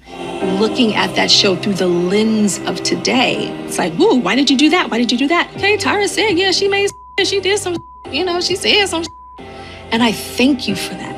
Supermodel Tyra Banks, the reality show's no accountability, y'all. She ain't even apologized. Creator and host, called out by some on social media for her comments in the docuseries. She's disconnected, she's condescending, she's not taking any responsibility. Exactly. Tyra Banks, the only thing you brought to this documentary was you and this trench coat, okay? No accountability whatsoever. At all. America's Next Top Model is Adrian. Season 1 winner Adrian Curry, who didn't participate in the Netflix series, on X didn't mince words. She is not sorry. She is not apologizing to you. That is not effing sorry. There were some real stories in the documentary that I didn't know the full picture of. Nigel Barker was on America's Next Top Model for 8 years. As a judge and photographer on America's Next Top Model, they actually kept me quite separate from the behind-the-scenes action. In that world at that time, it didn't seem the same way as it does now when we look back at it and go, that's not right, wouldn't have done that, shouldn't have done that, couldn't have done that, how did I do that? As everyone always says, hindsight is 20/20, and it is. Yeah, but still, Nigel, you still contributed to it. We're gonna get to your ass. In 2003, we did not have the word woke. We didn't really have that language, and so we weren't able to sort of pinpoint the problems inherent in the series in the way that we are now. One of the doc's most shocking scenes involves Cycle 2 contestant Shandy Sullivan while filming on location. That pissed me off, y'all. Because I thought she cheated on her boyfriend this whole time. I didn't even realize Shorty was drunk as hell. And look at all of them just there. No one thought to put her to the side. Hey, you drinking too much. In Italy. And I was pretty drunk at that point. Yeah. Everything kind of after that is just a blur. All I remember is just remember him on top of me. I was blacked out. No one did anything to stop it. And it all got filmed, all of it. Every moment of it. Shandy says she only remembers part of that night, including being in bed with one of the male models. Contractually, they had signed away the rights, and that everything could be filmed. If two people walked into a room at any time, the cameras were allowed to follow. That means the bathroom, the bedroom, the shower, anything. Tyra and Top Model executive producer Ken Mock reacting to that incident in the docuseries. It's a little difficult for me to talk about production because that's not my territory. Was there ever a sense of like, hey, we need to turn the cameras off? You know, we treated Top Model as a documentary. And we told the girls that on day one, when they would show up, we would go over the rules with them. There's going to be cameras with you 24/7. We reached out to both Tyra Banks and Ken Mock for additional comment on the Netflix series, and we didn't hear back. It was also the dawn of reality television, where you followed every piece of it, the heartbreak, the difficulties, and all the problems. I spoke with Top Model judge Janice Dickinson in 2023. Get off my damn screen. When Nightline re-examined the show 20 years after it debuted. Dickinson, famous for her brutally blunt assessments. I'm detecting a little bit of attitude from you. Zip it. Zip it. You're dead in my book. I think the next America's Top Model is not a plus-size model. I'm sorry. I don't think I was cruel at all. Look at this leather-faced heifer. Red flag! Get the hell off of my screen. You're damn near 1 foot in the grave. Get over there quickly. Go now! And I don't want it to reverse to me. Thank you, Lord. Get out of my damn face. She doesn't regret anything. Let's hear why. 100%. I was correct. So you stand by everything you said? I do. And look at you. Look at her. This one right here.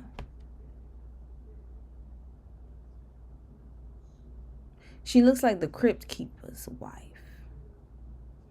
I can't even, like, this is and she no accountability, nothing. Oh, I don't care. Is she I think she's a boomer, y'all. Hold on. Let's see her sign too. Is she a Sagittarius too? Oh shit, she's an Aquarius. God damn it! I knew one of us was gonna show up here. Oh Lord. Get your ass up out of my damn screen. She's an Aquarius. Lord. Hell, I knew we were gonna show up at some point in time. Yep, we're known for being blunt. Oh yeah, I know y'all know that, but hell, I have a heart. This heifer doesn't. She needs to go somewhere with that. Look at her. Look at Skeletor. Look at her ass. And then she has a nerve to say she doesn't regret anything after everything these young girls shared. Imagine. But I don't expect anything less. And yes, she is a boomer. A boomer Aquarius, the worst combination. Get the hell up out of my screen. I guess it does take an Aquarius to take an Aquarius down. Get out! If I hurt anyone's feelings, and even the viewers' feelings for watching something like this take place, then I apologize for that. Shut up. Because I'm not in the business to hurt anyone or make enemies or make people feel bad. That's not who I am as a person. Winning America. Well, at least she said sorry. I'll give her that. Better than Tyra. Okay, Janice, I'm sorry. Take your foot out of the grave. You get to be in purgatory because you did say sorry. Even though it was lackluster, you tried. Sex Top Model was sold as a golden ticket into the fashion industry, into the modeling world. That didn't always pan out. It's a reality show! Hello! Really? So that's the bottom line. It was not about making the next top model. No, it's a reality show, and they had to come up with snappy episodics to fill in the time. Another infamous moment from Top Model, Tyra telling one contestant, Danny Evans, that her tooth gap wasn't marked. As a fellow Gappian, I'm a Gappy too.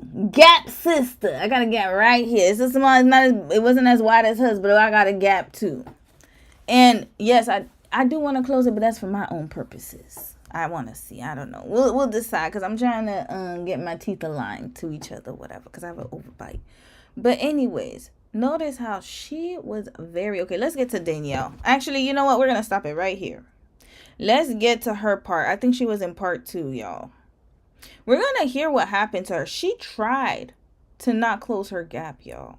She tried. And then guess what?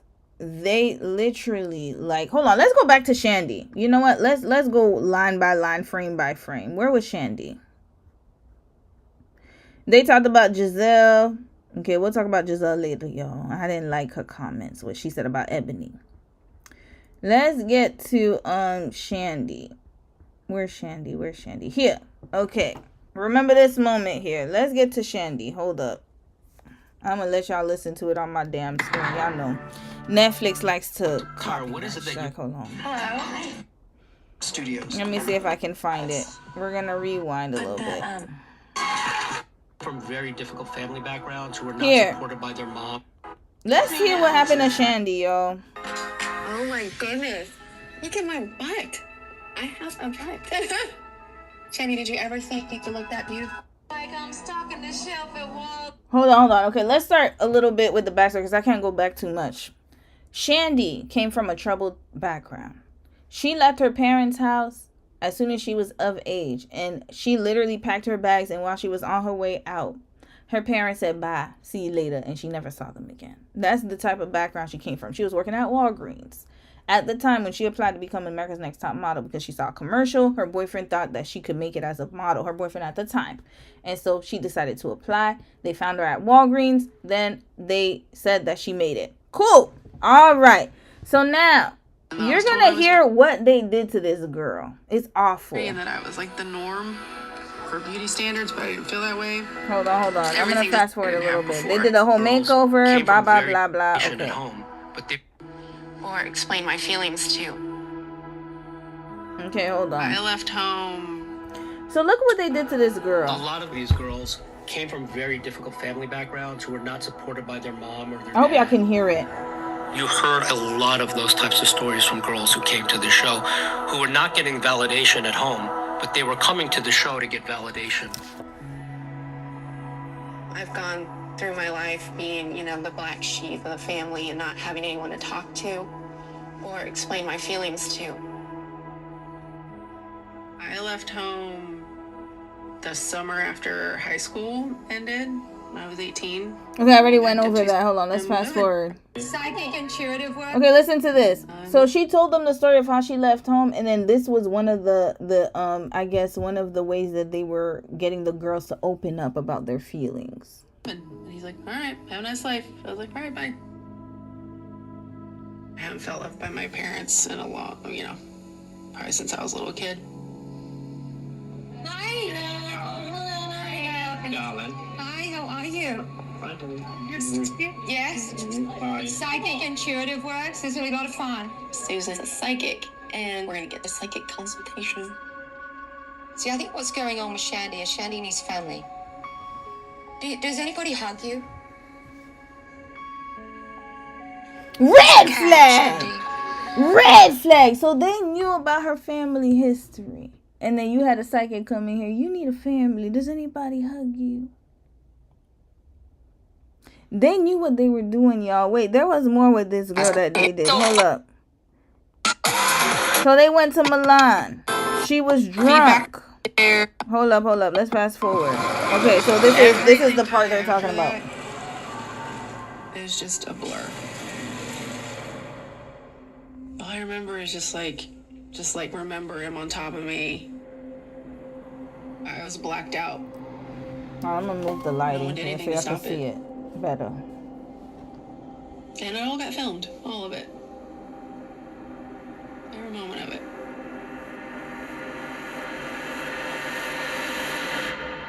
A more difficult territory is Shandy. Shandy, okay. You remember the story with Shandy? Hold on. I forgot it was episode 2, y'all. Hold up. Let's get to it. Let's fast forward. That just hurt me so much. Okay. You're not going to the gym today?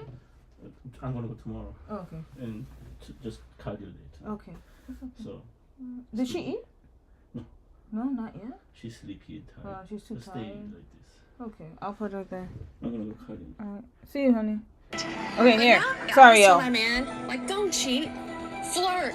Look at what she did, y'all. So after that whole situation happened where she was drunk and then she ended up getting assaulted, to me that was assault, y'all. That was not consensual. She was drunk. Any woman who's drunk, I don't give a damn. There's no consent right there. And then look at what Tyra did right after that. It's why is this not a private moment? Why is this filmed? This is wrong. But while saying that, let's continue watching. Looking back with an adult lens, it's really disturbing. How old are you? The next day, Tyra has a girl's top, and It is not a coincidence that she starts talking about cheating. I had one guy that cheated on me in Milano. He was a male model child. And that just hurt me so much. But now I always tell my man, like, don't cheat.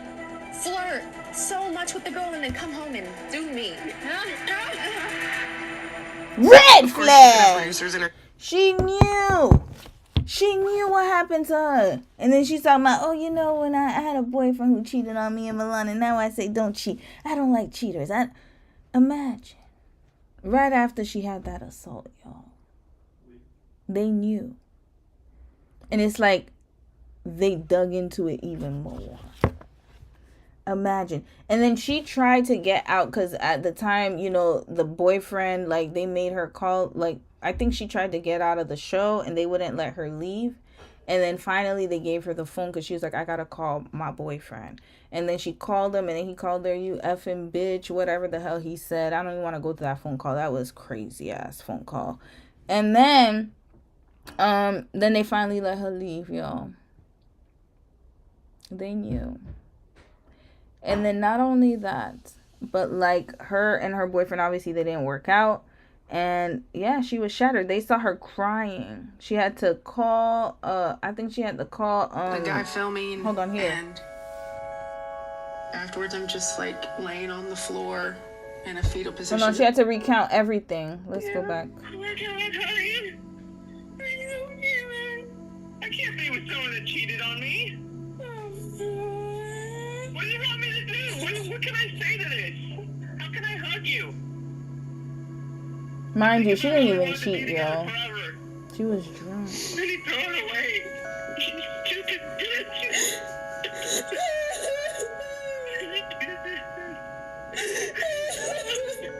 Okay, let's fast forward that, y'all. I can't hear that.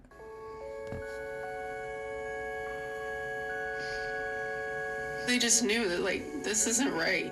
Like, why are we filming this? Here we go. All right, that was Shandy. Let's get to Danielle's part, y'all, with her gap. We're going to fast forward here. Look at what they did to that girl. Hold up. Let's get to it. The gap is staying, sucker. The gap. You know, I said, thank you. I'm like, I think she bad-mouthed me. As far as my gap, she can hang out with her. The gap is staying, sucker. The gap.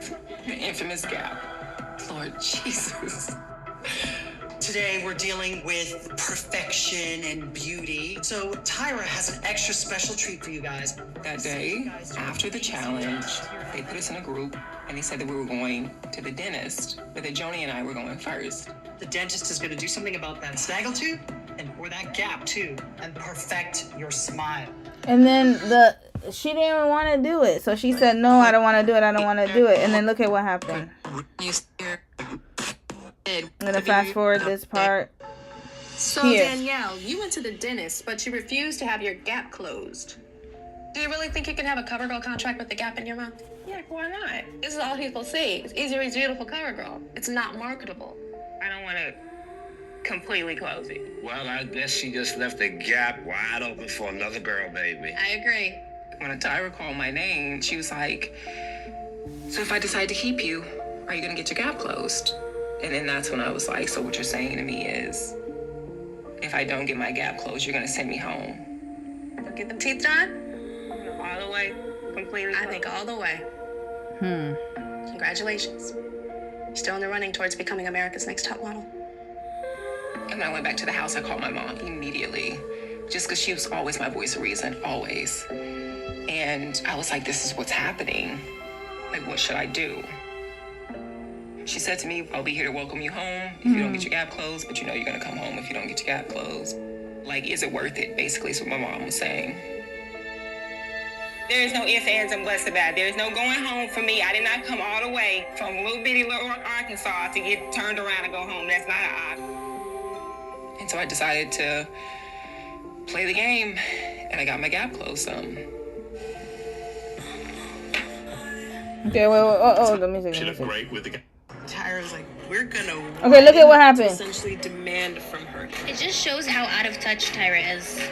And the irony is that a few seasons later, We love your teeth. Tyra was like, we're gonna widen that gap. We'd love to exaggerate that and take you a little bit more to Lauren Hutton. Make it as big as Red flag. So she put the gap on the white girl a few seasons later, but on the black woman, it looked atrocious. Another thing I have to talk about is Ebony, y'all. Who Lord? Okay, sorry, y'all. I know. Okay, we're gonna finish watching this. Maybe they show the Ebony scene. When Ebony, they were talking about her skin is ashy and that she's aggressive. Oh, there was so much microaggression in that. It was not even macro. Racism at its finest. Oh, Lord. Okay, Was there ever a sense of like, hey, we need to turn the cameras off? You know, we treat... Shut up, demon.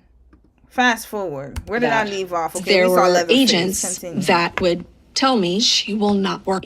Was model Tyra telling one contestant, Danny Evans, that her tooth gap wasn't marketable. This is all people say. I've actually apologized for the issue with Danny and what happened. That was between a rock and a hard place for me because there were agents that would tell me she will not work with those teeth. It's just not going to happen. But some former contestants told me they knew what they were getting into. Watching it back, it didn't age well. no. And that's why it is such a big thing now, because people watch back and you're like, oh my gosh, like how as a society were we here? And it wasn't that long ago. What was it like at the time when that happened?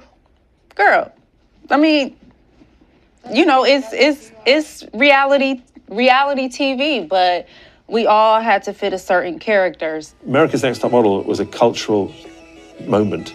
We took young girls who had no opportunity to be seen in the fashion industry and shone a spotlight on them.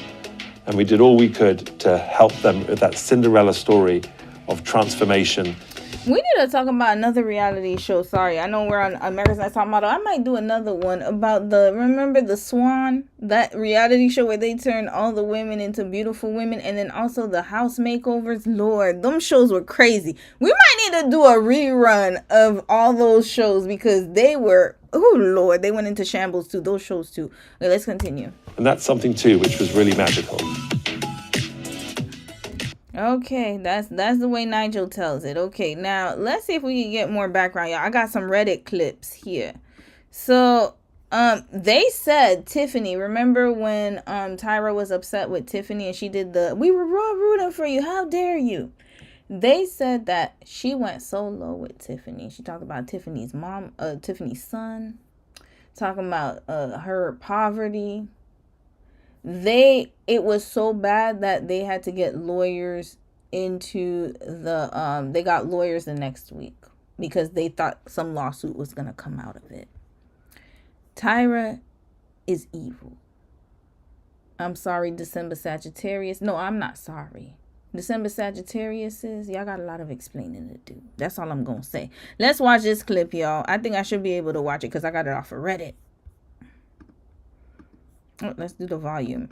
Throwback to this is how diabolical she was, y'all. They didn't even show this in the documentary. Throwback to when Tyra fake eliminated 14 girls and made the other girls believe they were the cast on ANTM only for it to be the opposite. This is how evil they were, y'all. Villain. Open them right now. Yeah. Open them. Go ahead, open them.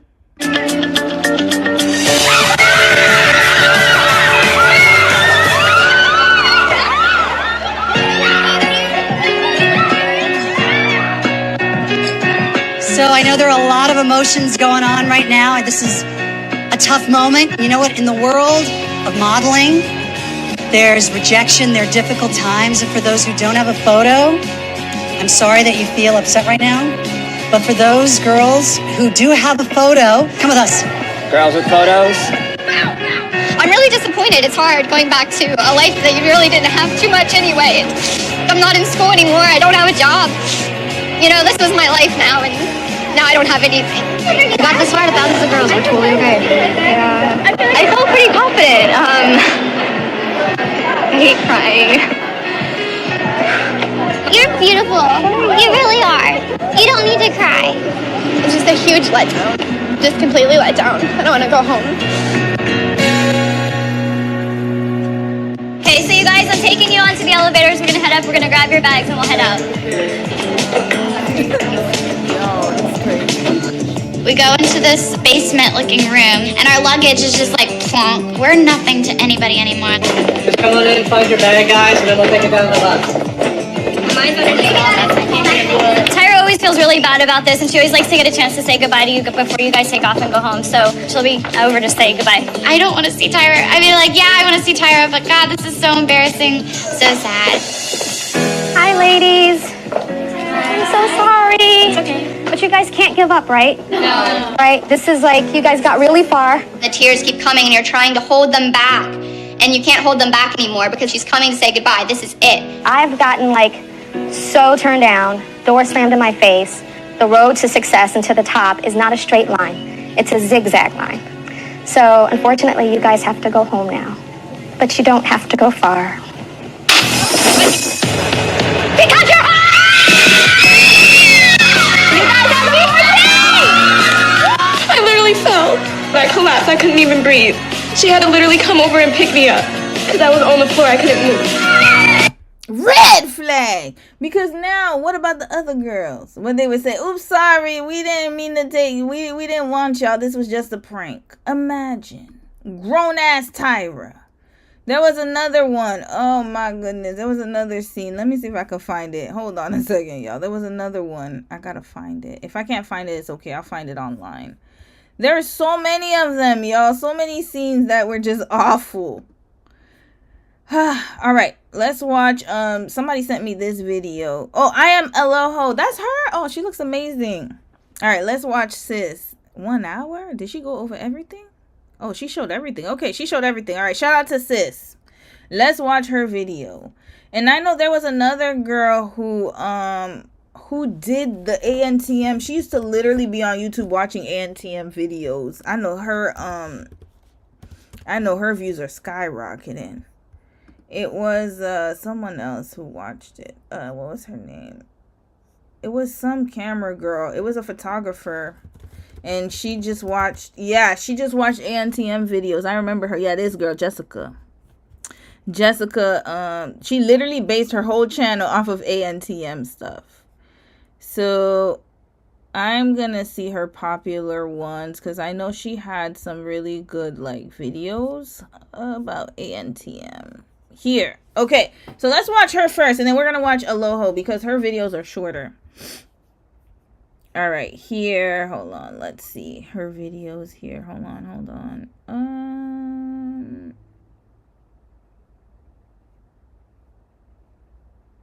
I want to see the. Should I watch this one?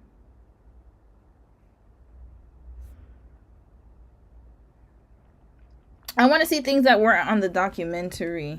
And then we could talk more about the other stuff. Hold on. I want to see one. Girl, you walk like you're on crack. Okay, here, this one. Let's watch this one. Girl, you walked like you were on crack. Your eyes were so bugged out of your head. Oh, so this is where the meme comes from. Walk with A+. Today I'm reacting to an episode from America's Next Top Model where the girls get to do their own hair, makeup, styling, and choose their final photo for judging. And then a model is called Possessed by one of the judges for her runway walk. Let's take a look, shall we? I don't want this one. Hold on. You know what? Let's watch the one where they did blackface. I think that one is probably good. There's so many of them. Oh, this one. Unretouched photo. Okay, Kelly. Let's talk about this one. Kelly was season 3. So this was the same season that Eva was on, and Yaya and Anna and a whole bunch of them. The one with the glasses who was getting who had the degenerative eye disease. There were a lot of them. Season 3 was one of my favorite seasons. All right, let's watch this one. It's the blame this on one's someone important. else. I remember that. No, yes, you are. Right now, you're not growing. Let's see Jennifer with no retouching. Yeah, it's just still boring. Just got bags now. Today I'm taking a look at a photo shoot from America's Next. Hey, hold on. Let's jump ahead. Sorry, sis. We got to speed this up. I don't know if I would be comfortable doing that. Today's shoot is going to be about a clean face. So we're going to take all the makeup off. I have Mr. Troy Word here. He is an amazing photographer. So today it's really up close and personal. It's going to be really just you. There's nowhere to run and hide. Skin is really important on models, and especially your hands will show your age. Hold on, let me read some comments, y'all. Hold up. I had to make sure nobody doing some craziness.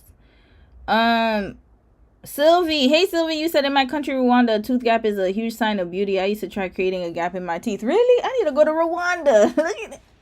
I'll go to Rwanda with my teeth. Let me go with my gap.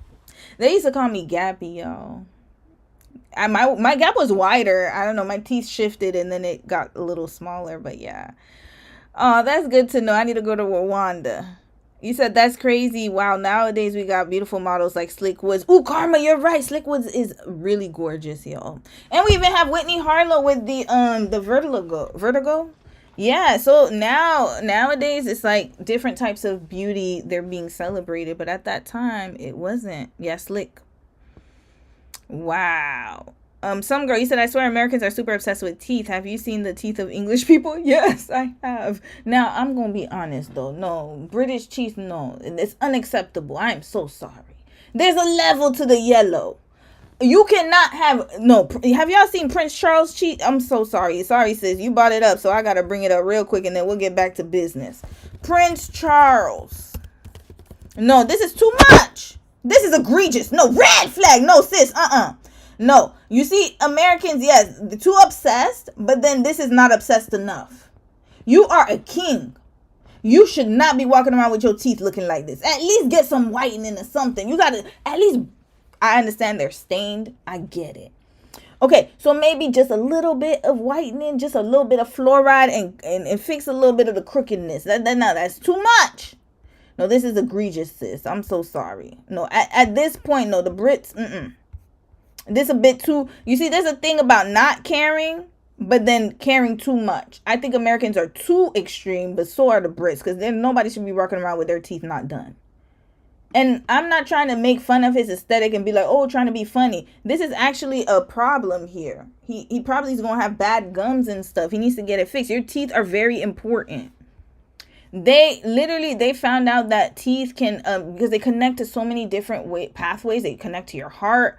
They connect to your brain. Any teeth issues, like if you have gingivitis, if you have to get root canals, they can harm you in the long run. He looks like he got a few cases of gingivitis. He needs to go and get clean. No. He's too extreme, y'all. So now, I understand what you're saying, sis. So I agree. Americans are too obsessed, but then Brits are not obsessed enough. They need to be more obsessed, in my opinion. Devonda, hey, sis. Welcome.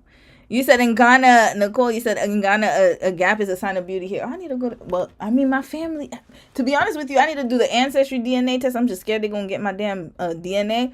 But definitely we're from the west of Africa. So I definitely have some Ghanaian blood in me. Maybe that's where the gap comes from, right? Maybe. LOL, doesn't someone brush his teeth for him? I don't think so. They're not brushing hard enough. I think it's stained from like coffee, tea, usual wear and tear, which is okay. It happens. But no, he need a clean. It looks like he doesn't get cleanings. That's a problem. You need to get your teeth cleaned.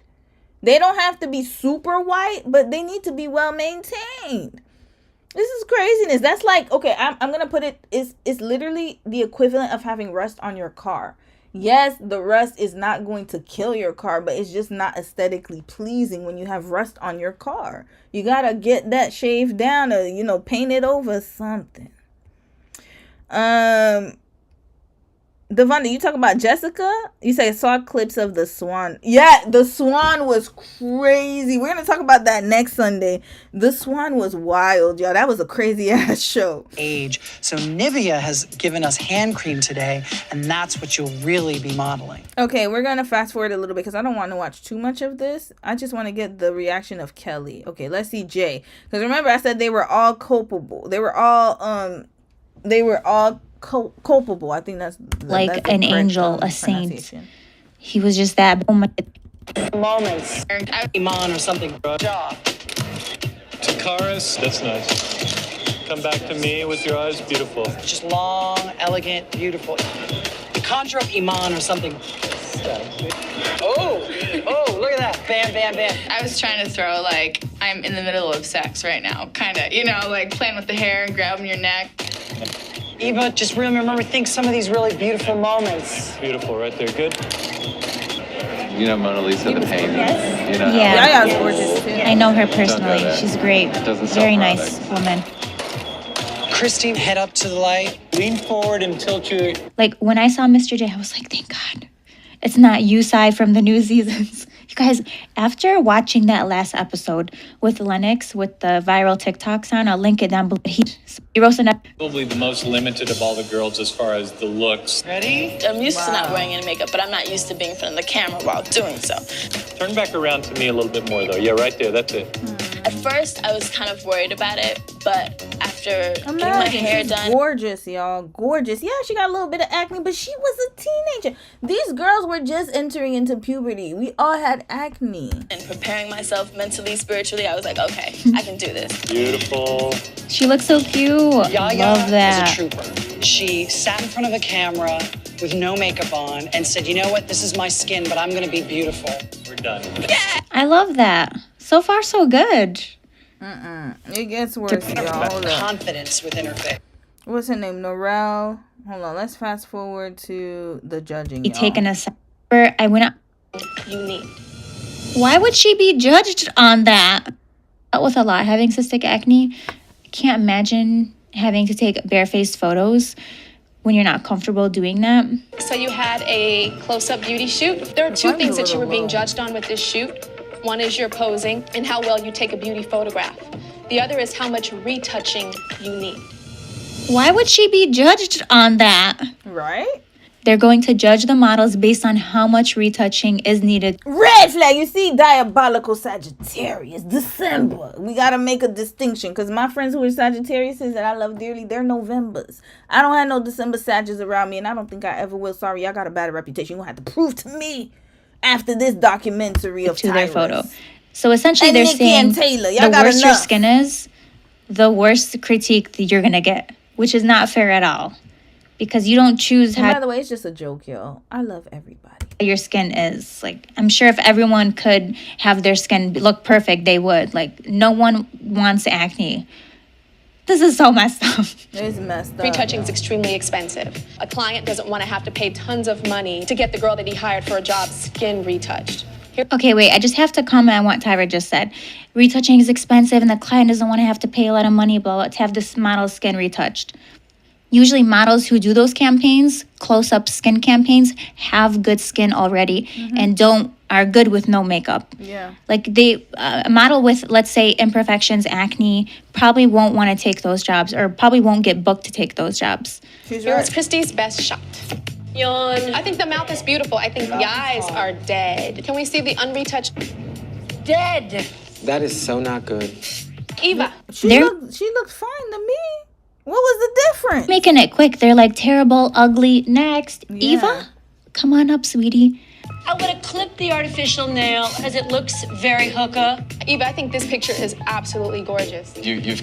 Okay, so again, it's just a retouched photo, okay? Why would you have them in no makeup if you're just gonna retouch it in the end?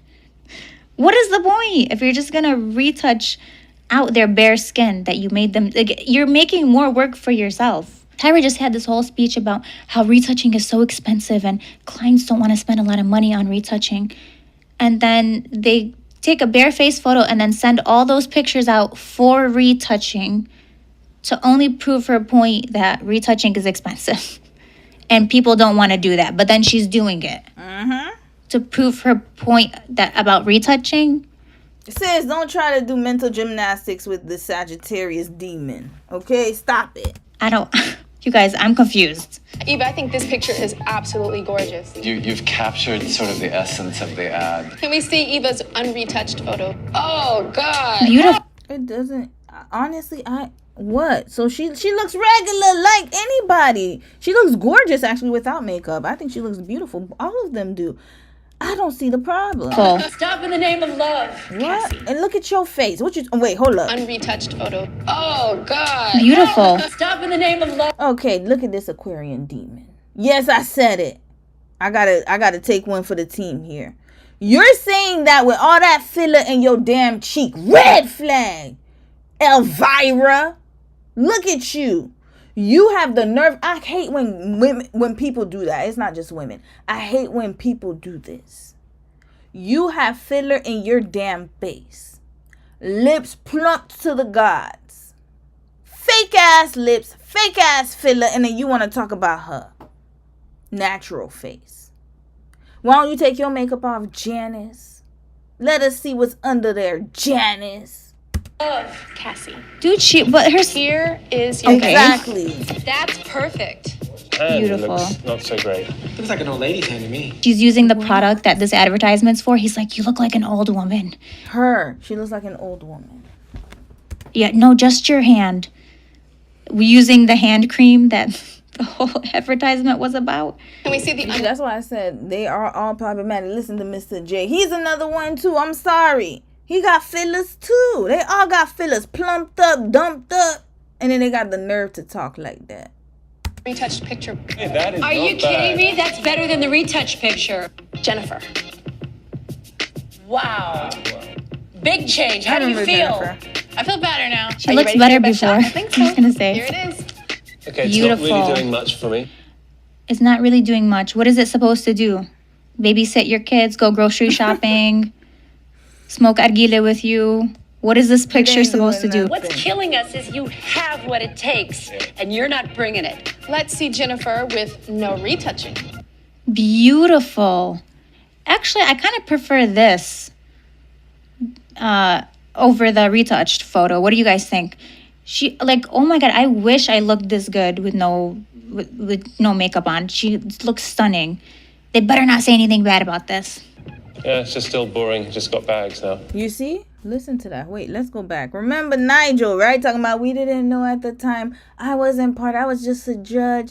I didn't really know what was going on in the background, and listen to his rhetoric. I wish I looked this good with no makeup on. She looks stunning. Listen to what he said. They better not say anything bad about this. Yeah, it's just still boring. Just got bags now. You were part of it. Don't try to absolve yourself now that things are getting hot in the frying pan, Nigel. Red flag. She's got bags under her eyes. And what about yours? Amanda.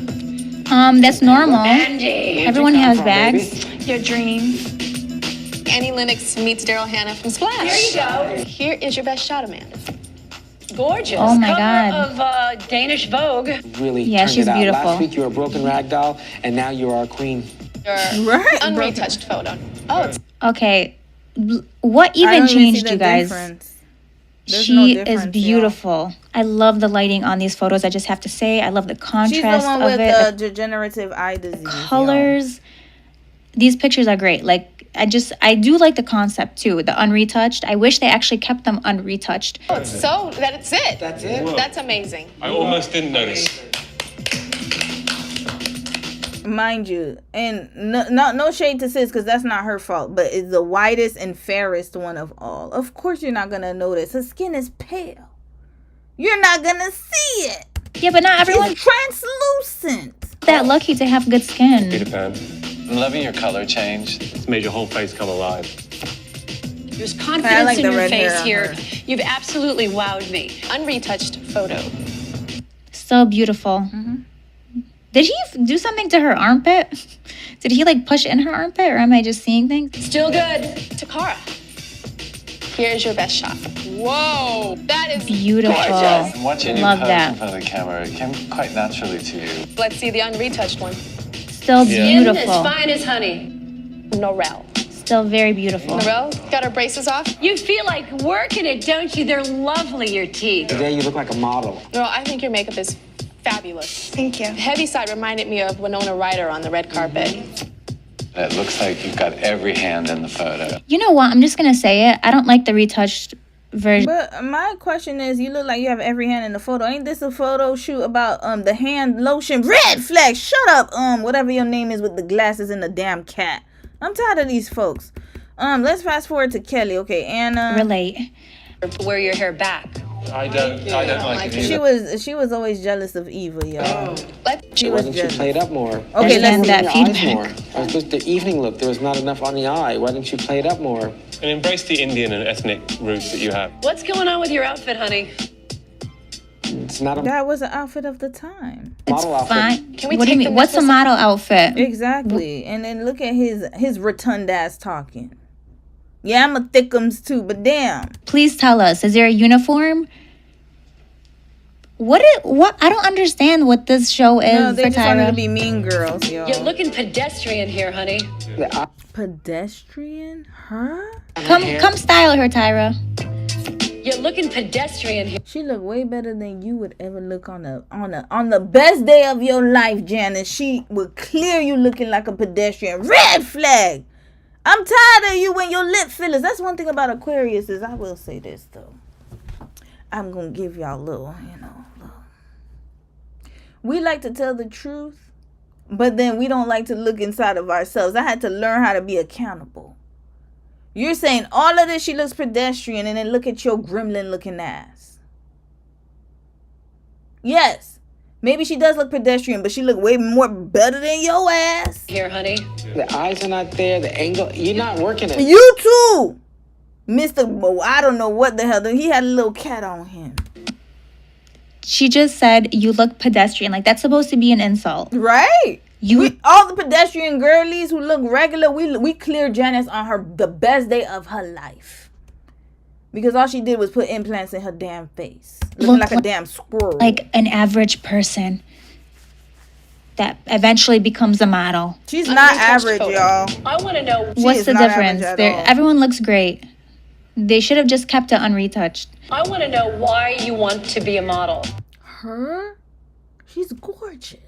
Honestly, it's for me to get into this industry. And I like her voice, too. She has a nice voice. And to learn more about it, for me to start my own apparel manufacturing company. Oh, she should have never said that, though. That was a little bit off. You know, they was going... I know they kicked her out. I think they kicked her out that night. You want to start a manufacturing company? Yeah. I never had that, like, model confidence. You didn't want to be a model. You want to be a manufacturer. You've got to concentrate on the job at hand. Yeah. The job at hand is modeling. Okay, thanks, Julie. Up next. And Julie is like, look, I just came for the... All right, Julie, you got to go now. Now, this is a red flag. You got to go, sis. They're going to be like, you don't want it hard enough. And you know what? It was the best blessing of your life to get eliminated from this show. It was toxic as hell. But guess what? She got her what we call it, her promo for her manufacturing shop. That's what's up, sis. They're mad at her because she has other aspirations other than modeling, which is smart. Mm-hmm. They're like, you have interests outside of this. Mm-hmm. This isn't your entire life. You have a 1 in 700 chance of becoming a model after this with 0 photos to use in your portfolio to get jobs. And this isn't your whole entire life and eternity. Wow. Disappointing. Like, don't all these people do things outside of the show? No, but they didn't want to. They want to make sure that she ends up you have to be desperate enough.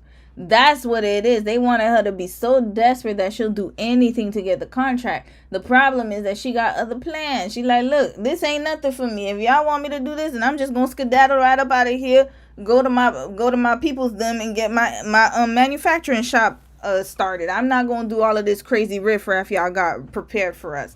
And that's why they were upset, because they couldn't use her and manipulate her and abuse her. That's all that is. She had too many options. This is what happens when you have options. You don't have to stay and take the abuse. You can just walk away. You have the option to. But these other girls are too desperate for it. And I get it. That was their dream. And become a model? That's not possible. You need to focus just on modeling. Yeah. Here is your best shot. Looking good here, girlfriend. Too much retouching, I wasn't sure honestly. if you were going to ever be able to be so soft. And this picture... What did she say? On modeling. Yeah. Here is your best shot.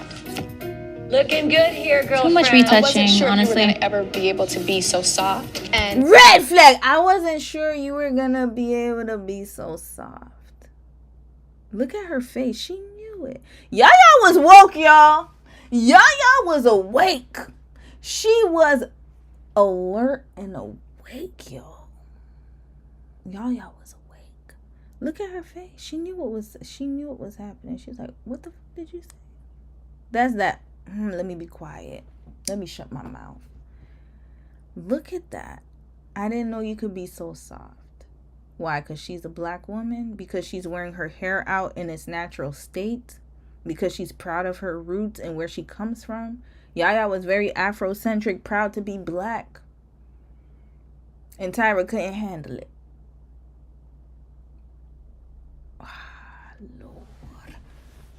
Tyra thing, because she got them green eyes of her, because she got passed down that what was it called, the recessive trait that she's all that in a bag of chips. That's what that is. That's what we used to say. That she thinks that she's above it all because she got the recessive trait. That's it. That's all. Like, she seriously said that. Yaya is soft. What is wrong with being? You can be hard and soft, just like you, Tyra. This picture looks more innocent, and it's really beautiful. Let's see your unretouched photo. You see, she didn't even catch it. Yeah, but we caught it. You look innocent.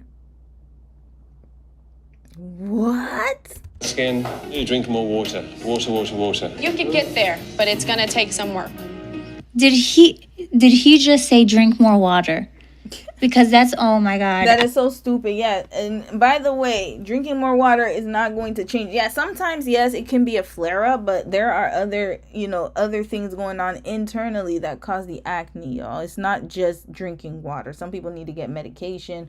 Some people it's hormonal. For other people, it's autoimmune. There's like so many issues. There's people who have eczema. Like, come on now, Nigel. Don't try to absolve yourself years later.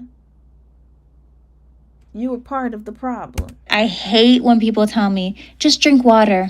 Do you think if it were that simple, any of us would have had acne? Right. Yeah, you should wash. Sorry, I gotta fast forward through this because I want to see Kelly. Girl, this was the bad one. And last but not least, Kelly. They saved the two black girls at the end. And remember, Kelly was Kelly, you could tell she grew up in the suburbs. You could tell that she was around a lot of different types of folk. Y'all know what I'm talking about. So Kelly was all bubbly, and you could tell that they chipped away at her personality. Like, towards the end, she was a shell of herself. She was really sweet. You could tell that she was so happy to be there. And they just took all her innocence away, y'all. Kelly, you're a slamming fierce. This change is amazing. I like your hair a lot. Girl, there's nothing on your... I mean, the little bit of blue on top, but that's it. You have to put on more makeup as a woman of color. Our skin absorbs the light. It doesn't reflect the light. Here is your best shot.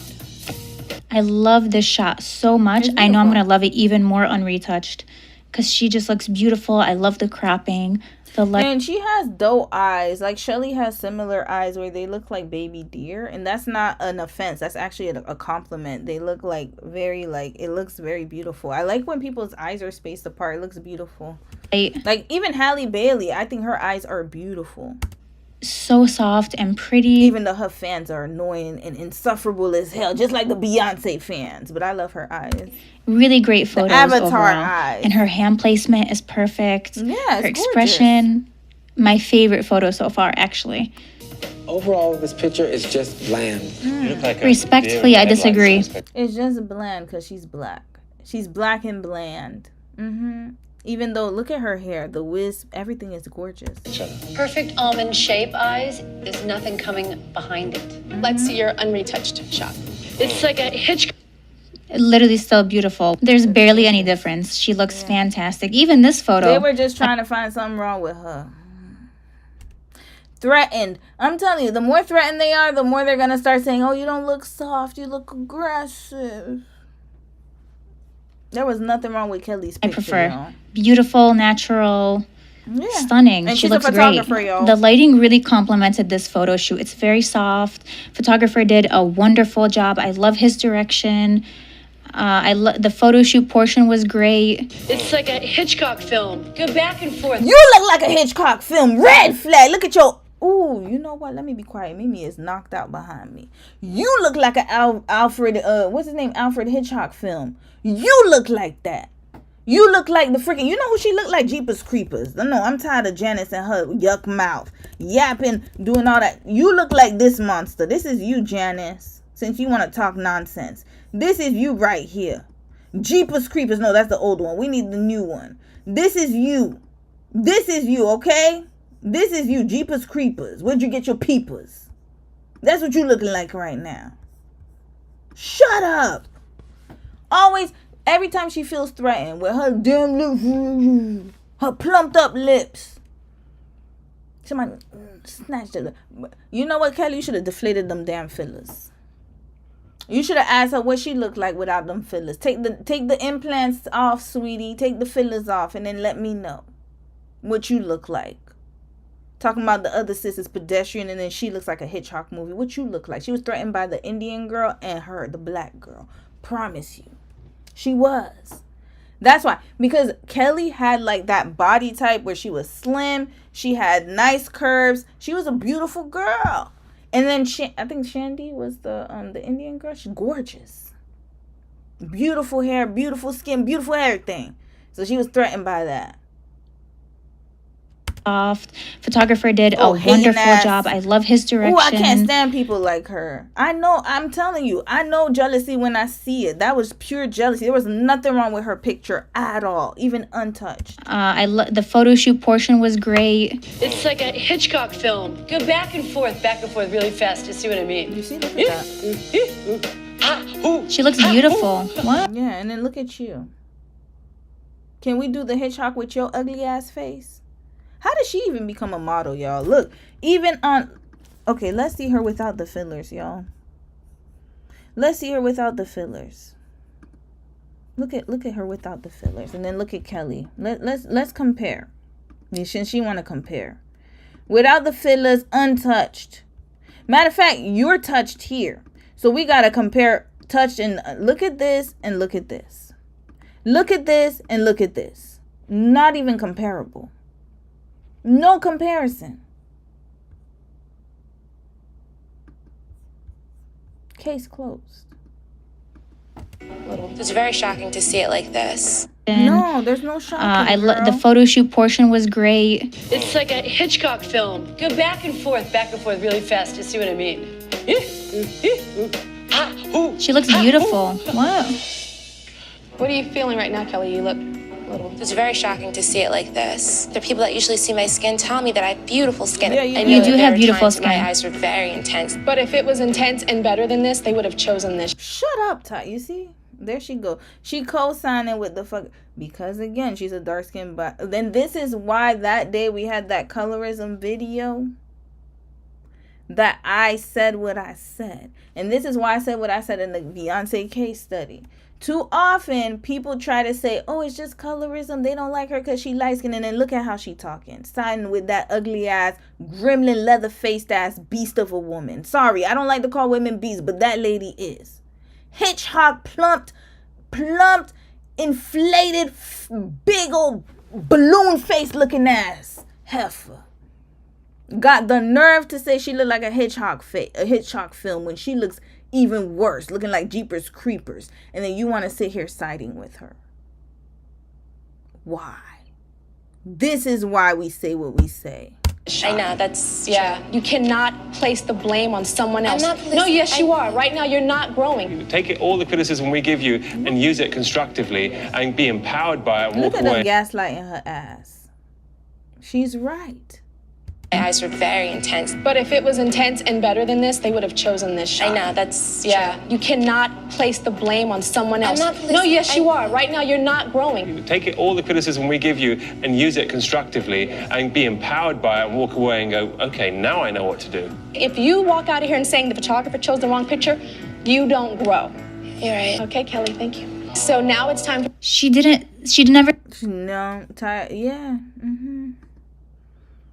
Get her ugly ass off my damn screen. Okay, let's go to I Am LOHO and we gonna wrap this right up. Continuing. Already knew. I met Tyra Banks in real time during one of the auditions. You wanna be on top? Oh, she was on the audition? Met a lot of the girls from America's Next Top Model. You lucky you was on that show. They were like, lucky.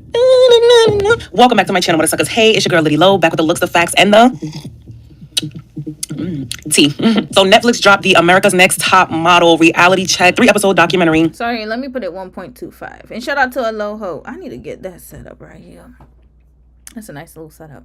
And girl. Not little. That's a nice setup. Girl.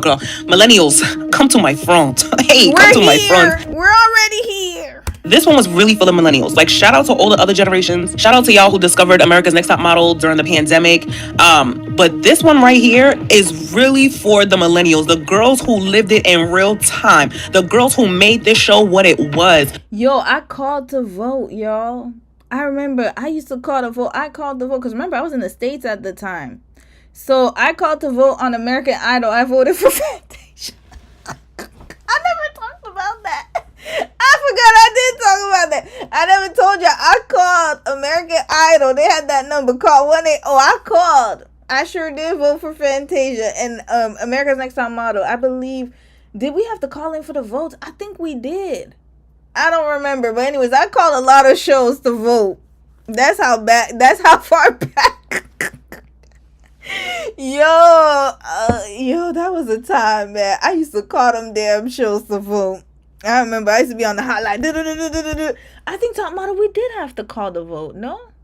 Oh, no, that wasn't Top Model. It was American Idol. My bad. Raw reality show. Okay, I don't know if it was Thursday night. I don't remember the night, but on UPN 9, you best believe the whole family was sat. Okay, watching America's Next Top Model. UPN in Florida was Channel 33. Yup. That was a local channel. Waiting to see who was going to get kicked off, rooting for our faves, and honestly, waiting for the next season. Now, some of us even auditioned for America's Next Top Model. Oh, you did? Yes, and I did a full story time here on my channel. The link will be down in the description box. Make sure you watch. Hold on, y'all. Wait. I don't know why it's let's go back. I remember my sorry, I gotta pull it up again. Not only did I vote for American Idol, I voted for other shows, yo. One time I called America's Most Wanted because I thought I saw Andrew Cunanan. Remember when they used to have 1-800-TIPS? I sure did. Yo, that was a time when you had to call in, y'all. We didn't have no phones, y'all. Forgive us. We had to call in to get our votes. That story time, girl. I voted for Ruben Studdard too. I voted for Carrie Underwood. No, not Carrie. Was it Carrie? Yeah, I voted Carrie Season. Carrie Underwood. I called. I should make sure my vote counted. I called for Fantasia. No, I called for Kelly Clarkson. I called for Ruben, Fantasia, and then I called for I wanted to call for Jennifer Hudson, but she got eliminated. And then I called for I think I said Carrie Underwood, and then that was it. After that, I left. I think I left. I don't remember, but I know for sure I called for Fantasia. I was still in high school at that time. So when I saw this, I already knew. Like I was not surprised by this documentary because I met Tyra Banks in real time during one of the auditions, okay? And I saw in real time. We're gonna get to some of that later in this video. Okay. Also, just make sure you check out my story time because it's specifically about that. Really? But yeah, I definitely want to get into this documentary for you guys. If you She had a story time? Okay, we'll get that. You guys have not seen it. This is going to be a spoiler, okay? We are getting into the details, the nooks and the crannies of this. And shout out to whoever sent me this video. I didn't remember who sent it to me in the Discord, but shout out to you guys. Everybody who always sends me stories. I love it and I appreciate it. Thank you. Even if I don't respond all the time, I'm seeing and I see what happens. Documentary. And so I need all my millennials in the front. Check in. Where y'all at? Okay, so boom. There were 3 episodes. I have my notes here. I have my hauls. Cause, baby, I need my holes. I can't. It's no other way to do this. So episode 1, we're getting somewhat of a history lesson of the modeling industry. Just as you look throughout history, right? We're literally living in what will be someone's history. Right now, in 2026, what we're living and experiencing and what seems normalized as society, in 10 years, the next generation is going to look at us and be like, why were you guys doing that? That wasn't right. That wasn't fair. So hindsight is 2020. A lot of things that are not normalized now. A lot of things that we... No, but we knew. That's what I'm trying to say. I have to slightly disagree. I will say that it wasn't on the same magnitude as now, but we knew something was off. I would say that we all knew something was off, but we couldn't verbalize it. I think that's what it was. You can recognize as trauma, as problematic, all of these isms, all of these words and terms that we have now, we did not have that during that time. And so we do have to keep that in mind. I kept that in mind as I'm watching it, as someone who lived throughout that time. And now watching it with an adult lens, I have a lot of commentary, but just keep in mind that a lot of this stuff was very normal at the time. That's not normal now. But anyways, so the documentary takes us into the life of Tyra Banks, her basically saying that as a young Black model, she got told no a lot. She got told her nose was too big, her lips was too big, her butt was too big. During that time, the standard of the European/American modeling industry is very tall, white, thin, blonde. When I say thin, I mean paper thin. When I say white, I mean paper white. And so that was the ideal lens of beauty within the European and American fashion market. Let's just be clear, right? So that was the ideal beauty. So obviously, if you're Black American, you're You're not white. You know, you're tall, you're beautiful, you're thin, but you're not white. The fashion industry was very blunt, very direct, very racist, okay? And when it came to black models, they really only wanted those South Sudanese African models because they saw them as like these exotic foreign women. And so, yeah, so essentially Tyra tells us that she created America's Next Top Model because she essentially wanted to break those barriers. This could have been legendary, y'all, but she was sitting out here listening to that Asian man trying to get sensational about stuff, and I bet you he wouldn't do it to his peoples. Notice how there wasn't many Asian people. Notice, you will pay for your crimes, Ken Mock. I'm on to you. For all the people that Tyra was your accomplice. Told her no, you couldn't get into this magazine, or no, you couldn't do my runway show. She wanted to prove to those people that, you know what, I can do something to help other models get on. Now, Tyra was on, let's be clear, like she is a supermodel. She is part of the Holy Trinity, okay? And even with that, she still had to jump through hoops and hurdles to get her jobs, her gigs, and her notoriety. So I would say in the beginning, when she first set out to do America's Next Top Model, I would say it seemed as if she had really good intentions.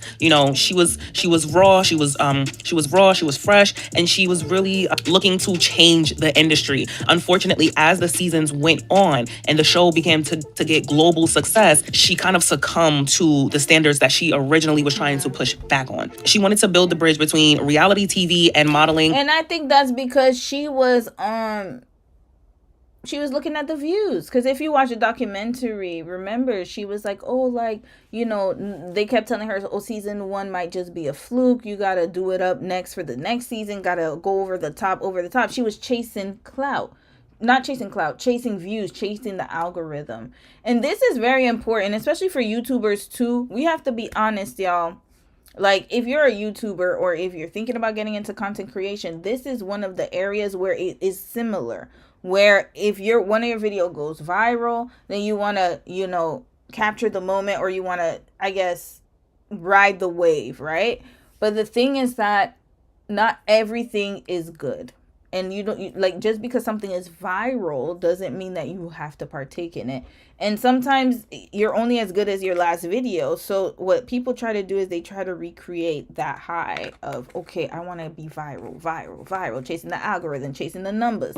This is what happens when you chase the numbers. Buffoonery. Doing all of those experiments, racism, so we can get the numbers, the ratings. And this is why TV is going to a dumpster. This is why Netflix is better.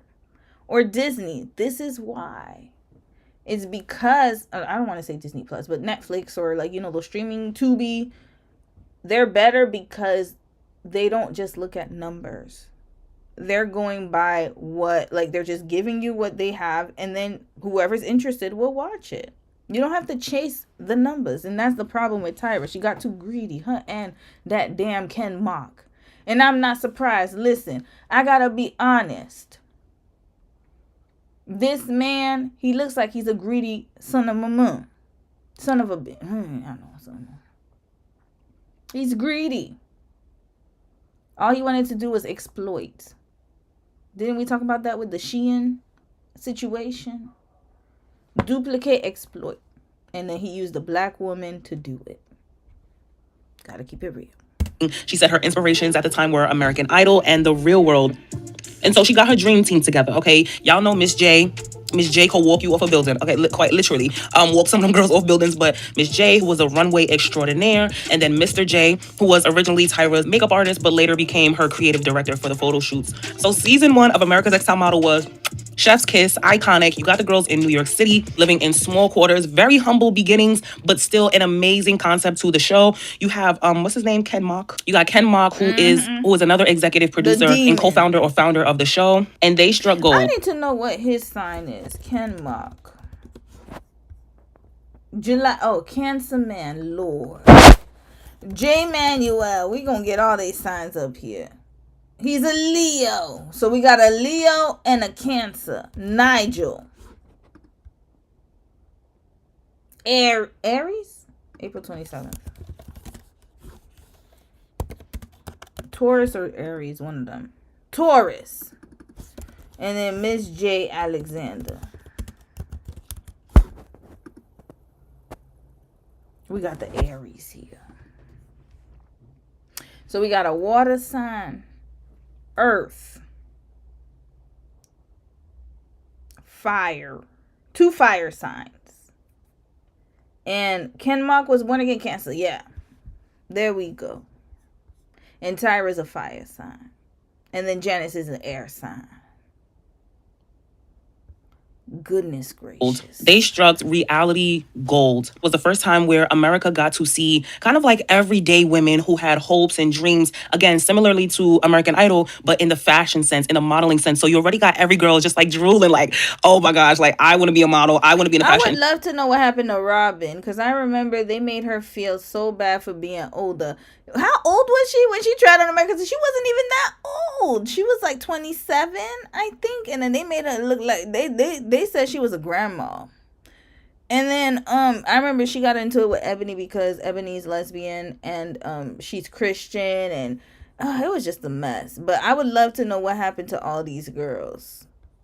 Adrian, we know she talked about it, but Shannon didn't really say. Did she say if she was? I know she was in a documentary. I don't remember if she said what she's doing now. Giselle could go on. She could go on about her business. I hope she's doing well, but I didn't really care for her back then. And at least I really didn't like her attitude. Kizzy, I wonder what happened to Kizzy. They called her Baby Tyra. And you took everyday girls from farms, from Walgreens, from the projects, from the middle of nowhere, and you throw them into this world of glamour and beauty and fame and money and success. And who didn't want that?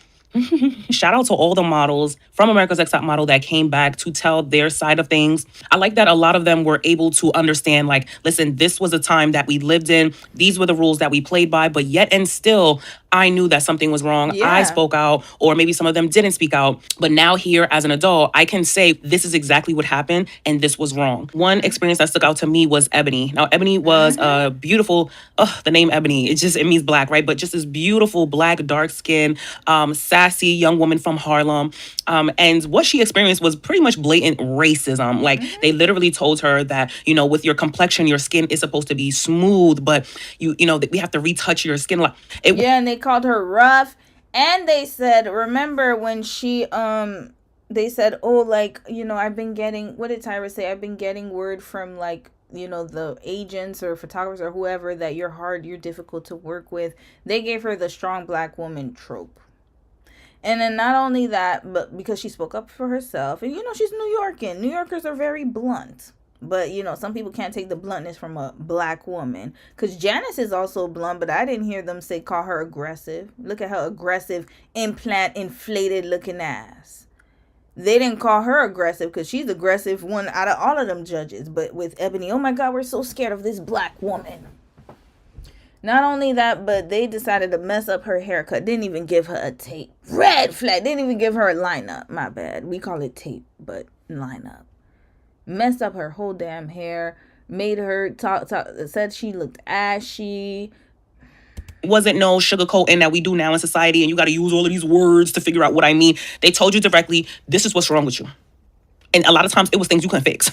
Like, I don't like, sorry, your knees. Okay, can't fix my knees. I guess I'm not built to be a model. Like, what are you saying to me? But the way they did Ebony, I did not like that. So there's a segment where they do the makeovers. And the makeovers started really with hair, like haircut, hair color, weaves, and all the things like that. But for Ebony, because she already had a low cut, they're like, we're just going to shave off. She kind of had like a low mohawk. So they're like, we're just going to even everything out. Y'all got these white women laughing over the top of her head with these clippers saying, we're going to put her name in her hair. Laughing about her hair texture. Okay, gave her a couple bald spots. And when she stood up and was like, yo, no, like as an African-American woman, this is what she said. As an African-American woman, you don't do that with my hair. You don't play with my hair like that. After she stood up for herself and said that, they labeled her literally as the angry black woman. They said she was angry and that she had a chip on her shoulder. And it was a scene where Tyra... Oh, yeah, I forgot about that term, chip on her shoulder. Because she did not want to be messed with. Just like they did with, what's her name? The Indian girl who said that... I forgot her name. Shandy. I don't want to call her the Indian girl. But the one who said that she wants to be a manufacturer. Oh, like, you're not too serious about this. And then with Kelly talking about she looked like a Hitchcock movie. Tyra said to Ebony, you have this chip on your shoulder and you're angry. You come in here angry. And Ebony literally was like... I'm not even angry. Yeah. Like she was confused. Like, I don't come in here angry. Essentially, what we were to understand. This is what white folks want you to do all the time.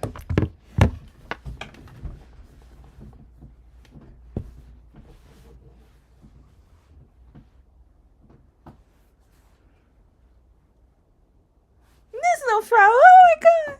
Yeah. You're not allowed to express any emotion or else you're going to look angry.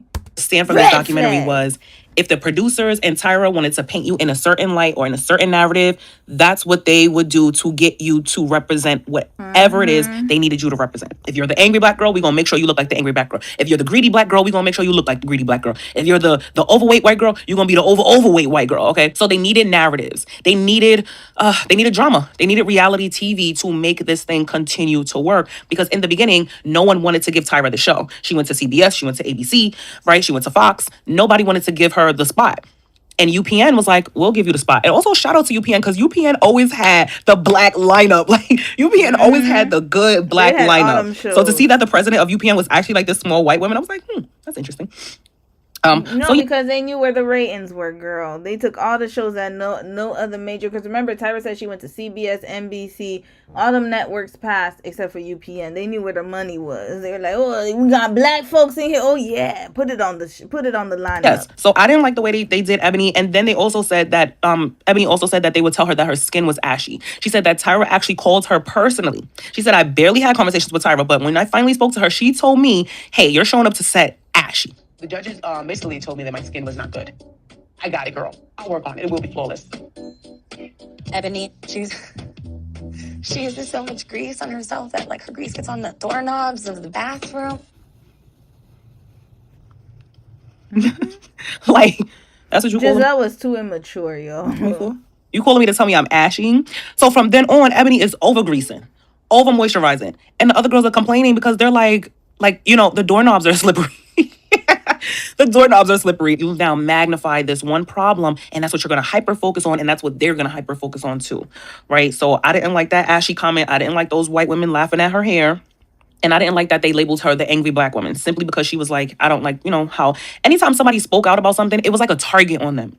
I realized that whenever somebody spoke out about something, it's like, damn, you done got on Tyra bad side, or you got on the producer's bad side. Now they're going to focus on you, and you might be going home. And it quite literally happened to everyone. When Takara spoke out about that crazy lady that pinched her, not having her size as a plus size model, she got eliminated. And that's why when the other plus size model realized, y'all have these plus size models on this show, but y'all don't have clothes for plus size women, she didn't even speak up about it. She's like, they just have to cut the back of the shirt and clamp it together. Yeah. That's crazy, because you could literally just go down and get some plus size clothes. It's really not that hard. Like the fact that the dream image is this super, super, super thin. Yeah, that's what I said with the December girls, the December Sages. They don't like people to counter them. They don't like to take opposition. And then they're going to sit here, listen, I did the whole Taylor Swift breakdown. I might do Nicki Minaj at some point in time. That's what they do. You go against them, and then they want to make it World War III. They have this imaginary beef in their head.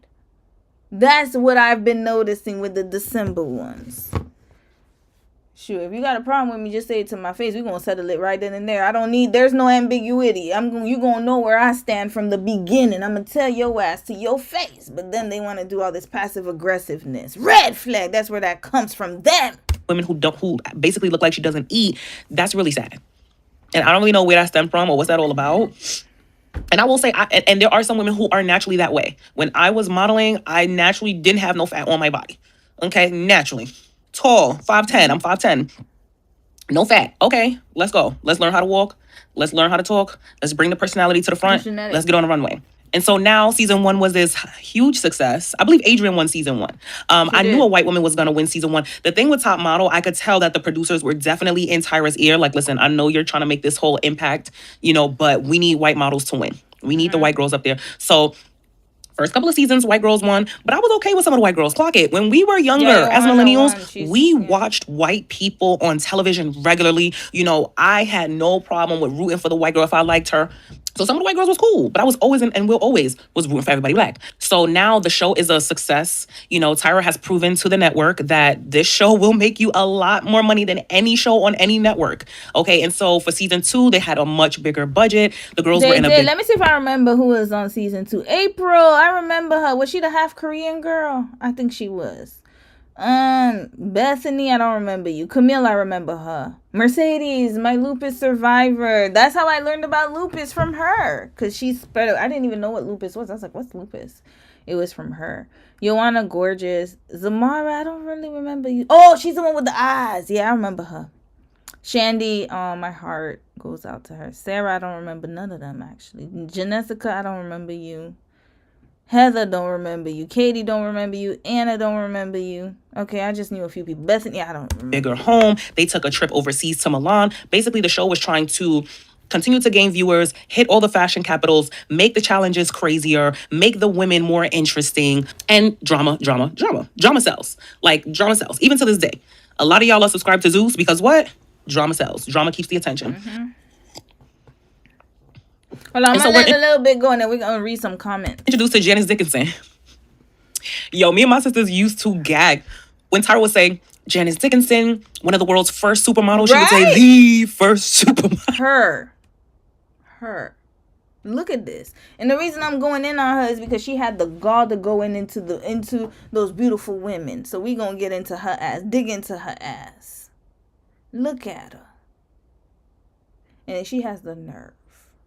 You see, modeling was too easy to get into. You just had to be skinny and white. This is how you know.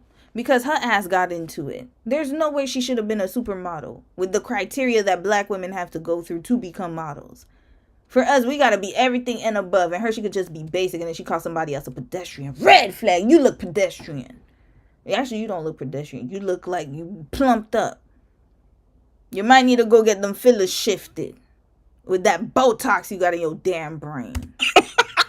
So y'all remember that? Janice would say, I am the first supermodel. And I would say, do you know that makes you real ancient? We was kids. It was like, she's saying that like, that means she mad old. But Janice Dickinson comes from that class of women who were considered divas. I don't think we really have divas anymore. The true divas will tell you about yourself and not give a damn. So Janice was the rage baiter. She would constantly say things that she knew would get Tyra, and Tyra would constantly look. She was constantly looking down at Janice like, you didn't just say that. Janice would straight up tell a thin girl, listen, you need to lose 100 pounds. And Tyra will say, well, that means she'll only be 15 pounds. And Janice will say, perfect. That's perfect. She only needs to be 15 pounds. Like, Janice would say the wildest things, but it made for great TV. But now imagine being that woman who's being judged and being told she needs to lose 100 pounds. Imagine how that's going to affect you. And so, again, why I say this is for the millennials, because we saw it from one perspective, being a young girl sitting down, watching the show, admiring everything about it. Now we're seeing it as grown women. This was good. This was good. Okay, so we're introduced to Janice Dickinson, and we're introduced to Nigel Barker. I love me some Nigel. I just found out he's Sri Lankan. I thought he was straight up Australian, but I love me some Nigel. He was just so charming and fun. I liked him too until I saw the clips again, and I was like, yeah, you was one of them. And he would just flirt with the girls sometimes. But I love Nigel. I felt like he was kind of like the buffer, because you have Janice, who's going to wild out rage bait. You also have Miss J, who's also going to tell you how it is, right? You have Tyra. But Miss J, to be honest with you, Miss J wasn't as problematic. I find like he was more realistic. I don't think he did it in a malicious way. That's the difference between him and the other folks. He wasn't malicious about it. He was actually telling them the truth, but in a gentle way, as gentle as he could.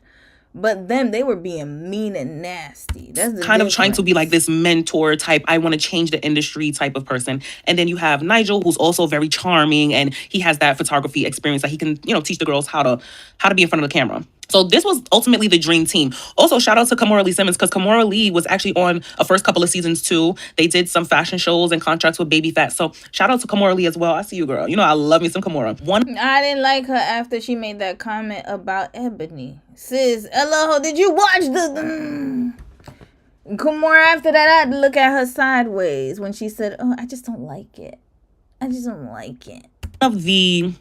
One of the most impactful and traumatizing scenes of season 2 was, unfortunately, when Shandy, quote unquote, cheated on her boyfriend while they were in Milan. So as we were kids and we're watching this, we were told that Sandy cheated on her boyfriend, that she got drunk and she slept with one of the models in Milan. Watching it back through an adult lens, hearing her story, unfortunately, that wasn't just a cheat. Mm-mm. That wasn't I know I have a boyfriend, but, I don't care. I want to be with you tonight. It wasn't given cheat. It was given taken advantage of, because if a woman has blacked out, then she can't consent, right? And so we know these things now, but It's really sad to know that she was actually taken advantage of, unfortunately, and it was recorded from beginning to end. Not only was she taken advantage of by that man, but she was victimized again by having to retell her story and having the producers put it in the episode forever. So every time somebody watches that episode, she is re-victimized again. Red flag! I told y'all, Ken Mock is a devil. Demon in disguise. A lot of the producers and, Miss J with Mr. J said things like, and Ken Mock, they said, the women knew that they were being recorded from beginning to end. When you sign a contract to go on reality TV, whether it was today or... Yeah, but she was drunk, so... And I'm not talking about Aloha. I'm just saying for them to say that, it doesn't make sense because I'm like, okay, but she was inebriated. There's a big difference. 2002, you are being recorded from beginning to end. All of your phone conversations. The only time they don't record you is when you go into the bathroom. Some shows do record you when you go into the bathroom. They're probably still recording your conversations in the bathroom. So nothing is hidden. But I will say that I wish there was moments where, okay, y'all are recording. I wish there was moments where they actually put the camera down and was able to assist these young women. They're 18, 19, 20, 21, 22. Some of them first time drinking. Some of them virgins. Some of them ain't never been nowhere. These are very green girls. They're very green girls. And you got Shandy from I don't know where Shandy was from, but very inexperienced, works at Walgreens, didn't have a good relationship with her family. Her boyfriend was her only family. Mm-hmm. Her boyfriend was her only family. Got way too drunk, blacked out, and cheated on her boyfriend. That's not cheating on your boyfriend. Nope. And when you have grown people around you just watching, because essentially they were just watching, and nobody could have stepped in and been like, listen, hey, she's out of it. You gotta go. She's out of it. Nobody could have just at least stopped the... They didn't stop nothing, y'all. Sorry to cut you off, sis. But she was narrating. I thought that she was going to give us some clips, but she didn't. But shout out to you, Aloha. Thank you so much. I'm gonna have to get to, sorry, we gotta speed it up because there's more. And Queen, shout out to you for sending me this video, because I want to get into her talk show too. We're gonna get into all of that in the next 20 minutes. Give me 20 more minutes, y'all. That's the Olympics, and he broke down crying. Oh no. Today, he says he met the love of his life 6 months ago. Then 3 months ago, he made the biggest mistake of his life. Apparently, he already told her about the affair a week ago. And then he told her... Red flag! What is going on here? Oh, was he the guy that apologized to his girlfriend and was crying tears when he won? It was like, I just want my girl back, and then he cheated on her? World. Wait a minute, the love of your life that you've been with for 6 months, you started cheating on her at the 3-month mark? The world's most beautiful, wonderful person in the world. Keep that trash ass apology. We're not even gonna watch his damn apology. Let's get to America's Next Top Model. We don't have time for this riffraff, this foolishness. Everybody involved. Why are we filming this? This show wasn't meant to help us. It was meant to break us down. This documentary made a massive deal about all of the harms it caused to the women and girls who were on the show, but then also reflected it back onto society at large, because millennials like me, we grew up with this messaging, so did a whole bunch of Gen X and Gen Z. It's the senior designer's dream. You gotta work on the thighs. Got the booty thing, you gotta you really watch the diet and exercise. Let's just call it as it is. Robin, first of all, is too old to be starting model. She's huge. She's not going to be a top model. She won't. That's the reality. She should work for a car toppling company. And because of the messages that we repeatedly saw on this show, we took those to heart, okay? So they show all of these harms, and yet they never actually say sorry. Oh wait, no, Tyra says sorry one time with this. And so I say to Kenya, boo-boo, I am so sorry. Not the boo-boo, I am so sorry. Evil incarnate, y'all. Tyra, get the hell off of my damn screen. I don't ever want to see you again. Well, actually, we do have to see her in the Beyonce case study, and then we gonna put her to rest. Go rest with your crypt keeper best friend, Janice Dickinson. I'm tired of y'all ass, and take Ken's ass with you. But then also reflected it back onto society at large. And shout out to Brian E. Claire. Thank you for this video, sis. Because millennials like me, we grew up with this messaging, so did a whole bunch of Gen X and Gen Z. It's the senior designer's dream. You gotta work on the thighs. Got the booty thing, you gotta you really watch the diet and exercise. Let's just call it as it is. Robin, first of all, is too old to be starting model. She's huge. She's not going to be a top model. She won't. That's the reality. And fat, y'all. Car toppling company. And because of the messages that we repeatedly saw on this show, we took those to heart, okay? So they show all of these harms, and yet... Sorry, not me. I know some people did, to be honest with you, but I don't know. I I don't know, like, I've never been influenced by television, to be quite honest with you. So maybe I'm just an anomaly, but I just watched it. But I never was influenced to, like, diet or lose weight or do all that stuff, because I think I was just, I mean, at the time I was thin, though, to be quite honest with you. I wasn't that thin, but I was thinner. But not only that, but I was happy with myself at that time. It wasn't until I got to college and I gained the freshman 15. I think I did 20. That's when I started to be more weight conscious, to be honest with you. But I think for the most part, I always saw it as TV because I knew I couldn't be a model. I was always thicker. So I think some people, we just watched it just for entertainment purposes. But to be honest with you, though, I can see why some women would have that, or young girls would, because if you want to be a model, then yes, most definitely you would start to take those things to heart. Yeah, they never actually say sorry. Oh wait, no, Tyra says sorry one time with this. And so I say to Kenya, boo-boo, I am so sorry. Boo-boo, I am so sorry. This is the most condescending apology ever.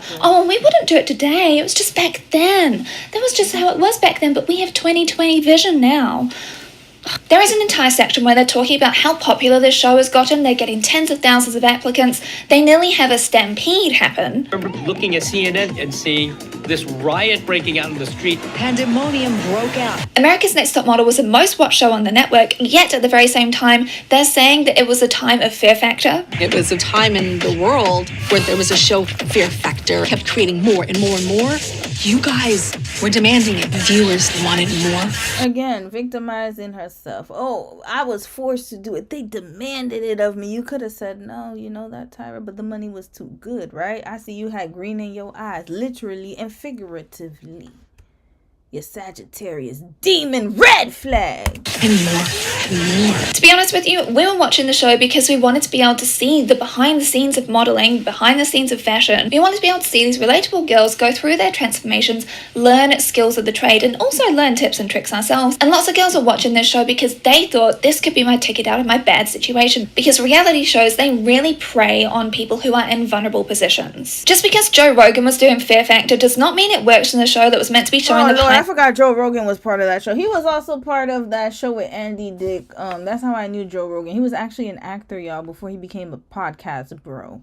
He was on News Radio. Yeah, that was a show. I used to watch it when I was young with Phil Tillman. I think Phil something. He passed away. His wife unalived him and herself. Yeah, Phil whatever his name is. Damn, I forgot about Joe Rogan's ass.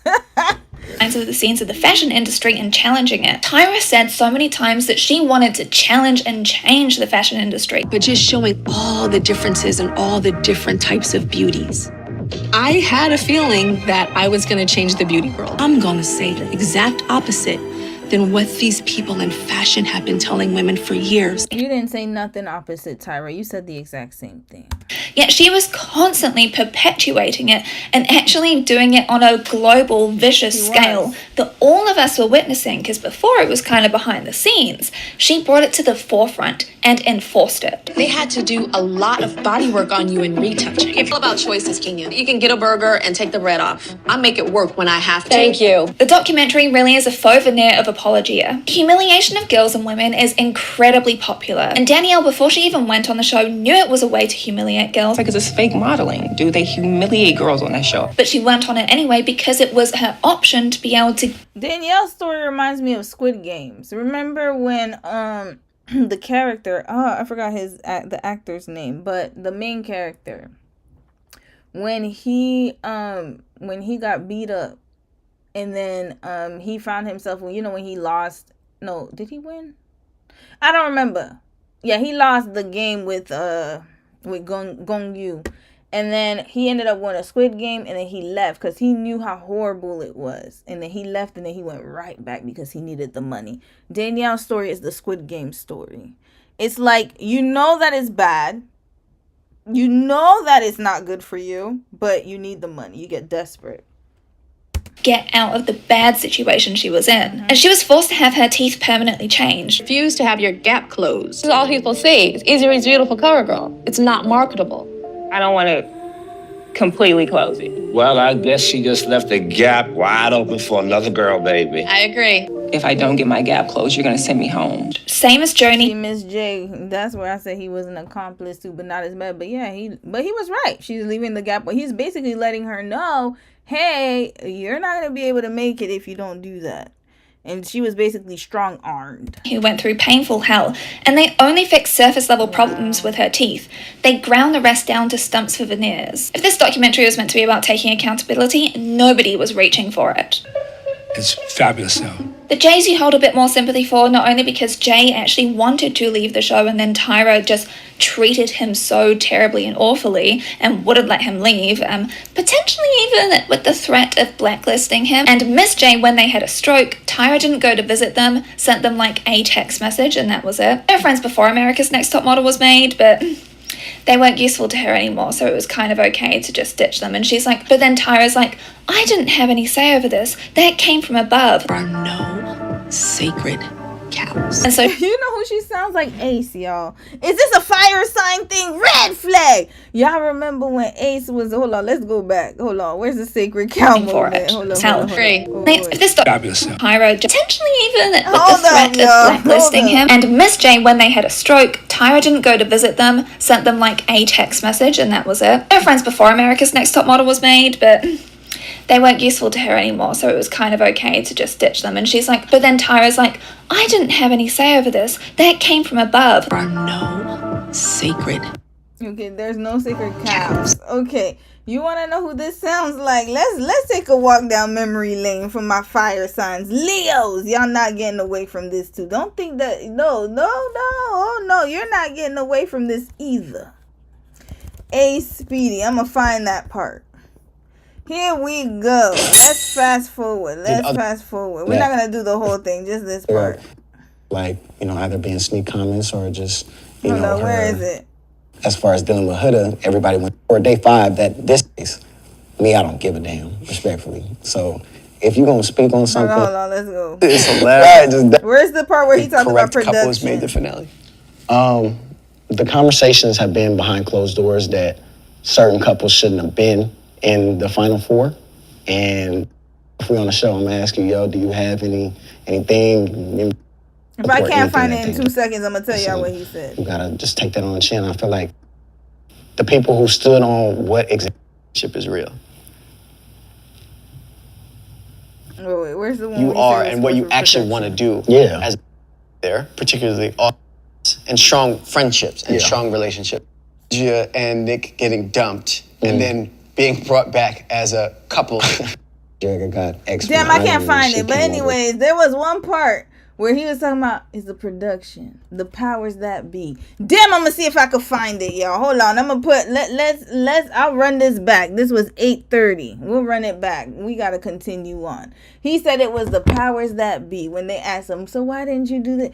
It was above me, the powers that be. And then here she goes using the same rhetoric. Red flag. Always blaming everybody but yourself. And so she saw that her neck was on the line as well. So she. And I know it's not a fire sign thing. It's a narky thing. I understand that. It's the cluster B thing. But I'm just, yeah. She decided instead of banding together with them to be able to go create their own thing, she's like, okay, those 3. Gone. On top of the fat shaming, which was terrible back in the day, I have spoken about this before. This video has been demonetized, by the way, because you can't talk about the issue. Janice Ian obviously perpetuated this, but Tyra did herself. Even though she was constantly saying that she really wanted to challenge things, she was still enforcing them until it turned back onto her with the famous bikini incident. To all of you that have something nasty to say about me or other women that are built like me, kiss my fat ass. Shut up, Tyra. Red flag. Don't nobody want to kiss your ass. Either way, fat or skinny, because you're demonic. You ain't Ken Mark. Both demons. We got both of y'all.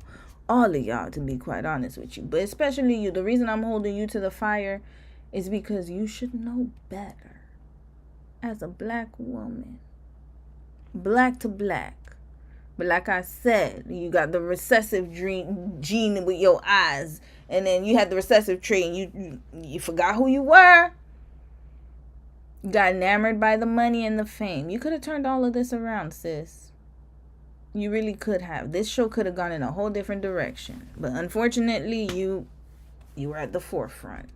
And yes, she's right. There are probably people above who are telling them what to do. But like I said, you could have easily chosen to walk away from it. But no, the money was too good. Tyra lamented these things at the same time as perpetuating them and making a spectacle out of it. You know why I'm so disappointed in her? Because I really liked her as a model, y'all. I loved her.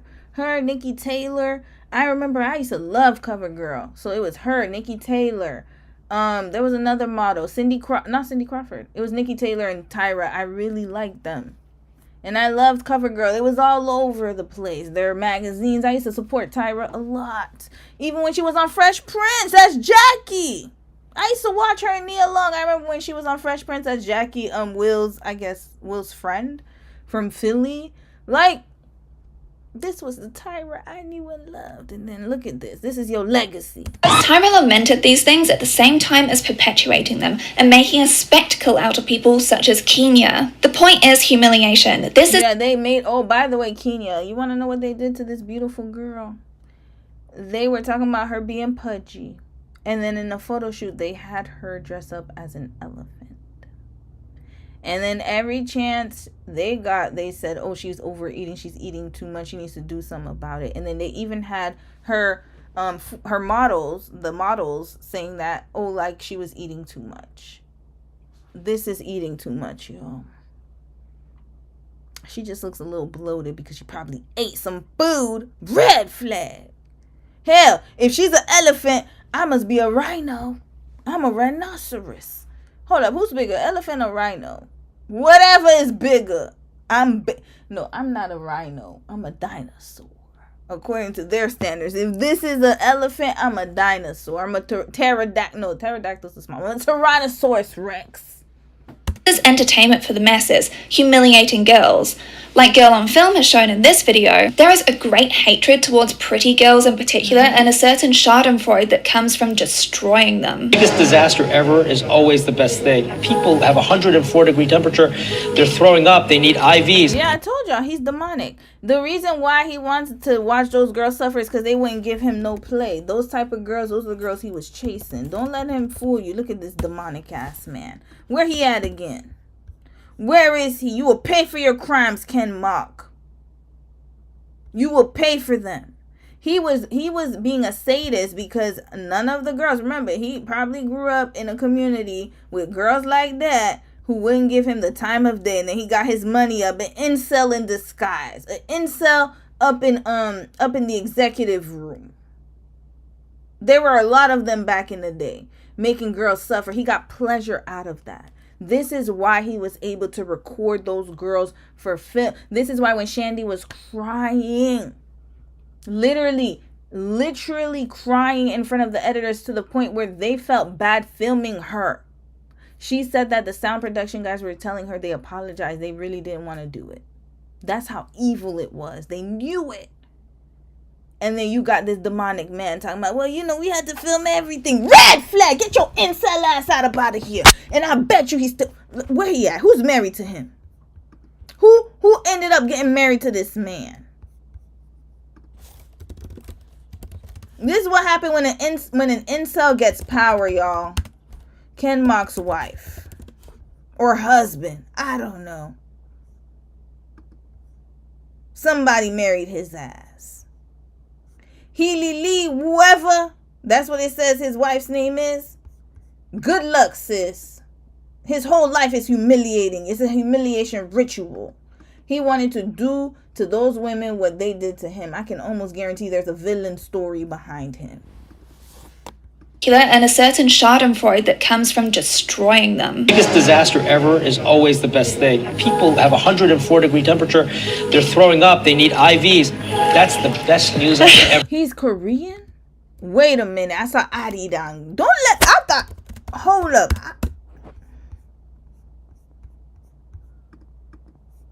He's Dom's peoples. What's his ethnicity, y'all? We need to talk about the Pussycat Dolls. I didn't know. Oh my God, that was a really good show too. The pussy, when they were looking for the Pussycat Dolls, the group, the next dancer for the Pussycat Dolls. We need to watch that show. We're gonna watch all of Ken Mock's show. You're gonna see it. Is he Korean? Because I saw Arirang. I think he's Korean, y'all. Oh, okay, no, he's from China. Okay. He was, I was about to get Dom, so I was gonna gather him right up out of here. Y'all lucky Koreans, you almost caught a stray. But China, you guys are not good today. First we had you guys stealing from the black designers, and then now here you go. Being sadistic. Comes from destroying them. The biggest disaster ever is always the best thing. People have 104-degree temperature. They're throwing up. They need IVs. That's the best news I can ever have. And then look at this, is smiling. Look at this. Is this a nervous laughter? Who is this? This is not funny. People have 104-degree temperature. They're throwing up. They need IVs. That's what he wants. Temperature. They're throwing up. They need IVs. Women, by the way. He's talking about women. That's how I know he's an incel. Best news I can ever have. Please skip to the next timestamp if discussions of SA are too much for you. Oh yeah, trigger warning. There was an instance of SA on a photo shoot which Kenya even stopped the photo shoot about, and she was berated for holding up production. Nobody out of this crew of like 50 people wanted to step in to help her to stop this guy from being inappropriate and grabbing and that's why I said Mr. J is not much different, because he was rolling his eyes, and then Tyra was like, well, you still need to do, this is how you could have done it. Shut up! Her, and like Kenya says, there is no comfortableness with SA, y'all. Nothing at all. Yeah. There's that was, oh, maybe try this, maybe. No! Walk away. And I'm glad, it's so sad because you could tell that she wanted to walk away, but then she's second guessing herself because she's young. And instead of you being an older sister being like, nope, that's not right, you gonna stand up today. No. Oh, you could have let him moan in your ear. Shut the hell up. Was chosen is a photo of Bertini literally grabbing my legs. I mean, the receipts are right there. Even the apology isn't really an apology. It's just like, well, that's what the modeling world is like. You just have to get used to it. The reality of the world. There was this shrugging off mentality, even though Tyra Banks constantly was saying how bad the modeling world was and how she wanted to make this show to challenge it. In a fun way, where he knows to back the heck up. I felt like that was empowering her based on the information that I had. Based on what information that you had? She told you. She felt like, she even said it when she got to the judging panel. He was making inappropriate movement, inappropriate gestures. You could have stood up for her right there and been like, hey, you know what? I didn't know this all had happened, and this will never happen again. I am so sorry you had to go through that. No, well, I didn't have the information. It's actually empowering that nobody stepped in and that you should have taken control of that situation yourself. Victim blaming mentality right here. The one who really got dragged through the mud was Shandy from Cycle 2. In Milan, she hadn't eaten all day and drank like 2 bottles of wine, so completely out of it. And the crew just continued to film her because they're like, it's a documentary, which is meant to capture everything. If someone is intoxicated, they cannot consent. We know this, right? What happens while you're on camera, we're going to document all of that. But because of victim blaming mentality, and because they're like, oh, this is great for the story, they filmed everything. And yet what they're doing is they're saying, oh, we left so much on the cutting room floor. When the next day, Tyra, despite feigning ignorance and saying that she didn't know what was going on, she did the whole spiel about cheating is really bad and making Shandy feel even worse. She was begging to go home. They refused to give her a phone to be able to call her boyfriend up to talk to him about this situation when Tyra had kind of pressured her into doing that. I did become a master editor. It's important for people to know that we didn't put everything on TV. They filmed the entire thing, made a spectacle out of her, and Shandy got utterly destroyed when she returned back home. The entire incident of SA was framed to be a cheating scandal. And like I said, it's all about the humiliation of women, because who's the one who gets the shame? She is. And humiliation of women, and who was at the top can mock. That's why I say he needs to pay for his crime. This is the crimes against humanity right here. One version, of course, I'm not making light of it, but this is criminal. All because he wanted to see women being humiliated. Look at this man right here. This little demon, mini demon. How? I have a feeling 1.75 meters. What is that? I'm tired of these damn. Is he a shorty? In height. In feet, sorry. 5. Napoleon on top of that. Red flag. This is why. You gotta be a certain type of confident to be a short man.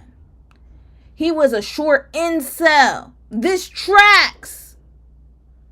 What other man would find, well, a lot of men would, but especially him. He found pleasure in humiliating women, and Tyra was right in the mix of it. His henchwoman.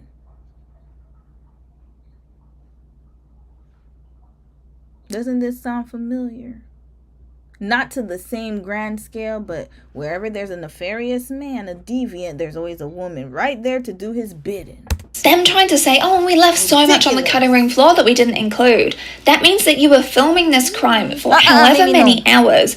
You kept on making all these conscious choices to include it in the show because it makes for a good story. And this was used as a lesson for all of the girls watching. She is responsible, even though she's blackout drunk. She was asking for it because she was drinking. That means that she is a shameful woman anyway and deserves no sympathy. She let this happen. She deserves to be treated like scum. And she was. When she returned back home, she went back to working at Walgreens. And Shandy is actually shared on her social media. She is not happy with the whole documentary, but she's really appreciated people's outpouring of love, which is good. I'm glad that people have changed a lot more these days, but I have still seen some victim blaming going on. Tiffany had the audacity of calling out how humiliating some of the tasks were, and this is where you have the famous, "We were rooting for you." This is humiliating. Yeah, to be honest with you, when I watched this in real time, when I saw it, I couldn't understand why she was so angry, because I was like, she didn't say anything. I still, till this day, I don't understand why she was so mad, y'all. Even at that time, I remember watching this and I was like, why is she upset? Like, why? Tiffany didn't even do anything wrong. That's what I kept saying, because y'all remember, Tiffany's from Miami. So for me, I was like, oh, she's from Florida. I was rooting for her. And then come to find, look at this. Look at how she treated her. Because Tiffany wasn't groveling to the great and powerful Tyra. I have never in my life yelled at a girl like this. When my mother yells at this, it's because she loves me. She wanted the dramatic moment and made it herself. I was rooting for you. We were all rooting for you. How dare you? Apparently she said even worse things than this from a 2017 BuzzFeed article. Among the other things that haven't come to surface, Tyra said this: "You can go back to your house and sleep on your mattress on the floor with your baby." This is something which has always stuck with Tiffany. Red flag! So you see, she used her story against her. This is the worst type of human scum. I hate when people do this. They know that you had a bad situation and they use it against you. When you don't want to do what they want you to do, or when they feel like you've slighted them, that's when the truth really comes out. This was not a big sister, little sister. She wanted Tiffany to be her little sidekick. She had too much invested into Tiffany. It was actually a weird obsession. I don't know if she was in love with Tiffany. I don't know what it was. But she just was obsessed with Tiffany that season.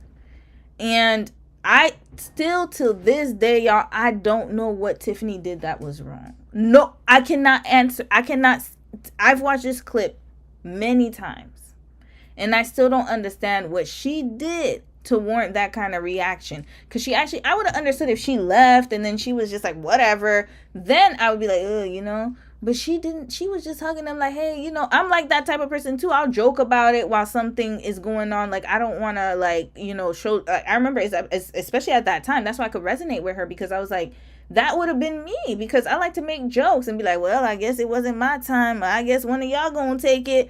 And then look at how she reacted. And Tiffany is yet another person who is not at all happy with the documentary, nor with Tyra or the crew. It's so comical. Oh, JT defended her. Yeah, because JT defends Tyra Banks. What? Red flag! Mind you, they're both from Miami. This is craziness. JT always been a coon. I'm so sorry, y'all. I gotta say it real. JT always been a coon. She always been one of them, y'all. I'm sorry. That's why Carisha don't like your ass. She's another Sagittarius. Imagine. Was JT Jatavia.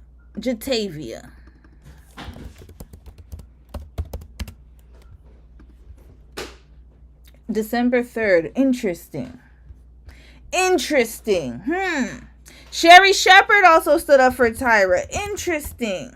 Let's see Sherry Shepherd's sign. Is she a water sign? No, you know what? I'm not digging into y'all. Y'all all right with me. Y'all just be annoying, but not this. This is demonic activity. This does not belong to y'all. This is y'all. I'm gonna leave Scorpios alone today. Y'all got it. April 22nd. Is she a Taurus? Yeah. Oh Lord. Taurus, y'all getting hit a lot more lately. I'm starting to see who y'all really are. Now, what did JT write? JT defended Tyra, y'all. Tiffany wrote, at the girl JT, I understand, but what I don't understand is why you be talking all that money talk and broke.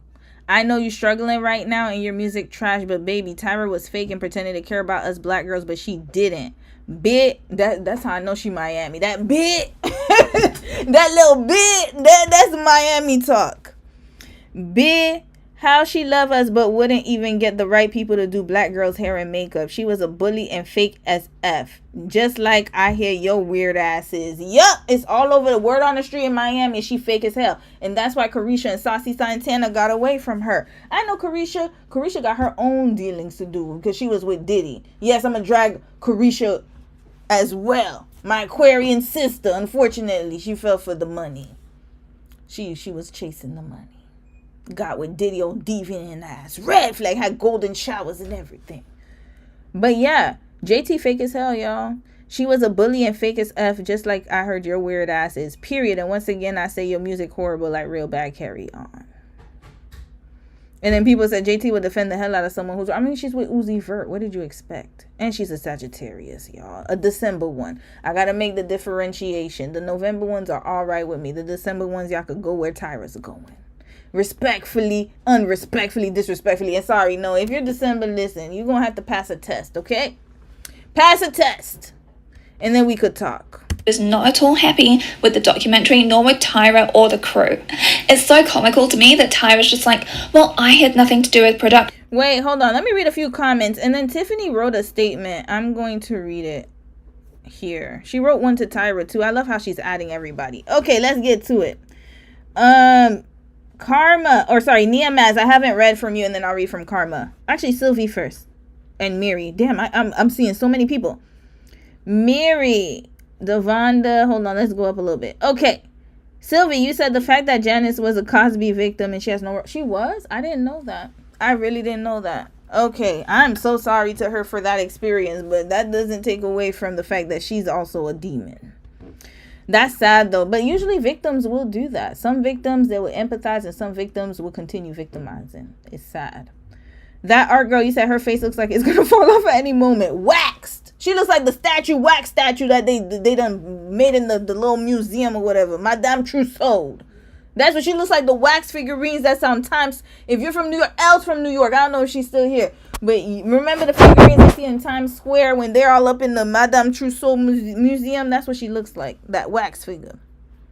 You said y'all E! Entertainment Channel is doing one with her and other women from the show on March 11th. Okay, we're gonna watch it, y'all. We're gonna watch it, or we're gonna continue this conversation. I think every Sunday we'll do these kind of videos, like a walk down memory lane, because I need to go through a lot of reality shows that were problematic. You have a gap, Pat Spaghetti, and I remember this hurting me. I thought the model was pretty as is. I agree, and I have a gap too. Us gap girls went through a lot, y'all. We went through a lot. We went through the trenches, and like I said, my gap was wider. I think I should see if I have. I'll see if I have a picture. You said, Niamaz, you said the entertainment and beauty industry needs to be watched closely at all times to keep getting more and more creepy. Yeah, and they're part of the EpiPen stuff. I'm telling you, it's all the same.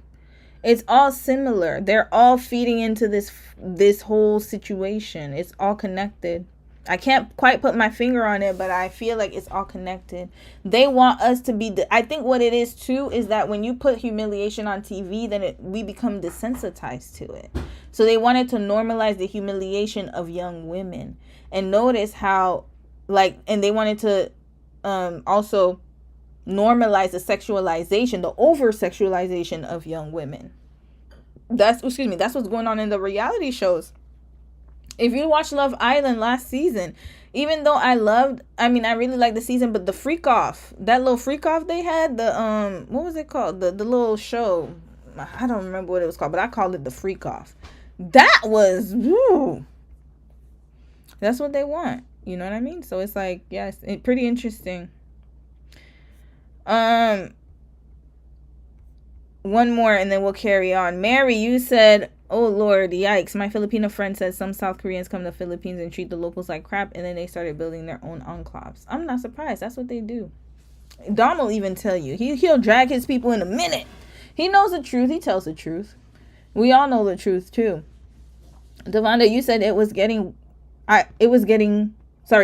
weird getting mad at someone who you sent to anger management, and when they manage your anger, you get mad at them for regulating their anger. I forgot about that part. That is so true. She did send Tiffany because Tiffany had tried out for a season before, and then some girls dropped, poured drink on her hair, and then she went, of course she was rowdy. She from Florida, of course. Anybody would have went rowdy about that, and then they put her in anger management. And then she came back. I feel like Tyra saw her as like, when you have a kid who's like acting bad and it's like, I'm going to be your savior. She had that white savior complex. That's what it was. I'm going to take you from the streets. This is going to be like Lean on Me. Remember when Morgan Freeman was trying to save them high school kids at Eastside High? That's what it is like. Oh, I'm going to be your mentor. You're the troubled kid, and I'm going to take you in, and I'm going to make you into the beautiful supermodel, and then I'm going to get all the accolades, because she had the body for it. Tiffany definitely did. But then she forgot how Miami Tiffany is. That's the thing. So Tiffany said, hold up at Tyra Banks. Let's keep it cute. You are one lying ass, tied ass bitch. You know how you treated me the whole time off and on camera. You was a bully. She was. You treated me like shit and said yes, Mimi. Mimi agrees, y'all. You treated me like shit and said the nastiest things about me and my son. That is not how the argument went, but y'all edited it to make it look like you cared. Also, fuck at the Shade Room. Fuck your weird... Yeah, Mimi, come here. Keep barking. No, this is when barking is okay. Come here, Mimi. Come bark at her ass. Bark at Tyra. Sorry, where was I? Fuck at the Shade Room. Keep barking. Where's she at? Fuck your weird ass fans, and fuck you, Tyra Banks. Listen, I gotta say the F-bombs. We dropping all of that. I bet you won't sit down with me face to face and talk about it. Also, fuck my family too. Green flag. F all them folks who did you wrong, sis. I'm happy that you're calling them all out. Air their asses all out. Y'all don't ever defend me. I got more money and helping more people than all or many of the top models, but that's the update y'all give. Damn shame. It's giving y'all still hating on little black ass me. At Tyra Banks. Ho, just let it go. Yo, she's so Florida. Oh my God, Tiffany is the quintessential Miami girl. This is Miami all over. This is, if y'all want to know what Miami girls are like, this is it. This is it, right? Was she from Carol City? I think so. At Tyra Banks. Ho, just let sorry. At Tyra Banks. Ho, just let it go. It's been over 20 years. Fuck. All right, sis. We heard what you gotta say. Let's continue on. This is a good one. Executive producer. I had nothing to do with the edit. And she then goes on to say, I was a master editor. Like Christina Brown shared in this reel, this is basically Tyra throughout the whole show. I was just doing what the viewers wanted. I was just doing what America wanted. That's what you told me. They told me they wanted to see models walking backwards on treadmills. She's dodging accountability like she's in the Matrix dodging bullets. One of my patrons made it quite far into the process and shared their experience and their views on the documentary. We were treated like cattle, to be honest. They kept us in isolation and completely in the dark about what was coming until they just threw us all together. We were indeed hungry and thirsty and extremely sleep deprived, and they kept us what they called on ice for hours. When the cameras aren't rolling, you're literally not allowed to talk. You have to sit there in silence with everyone. I mean hours. I remember at one point I had to pee so bad, and when I would try to say something or leave the room, I'd get shushed or scolded. Sis, what you should have done is peed in a water bottle. I would have peed on their damn floor like a damn dog. I'm so sorry. Sometimes, listen, I have no couth, y'all. So sorry if this unladylike. I don't care. At this point, you're not letting me use the bathroom. I'm gonna pee in my pants like a damn toddler. I'm going to do whatever I can to embarrass. I know some people are like, well, that's going to embarrass you. No, it's going to make their place stink, and then I'm rolling up out of here. There's no audition worth this. Like I told you, it was a sadist at the top. This is what happens when you get the wrong people into these positions. You should have peed on the floor. Peed in the water bottle. Threw it in their face. Okay, that's a little bit too much. That's disgusting. But yeah, I would have done something like that. Like I'm liable to do something crazy because I don't have time for people to play with me. You playing in my face. And at that time, the Roman you see now is very calmed down. I'm very, very calmed down. I was really reckless back then. I was like Tiffany. Tiffany and I are not much different. That's why me and Tiffany was here. Tyra was utterly uninterested in the contestants when the cameras were off as well, and extremely fake chummy with us when they were on, like Jekyll and Hyde. They asked me about a million questions about the various traumas they make you disclose on the application, and definitely in a way to get a reaction, and I see how you'd be easily manipulated into making good TV to your own detriment. Then they switched tactics and started prodding about the other girls, and if I thought they thought I was weird, and if I was going to be an outcast again. It was all a humiliation ritual, y'all. It literally was a humiliation ritual. This is craziness. Trying to get me to talk shit about them. I think they were going for an N-log, weirdo, and misfit storyline with me, and I didn't give them what they wanted.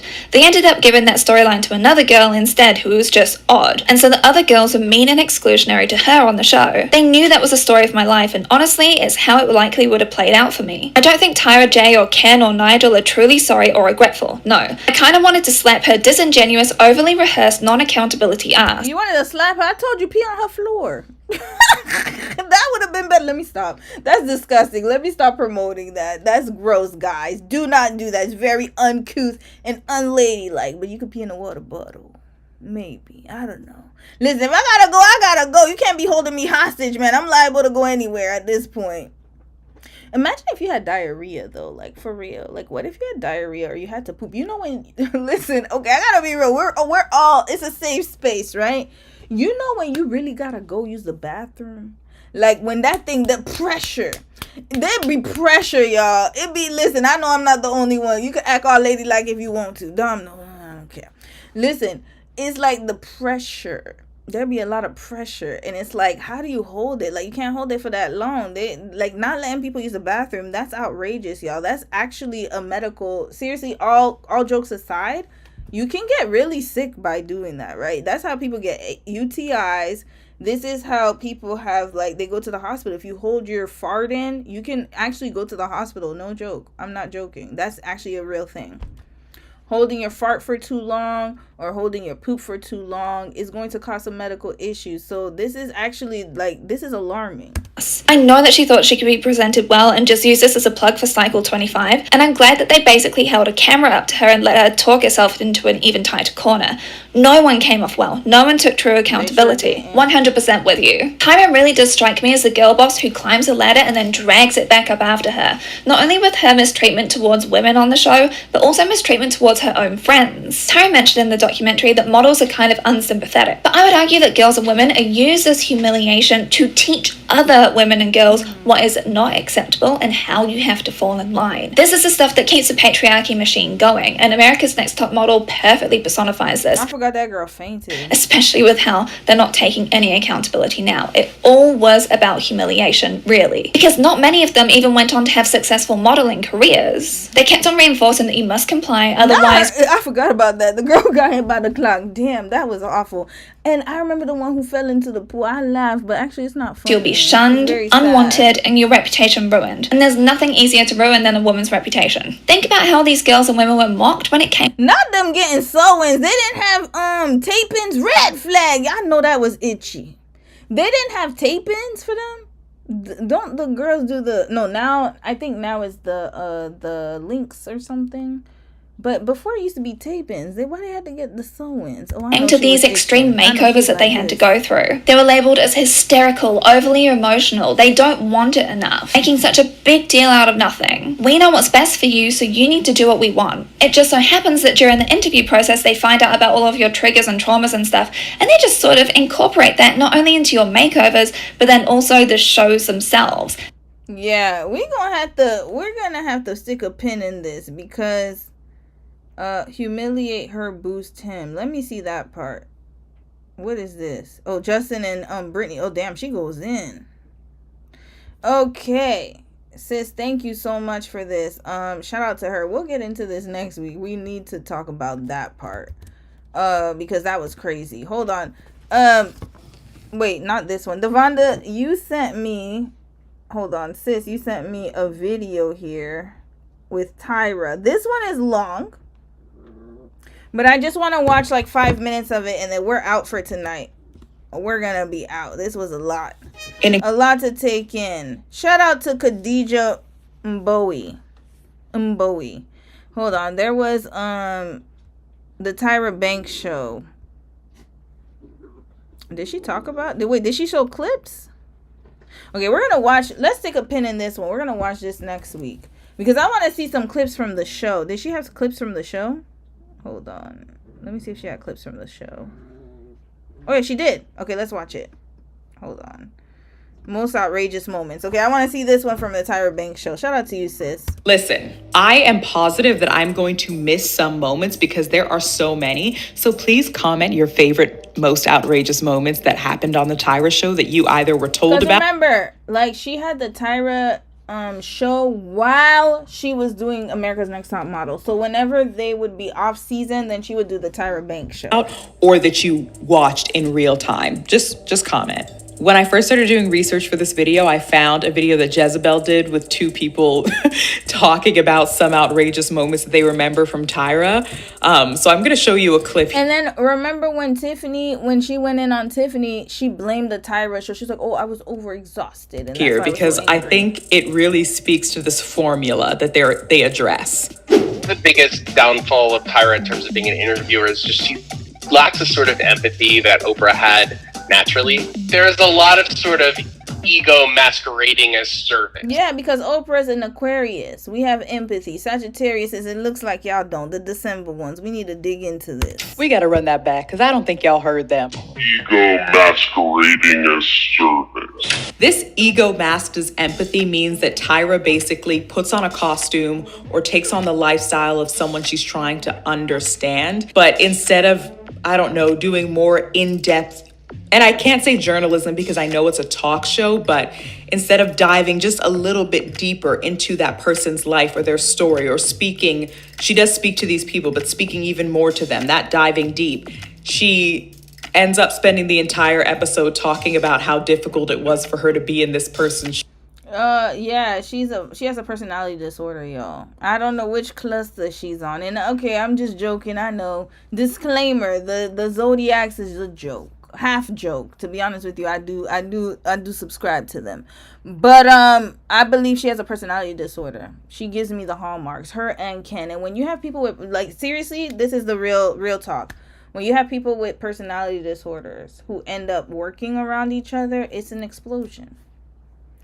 He also has one. I can almost guarantee it, because no one with any type of human empathy would want to watch someone get humiliated on television and just say, oh, it's just for TV.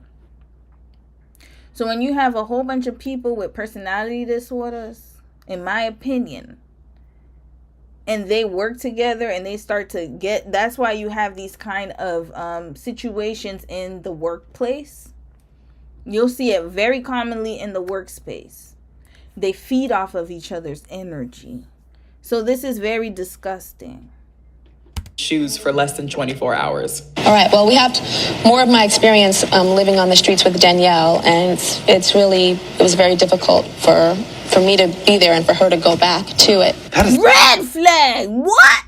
Wait, what did she say? Talking about how difficult it was for her to be in this person's shoes for less than 24 hours. All right, well, we have more of my experience living on the streets with Danielle, and it was very difficult for me to be there and for her to go back to it. That is the stupidest thing I've ever heard. So let's just pick some faves, shall we? The first one being when Tyra was homeless. Just as a heads up, I was not able to watch. We're only going to watch this one, and then next weekend, I'm going to play this whole video because it seems extremely informative. And I love Sis's whole aesthetic. Very beautiful, sis. Shout out to you. I'm going to stick a pin in this. Let me see the homeless episode real quick. We might have to watch some Tyra episodes back. I'm going to get some of the clips and the Swan as well. Most of the episodes, almost all of the episodes, I couldn't find them on these specific topics, but this one I did find. So this will speak to the general formula that she uses, even though I explained that it's basically her just donning on the outfit, being sad, telling people, hey guys, we should be better. The rundown of this episode is that Tyra wants to expose us all to the plight of what it means to be homeless in a wealthy country like. So she's cosplaying as a homeless person? Like, who would do that? Red flag! Why can't you just interview a homeless person and give us their experience? Why do you actually have to dress up as a homeless person to feel? What is going on here? I never seen Oprah cosplay. If Oprah has cosplays, please correct me. Why do you need to cosplay? And that's such a... This is such... She's very out of... Like I said, that's how I know she has a personality disorder. And one of them clusters. Because you cannot be this out of touch to know that this is problematic. Like America, letting us know that any of us are literally a paycheck or a death or some inconvenience away from ending up on the street. So the bottom line is, while there are many people trying to live the American dream, they're actually closer to living on the streets. And believe it or not, being homeless can happen to you.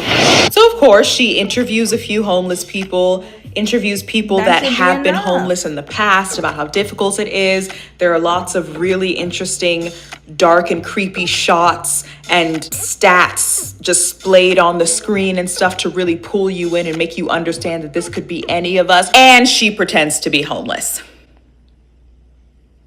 Let's roll the clip. I thought the best way to bring this story to all of you was to experience it myself. I'm going on the streets, downtown LA, Skid Row. It's a little scary. I just want to try to immerse myself as much as possible into the homeless culture. There's a homeless culture? Oh, Lord. Oh, my God. To where... I know, obviously, there's homeless people who, like, especially Skid Row, because I think it's the largest outdoor encampment in the United States. But she's making it seem like it's trendy. Like, what is going on here? Very thick. And being homeless looks different for everyone. There can be homeless people who dress like this, like me. There can be homeless people who dress fancy. Like, there's not an aesthetic to homeless people. What is she talking about? There are families out there that are homeless. Boots, because where we're going, there's a lot of dirty needles from heroin use. And there's a possibility that a needle could go through my foot, so... She has her makeup crew dressing her up to be homeless, goes to Skid Row alone, and meets a couple of kids playing ball next to a suspiciously looking crack pipe. Like, it's just there. I don't know. Okay, I'm not gonna say that the crew planted that crack pipe there, but I'm not saying that. Do you know what I'm saying? Allegedly. Tyra walks up to these kids, introduces herself, and you can tell the kids are looking at her like, yeah, girl, we know who you are. We're on the Tyra show. Like, what? I stopped at 2 kids in the street playing ball. Hi, my name is Tyra. Hi. Like, they're literally like, yeah, hi, nice to meet you. This is so unserious, y'all.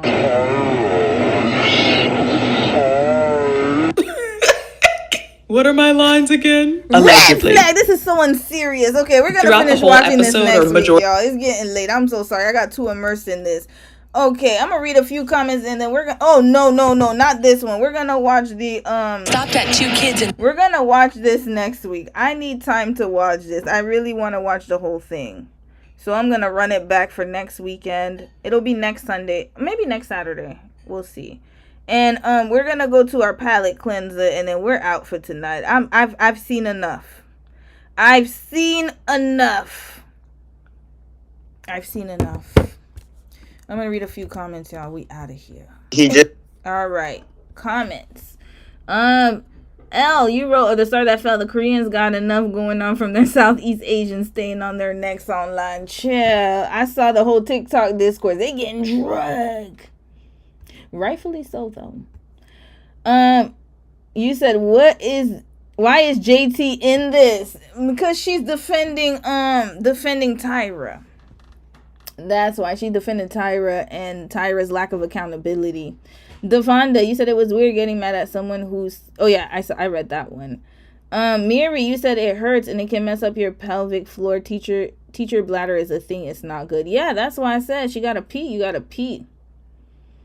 Devonda, you said she did blackface too when she went undercover. She went undercover as a stripper? Yo, okay, this gonna stick a pin in it. We're doing this next week.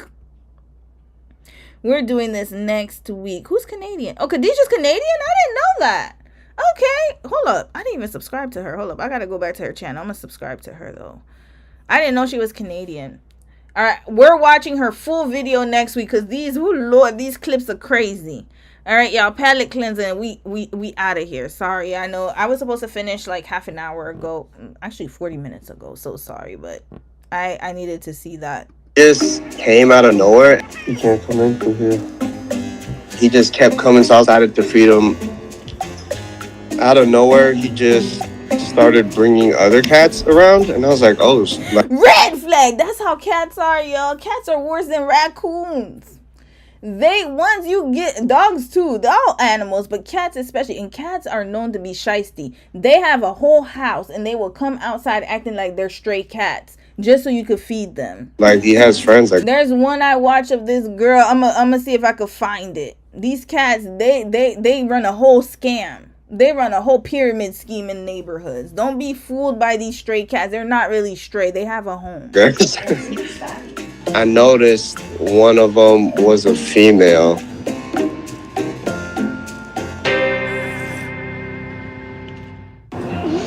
She bought her whole. I just was feeding his baby mama and his kids and stuff like that. And then they just kept having more and more kids. Not you being the government. Red flag. Oh, so it's like the government. Once they realize, oh, we got our whole setup here. We gonna keep having them kids. He gonna keep feeding them. I just was feeding his baby mama and his kids and stuff like that. And then they just kept having more and more kids. I didn't know they could reproduce so quickly.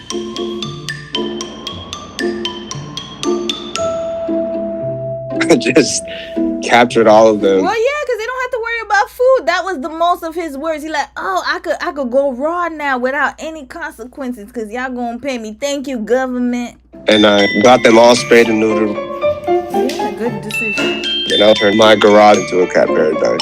That's so cute. One of the kittens is large number 3 with fries.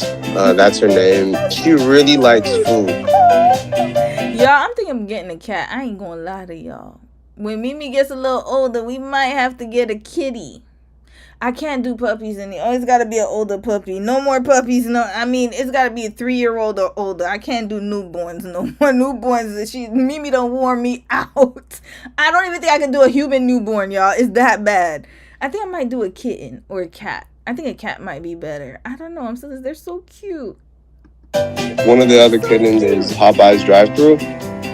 And then they'll be like let me stop talking. They'll be like Garfield and Odie. Kittens is large number 3 with fries. That's her name. She really likes food. One of the other kittens is Popeye's drive-thru. He's the I know damn well he didn't name his kittens after some damn food. Red flag. What do you name the first one? Wait, what he said? Fries. I was talking about. Oh, my bad. What's her name? He just came out of nowhere. Sorry, fast forward. Captured all of them. I'll turn my garage into a cat That's paradise. Really nice. What he name his kittens? Fast food? One of the kittens is large number 3 with fries. That's her name. She really likes food. One of the other kittens is Popeye's drive-thru. He's the alpha of the group. And there's LeBron. He was the runt of the litter. So I kept feeding him over time. I noticed he started getting horrible names. I'm so sorry. I don't even think pet names are horrible. Red flag. They're not even cohesive. Bigger. Like he's the biggest cat now. Even to this day, when I look at it, I'm like, wow, this is crazy. Like there's just so much cats. To be honest, I look at them as like family now. I'm stuck with them. And like I love them. Oh, this is cute. Them cats done took over his whole damn house. That's what they do. That is what pets do. You said, who released music? Hold on. Oh, Khadijah, you said that. Wait. Hold on.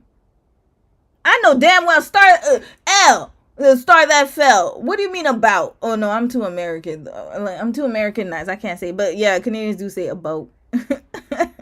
What me I say about. Karma, you said they always do this. Khadijah retired? She did? Oh, from YouTube. Did she? No, she came back because the ANTM. When was this? Wait. How could she retire? I just did her video. Maybe the video was from before, but I don't know. Okay, I'll have to check. You said cats should be kept indoors for their safety, by the way. I know, but their parents, some of their parents, I don't know. Pet parents are very strange. Some people let their dogs out or their cats out in the wild. I have a friend who literally lets her cat out and she's like, oh, he'll be back. I'm like, girl, like he be out all night. Just running the streets in Vancouver. Ripping and running the streets. Yeah, they got them spayed. All right, last comment. You said Tyra is not okay. She's weird, y'all. We're gonna dive more into Tyra next weekend. I'm too tired. I'm tapped out, and I know it's late for some of y'all, so we got to get up out of here. Some girl, you said my cat is cute too and low maintenance. He has an attitude though sometimes. He only wants to be rubbed when he's begging for food. That is so cute. I don't know, y'all. I'm low-key about to get a cat, though. Like, I'm seriously, like, contemplating when Mimi gets a little older, probably, like, in another year. I think a cat would be low maintenance, for real. Because it's, like, I don't have to worry too much. They just, you know, poop and play. And she can play with her sister, Mimi. Oh, the video is 4 years old. Okay, it's still a good video, though. Well, have a good night, y'all. I will see you guys next week. Look out for the Beyonce Part 2 case study and the Diana in Korea. Follow Mimi's channel, Mini Mimi. I think I had showed you guys in the beginning of the stream. Oh, I took it down. Oops. Anyways, it's at the beginning of the stream. Y'all will watch it, y'all. I'm too tired to go back. I will post her first video probably tonight or tomorrow. I don't know. We'll see how I feel. All right, have a good night, y'all. You said my cat can't be outside. He's scared of noise. Oh, no.